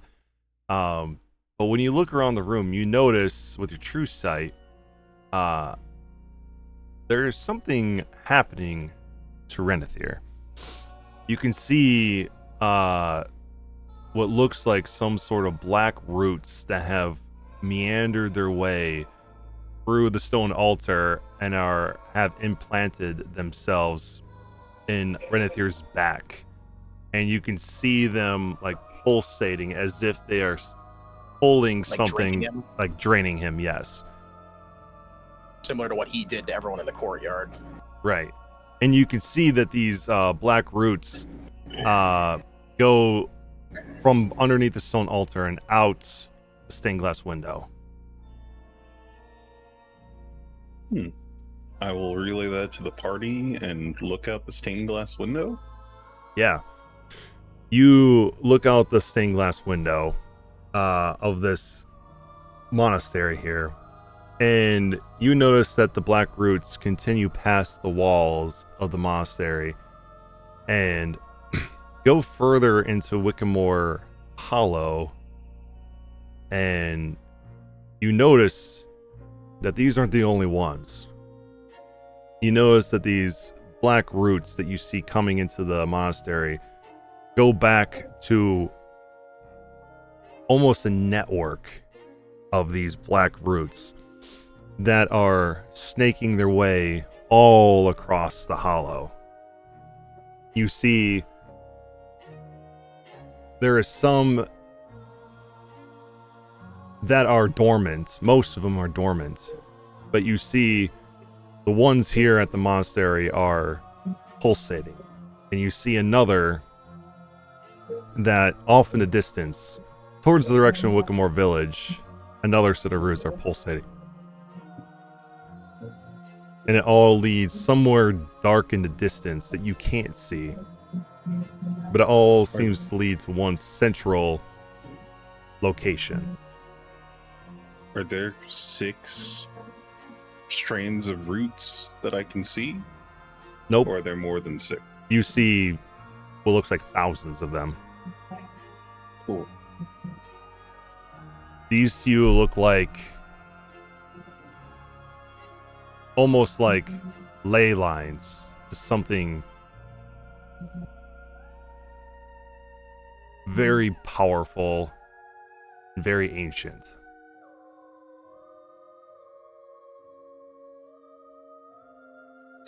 I will relay that to the party and point in the direction towards darkness. And also mention that he's being consumed by black tendrils. To the rest of you, his But he had body doesn't nothing look of note? changed at all. It's a very subtle. Wait, is this only because he has true sight he can see this? Correct. Okay, so to us it looks like nothing. Right. You Also, don't I see. did not eat anything, and I don't have the urge to punch you in the face. So, you know it's legit. But besides that, you don't see anything else of value here. Or when you look around the monastery to the rest of what's here, you seem like you found everything you could. All the stones you could possibly turn have been turned. DM, Mm-hmm. Yes. did my race change? It's a good question. I don't think so. Were you always From what happened, I'm a humanoid. Yeah. From what happened, am I no longer a humanoid? I guess that's more of a decision for you. That's why I'm like throwing it out there. Yeah, I'll think about it. At the moment, TBD. Okay. Because if it's like the will transformation, yeah, he straight up transformed into A fiend. A fiend. Yeah. Yeah. Okay. Now that you've seen what you've seen, where to now? Is there anything that we can do about the body? I actually, before anyone leaves, I loot his pockets. I take anything. His armor might be worth something. I strip him down to basically nothing. Okay. Like, I check and see if he has anything of value, possible notes, or correspondence, or anything from anyone we might want to know. I take everything off of him. I know he's in a grotesque, like, monster form, but I'd strip him of everything. Yeah. Okay. So when she had him throw, who threw the journal in the blood moat? Probably got blasted up here. I just insist that we keep the hilt of his sword. That then seemed pretty important to him. Maybe it has some meaning to Lithika wherever she is. I think it was merely a way in which he was controlled by his, and I'll point to the broken mosaic. His connection to her was severed, and therefore it is no longer, well, whole. Right, but the sword is what initially took. I'm not saying take it, from but her. I don't know what we could do besides sell it.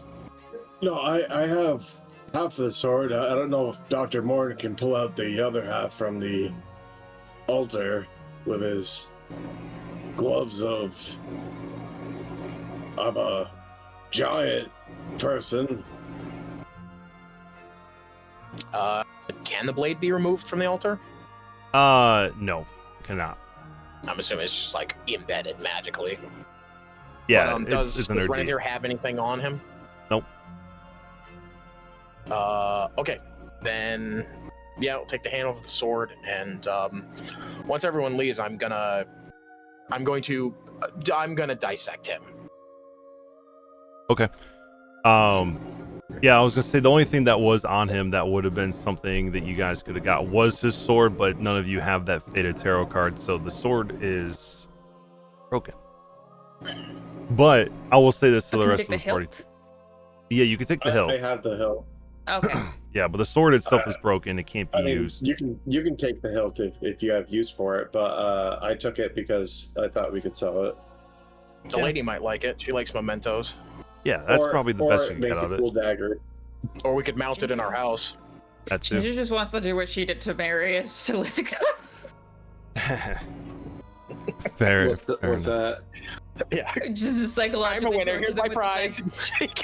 Look, she's like, this is the only. Ginger's all about love and marriage. She's like, this is the only love story she's been able to exploit.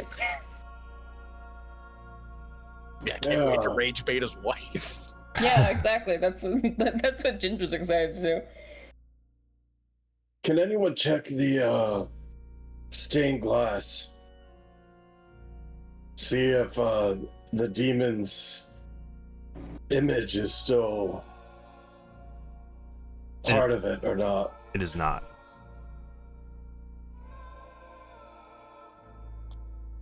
I have a question. Mm-hmm. Morn, how much you hanging back? I mean, if someone stays, he's gonna do it. He like values that maybe people are not gonna want to see this. Also, it is tied in with something that the spirit in the bottle talked to him about. He did it partially, but now he wants to see it through the end. But he's gonna hang back. It's obvious he's hanging back, but if someone says something or goes to him, he's not gonna. But continue, go ahead. Ginger's just gonna... I have a question about my hag eye. There's like a glass eye. Can I take it out and leave it places? Yeah. Ginger will start ushering Jack and Clarence out and then pop out the hag eye and just put it on one of the pews and then salute Dr. Morn and then start to leave. Okay. We'll put all of them here. Brenda. Jack, I'm assuming you're leaving too? Oops. Yeah. Okay. You see, I'm only leaving if Jack moves me. You're on the You don't have disc, a so. choice. You're 30. I think you're always 30 feet. Something. More than 20 feet, you follow me. Yeah. Yeah. All right. When you guys leave, and it's just Dr. Morn and Pox in here. Dr. Morn, you said you're going to dissect him, right? Kind of a macabre, almost petty revenge on what happened. What in that scene where Renethir brought him in. He's gonna open up his doctor's bag and take out, scalpels, rib spreaders, and bone saw, and he's going to take out Jaeger's notes on how to perhaps piece together some parts of other beings to make something new. And though he says Jack says something's draining him, he can't see it. But yeah, he begins to, almost exactly how Renethir did it, almost just standing in the exact same position he was, just begins to attempt to dissect him. Okay. Just a complete removal of everything. Sure. If I can. Yeah, you can definitely do that. You go through your surgical process and start to surgically remove. Before I fully complete it, sorry, I do want to lean down. I guess Ginger would be able to hear this. And he would say it in Infernal to him. And he would say, "Don't worry. You're going to be part of something so much better." And then he'll begin to kind of almost for the first time you hear him almost whistling to himself doing it. Okay.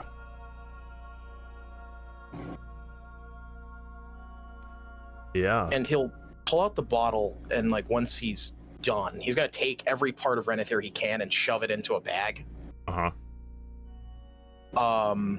Looking over the book, and then he's gonna talk to the bottle and say, "You said with these notes we could possibly do something with these parts." This would also be the first time Ginger would hear him speaking to what sounds like another being in the room. Yeah. And Ginger will hear it respond to you and say, Yes. Harvest what you can from him. You fed me what I've asked of you. And now I have gleaned the next spot we must go. I wrote it in the blood for you. Did you see it? I did. I already wrote down everything I needed. There's one place you could find all these items we need and use your alchemical tools to give the last part that I need to glean exactly what we're looking for. You need to go to where the Chained Reaper looks over the souls of the dead. Have you heard of it yet? DM, in and out of character, we have heard of that cemetery before, right? Mm-hmm.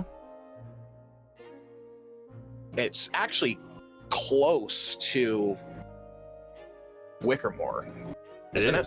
It is. Yes, Okay. you have to go there, but not yet. The place is quite dangerous. You are more powerful than you were before, but not powerful enough yet to take on the Chain Reaper. More powerful than the Abbot. The Abbot is as powerful as the rest of the Fallen. He's only the second of the 6. There's still 4 more. You have to deal with 3 more before you can deal with the Chained Reaper. He'll kind of nod to himself and cork the bottle and hang it back on his belt. And the last thing he does is he remembers the barkeep saying that he would gladly mount Marius' head on his wall, so he's going to saw Marius' head off. Okay. And that's it. He uses prestidigitation to clean himself up, kind of, and then heads out. All right. Sounds good. I have a question for the rest of the party while that was happening. I guess we're walking back. It's a simple one. But I was going to ask if they've already been to or heard of the Memory Sanctorum. The what? I can't remember what it was called exactly. Memories Memory Rest. Respite. Memories Rest. Never heard of it. Oh, wait. Sorry, Wait, yeah, hold no, on. never heard of it. I feel like I should insight check. I can't tell if that was the player or the character. That's Ginger covering her empty eye socket. She's getting 2 feedbacks. Ginger half listening to your tongue go through this. Yeah, She's just trying to poker face it. Absolutely never heard of it. Mm-hmm. You want to remember what? That's okay.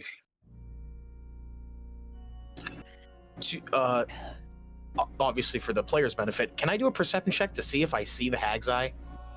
With your past perception, you do. I will grab it and Wasn't trying to hide it. yeah, I figured not, and he was too wrapped up in it. He kind of just grabs it and, like, you know, when the Ring camera, like, really close to his face, holding it, and then he's gonna stick it in his pocket and begin walking out to catch up with the group. Open the door. Open the door. Yeah. All right. Yeah, so Revan, obviously you never heard of Memories Rest. If anybody else wants to, that was with Jack, want to, you can feel free to roll history.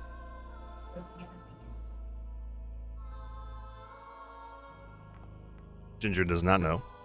Ginger's distracted. Let's see if Clarence would know. Clarence has had moments of brilliance before when it comes to these things. Comes to random creatures we find on the road. Yeah, he knows everything. He does not know. Oh, shoot, y'all. I never heard of such a place. I can't do his voice. I can do that. Oh, shoot. Hi, y'all. I've never heard it. That was pretty good. It was actually really good. That was pretty good, actually. Yeah, no one's heard of this place. Jack. Sure. Derek may have. Right, Derek? Yes, members, and it's not on TikTok, sir. I believe I have heard some people mention that they tried to go there on these things. A show called Ghost Adventures. I can't remember the guy's name, but he had a bit of a faux hawk. God. Is it Zachary Baganis? Yes, that's his name. Let's go to his shop on the strip. Exactly. He went there, and I don't believe he ever came back, sir. See, Wereraven, you've written yourself into a hole. If we don't meet Zach Baggins when we go there, I'm going to be very upset. All right, I'll keep that in mind. But all right, I'm assuming the rest of you head back down to Dawn's Gate, right?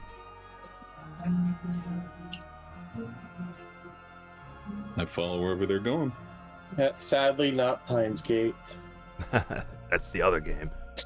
Yeah, as you all and Dr. Moore eventually catches up with the group, and you're making your way down the mountain towards Dawn's Gate, you all feel a sense of relief that you have saved this town from an evil that was feeding upon the people, causing them to succumb to a religion they had no part of or wanted any part of, and of course being cattle to a madman. But as you're descending, you also realize, in a weird sense, the abbot had a bit of a thought in his head that you clearly can see as you're descending into Dawn's Gate, that he made the town reliant on him. As you can see that the walls around Dawn's Gates, as you entered and remember as you're coming down, have been dismantled. And the Sanguine Hunt was gathering up people for ill will, but in a certain sense it almost gave Dawn's Gate a macabre sense of protection. And without the monastery here now, and with most of the people being taken and now murdered, either by the Crimson Flock or by you, they're vulnerable now to all that goes bumping a night here in Wickamore Hollow. And you ponder about, is this the doom that they deserve as a result of the good deeds you've done at the monastery? Or have you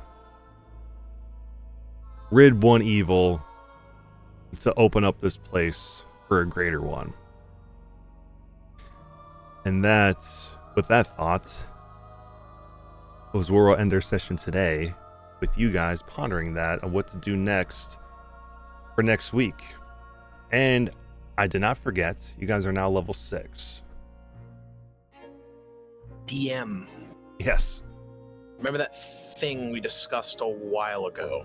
Yes, I do remember. You can do your thing on D&D Beyond to make that Cool, thank you. part of it. I will say, it never came to fruition, of course, because Dr. Moore did not choose to take the sword and serve Varaxis. But if he did, what would have happened is, I'll read exactly what it says. If you accept the infernal power, it says characters who consider accepting feel an almost insurmountable hunger for blood spattering in the cathedral, and for that coursing through their veins of their companions. This is a pivotal decision with dire consequences. If the character accepts that hunger that overwhelms them, Varaxis laughs with a wicked glee and purrs, "You are now mine." And the character claims the sword and becomes a vampire. And their alignment changes to evil if it wasn't already. And the character becomes an NPC under the DM's control and attempts to escape in the form of a bat or red mist. This is a grave decision, but it can serve as a dramatic end to a character or introduce a new enemy to harry the remaining characters as you see fit.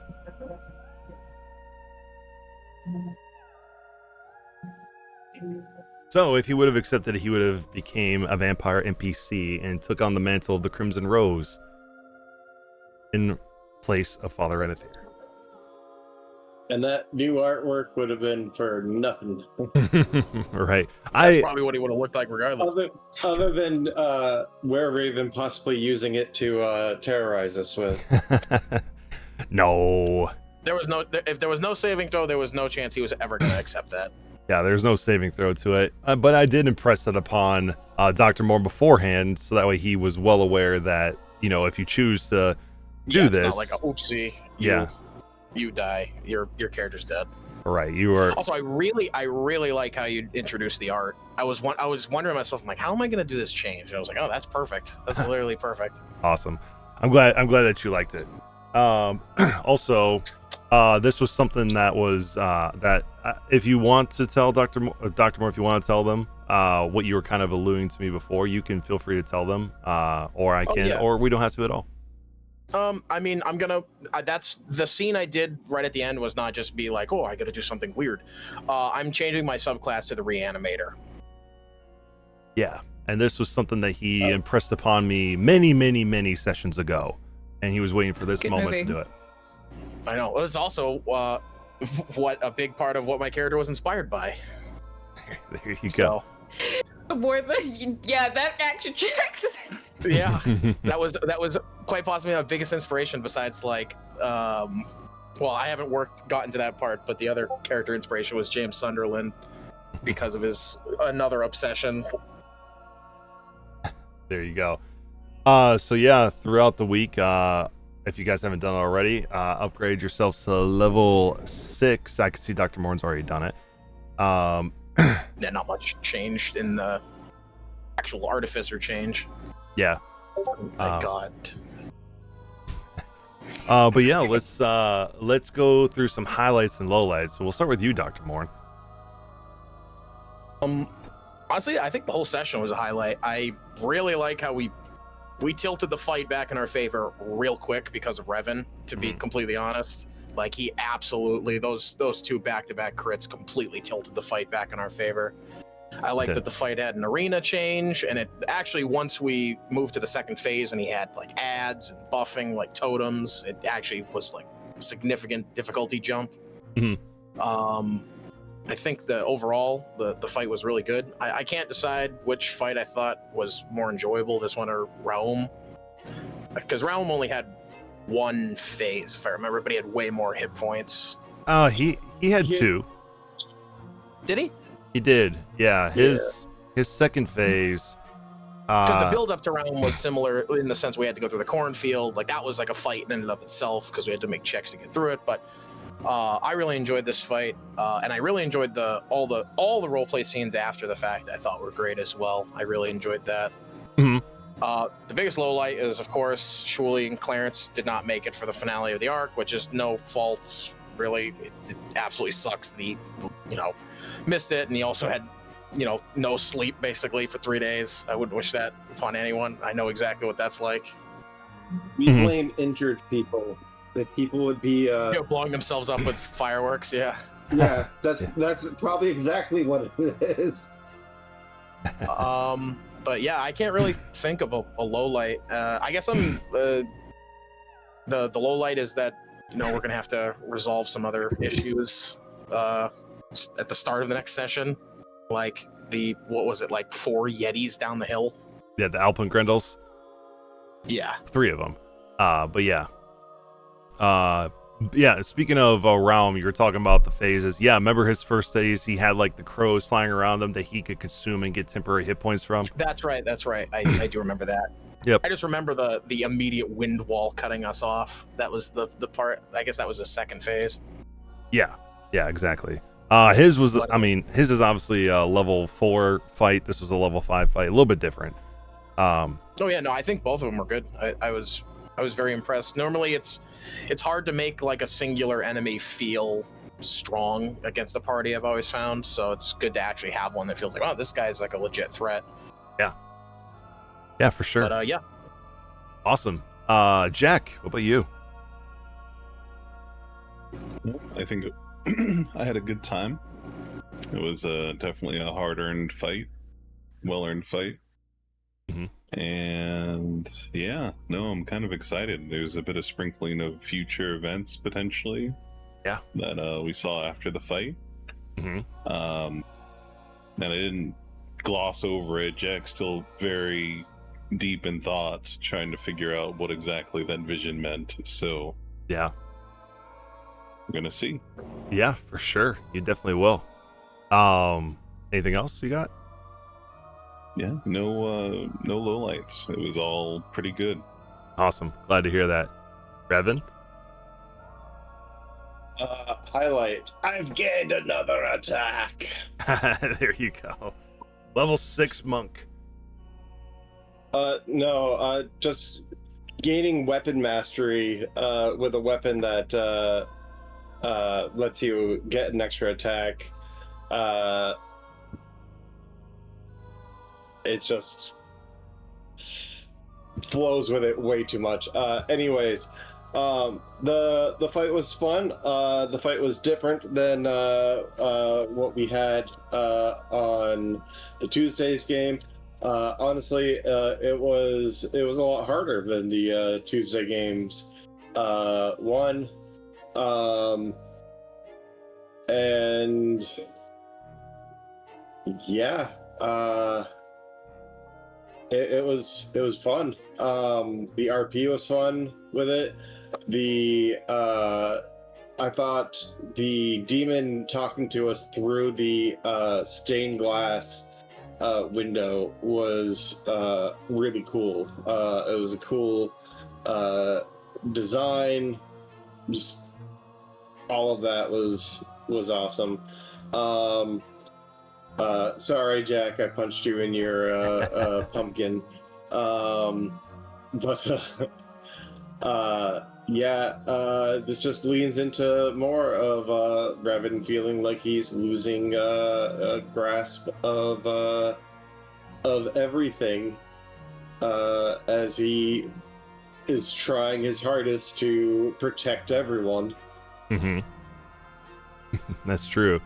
This place will find a way to make that path, the good deeds you're trying to do, harder and harder as you go along. Got anything else, Revan? No, that is it. I like Morin's new artwork.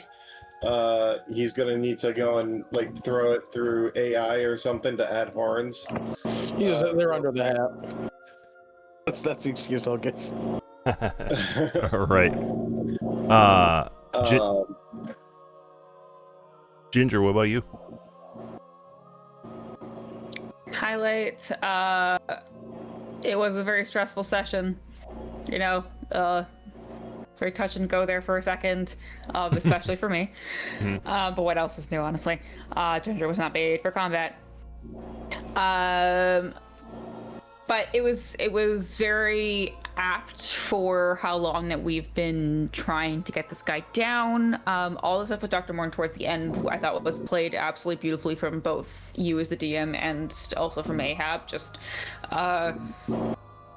a very good like setup for a mystery while not being entirely secretive to us, which like it makes me want to know more, but I don't feel like you're hiding anything from us. Like it's not like I as a player or Ginger doesn't trust more now, but is still like we're both deeply curious about what's going on with him. And so I think that was played just like very elegantly.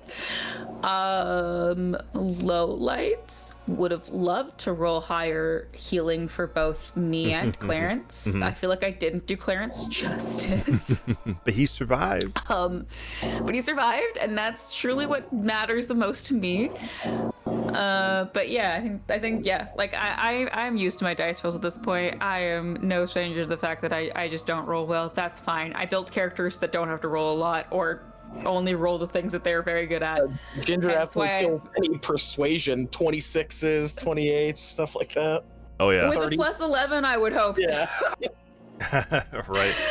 And that's only gonna go up to more that we get into this. But yeah, no, I think that it was overall a very like well defined boss battle. Yeah, that's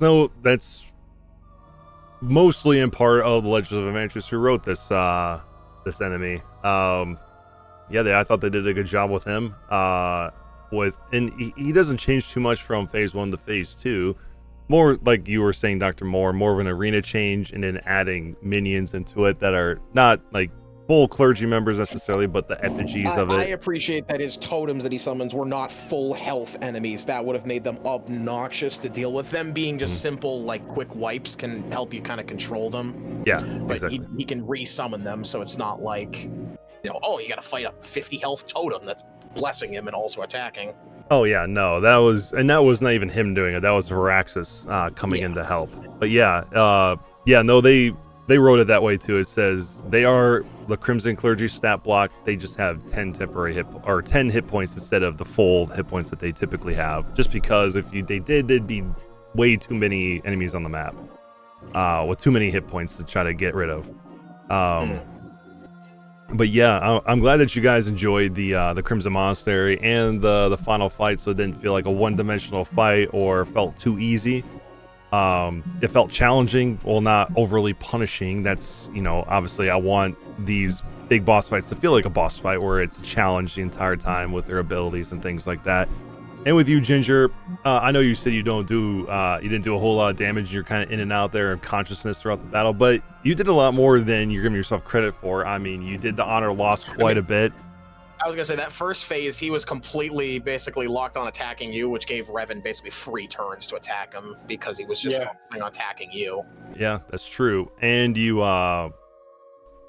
burned a lot of his legendary resistances just doing that too, which helped in the second phase. Also true. Because imagine if I gotta be you can't stop me from being a punching bag. Sorry, Revan. Oh no, yeah, I understand that as a player. As a character though, Revan is determined to keep everybody alive. Be the punching bag of the group. Yeah, right. Lowlights for me. Clarence wasn't here. Unfortunate. He's dealing with people blowing up their hands with fireworks. Which is unfortunate. I'm sure he would have enjoyed the final part of the fight, which is unfortunate. And then another lowlight is when we switched to the second phase, my initiative got kind of weird, where I had to basically move the map around to keep it focused on it for you guys who are looking at it on Discord and things like that.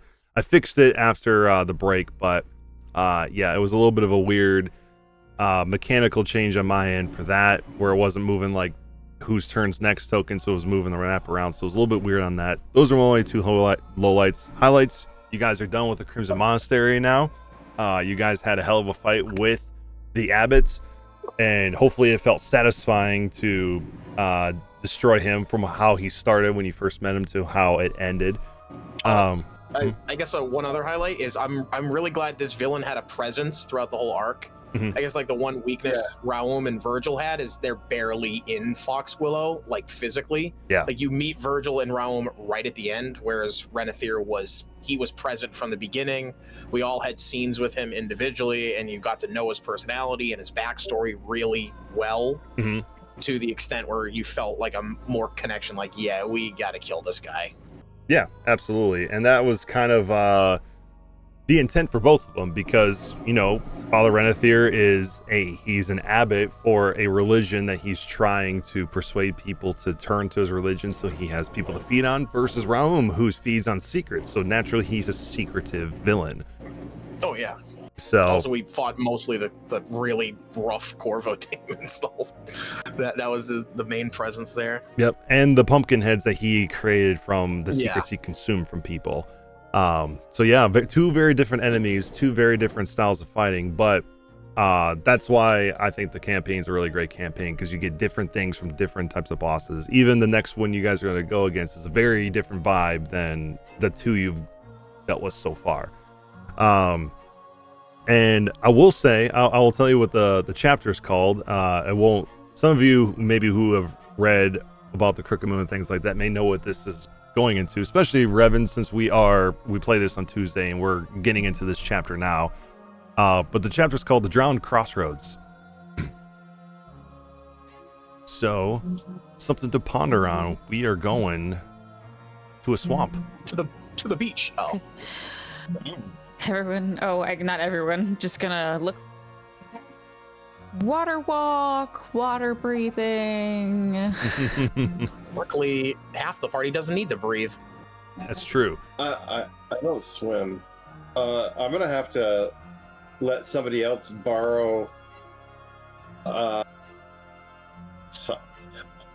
gonna have to unattune for my tattoo, is what it's gonna have to be. I can't give up my armor class or my saving throws with the necklace. The boots are too handy.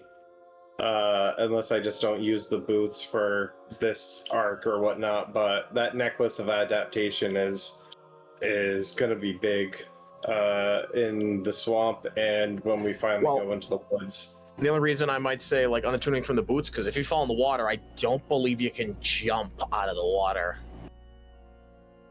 Like if we're going to like an area that's mostly water, I don't know if you can do a standing or long jump out of water because of how it debuffs your movement speed. Yeah. Yeah. DM, can I ask a question? Yeah, what's up? So that sword, I know it's like you insta become like super evil demonic vampire.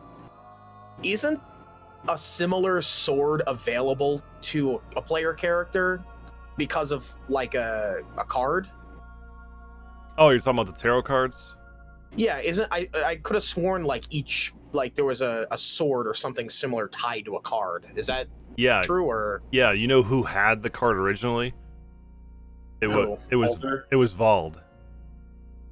Oh. Yeah. Our the Graveborn that we had at the very beginning of this campaign. He had the Abbot's card. He had the Abbot's card, yeah. So do you get like a nerfed version of a sword or something, or like a secondary sword? Well, like, actually, my backup sword. Yeah, I'll tell you what the sword would do. Because that's what I was wondering. I was like, oh, isn't there like a magic item that's kind of like his sword? There is a sword. The sword is called the Sword of the Crimson Abbot. So this is it's a long sword, and it says, "This powerful fiendish sword was once wielded by the Crimson Abbot, obviously. While it was created as a gift that brought evil and malice to the corrupted former knight, it has lost its connection to the Crimson Rose when you get it. However, its evil origins still linger within. The sword is sleek and polished with a blade that absorbs light. A blood-red ruby on the hilt is fitted with a setting of thorns and roses. You gain a bonus to attack rolls and damage rolls with this magic item determined by the sword's rarity, which you get it started +1, but as you level up, it goes up to +2, +3. Oh, it's a scaling weapon, okay. It scales, yes. The first one at rare +1, which you get when you first get it, is called Blood Drain. It says when you hit a creature with a sword, it takes an extra 1d6 necrotic damage. Once you get to very rare, which is when it scales up to +2, you get two things. One called Irresistible Hunger. Necrotic damage you deal ignores resistance now. And then you get Vampiric Charm. You can cast Charm Person, DC equals 16 plus the sword's bonus, which in this case would be +2. No concentration required from the sword. Once this property is used, it can't be used again until the next dusk. And then in its final form, you get two more. One called Embrace of the Duchess. As a magic action, you can touch the sword to the body of a humanoid that has been dead for 1 minute or less. The creature must succeed on a DC 19 charisma saving throw as if it were alive, or become a vampire spawn that dies again at dawn. Once this property is used, it can't be used again until the next dusk. And then the last one is Stolen Life. When you deal necrotic damage with the Blood Drain property, you can expend and roll 1 hit point die. You regain hit points equal to the number rolled plus the necrotic damage dealt. And do you still become an evil vampire if you have the card? So no, you could choose to accept it and become a vampire, yes. Or if you decide not to, technically it says in the book you lose the sword, but there is they do give you some creative freedom to allow you to get the sword still. Just with some like basically what you would have had where basically Avraxis is hunting you now and the sword is the beacon where these minions she sends can find you. While still using the sword. It doesn't say that in the book, but that's how I would have done it. But since no one had this faded heirloom, it just broke. Yeah, I was just wondering because I was like, I wonder if you had that card if you took it. It's just like, oh, I'm taking the sword and I'm not helping you. Yeah, you could. Basically, she would allow you to take the sword and allow you to potentially kill Renethir, and if you didn't do it with the sword and kill him in some other way, then you would keep the sword, but then you'd be chased endlessly by devils and fiends. Yeah, so... Yeah. The trade-off. Right, the trade-off for sure. And then just to give you a little idea of what the artwork for the next chapter looks like, that doesn't glean too much crazy information, but this is what you guys have to expect. A huge alligator. With a top hat. So We're yeah. like rest for a month, right? Either Are we actually? That's actually a fair question. Are we getting any downtime? Oh yeah, you guys will have. I have some things planned in store for when you guys get back to Wickamore Village. So you guys will have a little in between arc between this moment and then going to the Drowned Crossroads. So it won't be straight to the Crossroads. You'll have some other stuff that will be occurring during that time, and then eventually make your way over there. Because I still got to go to Gene to see what's up with him. Because he said he would not only buff my thing for one of my weapons for free, but he'd start doing it for the party as well for money. Yep. Not sure what it even does, but I'm interested to see what it's all about. Yeah, for sure. Even Jack has an NPC to meet that helps him with his thread. Actually, you've already met them in the previous game you were in. But there's some other stuff you guys can learn and some other stuff that's going to be going on. Luckily, it's not Omen's Night anymore. You guys have avoided that or made it through that already. God. But there'll be some other stuff that I've got Still cooked waiting up. for that alien to show up again. Right. It will at some point. But No, it's okay. you're like, we don't need to deal with that anymore. No, it could stay wherever it is. It's good. I don't want to be instantly disintegrated. Right. But that's all I have for session 39, everybody. We will see everybody next week for session 40. So until then, if you guys have any comments, questions, concerns, or anything at all, feel free to hit me up on Discord. Make sure to level up to level 6 if you haven't done so already, and I'll get your characters imported before next session, and we'll see what you guys have cooked up next and what you want to do, what else you have in store for me to think of all kinds of crazy things for you guys to do. So until then, that's all I've got. We'll see you next week.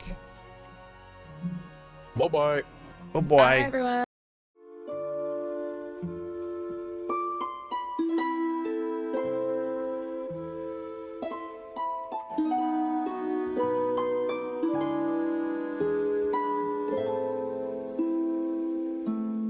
Light of my life, wrapping me gently,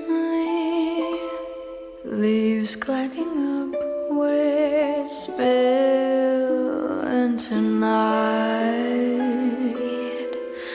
I've loved the world, shaped by these shadows, held in a long sweet song of time spent with you under a sky framed by the trees, bursting with light. Time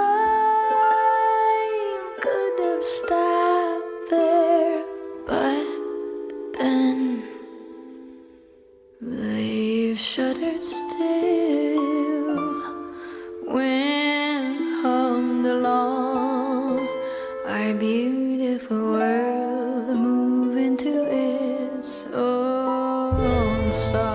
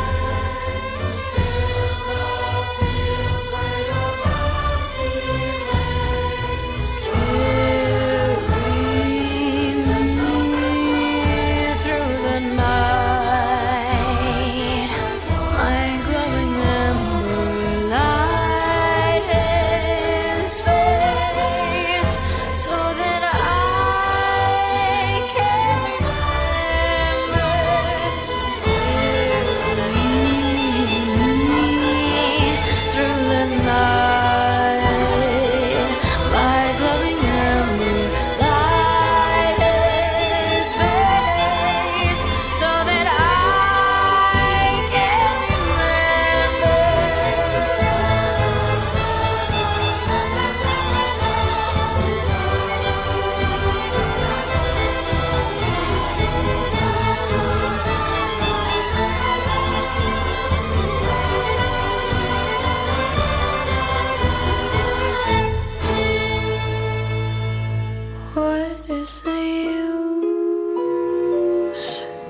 spending this last year?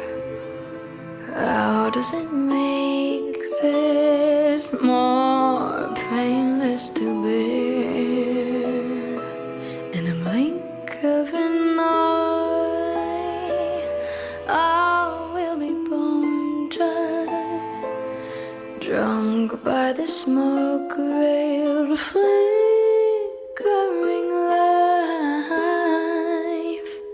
life spent with you under a sky framed by the trees, bursting with light. Time should have stopped there, but then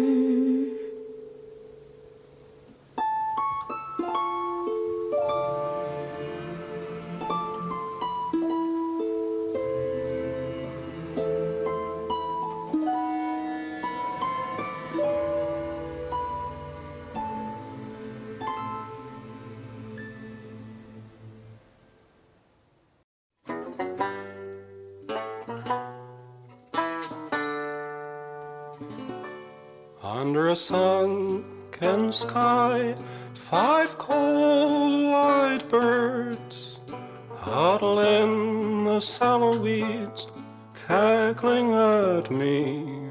And it's times like these I hang my head and wonder why I never try to fight for myself. What a grim and gloomy scene. Just you, the wind, the dying weed, friendless, dreaming. You wonder if you're incomplete, a husk without a grain of seed, and that's what they see. If they want to laugh, well now, let them try to do it after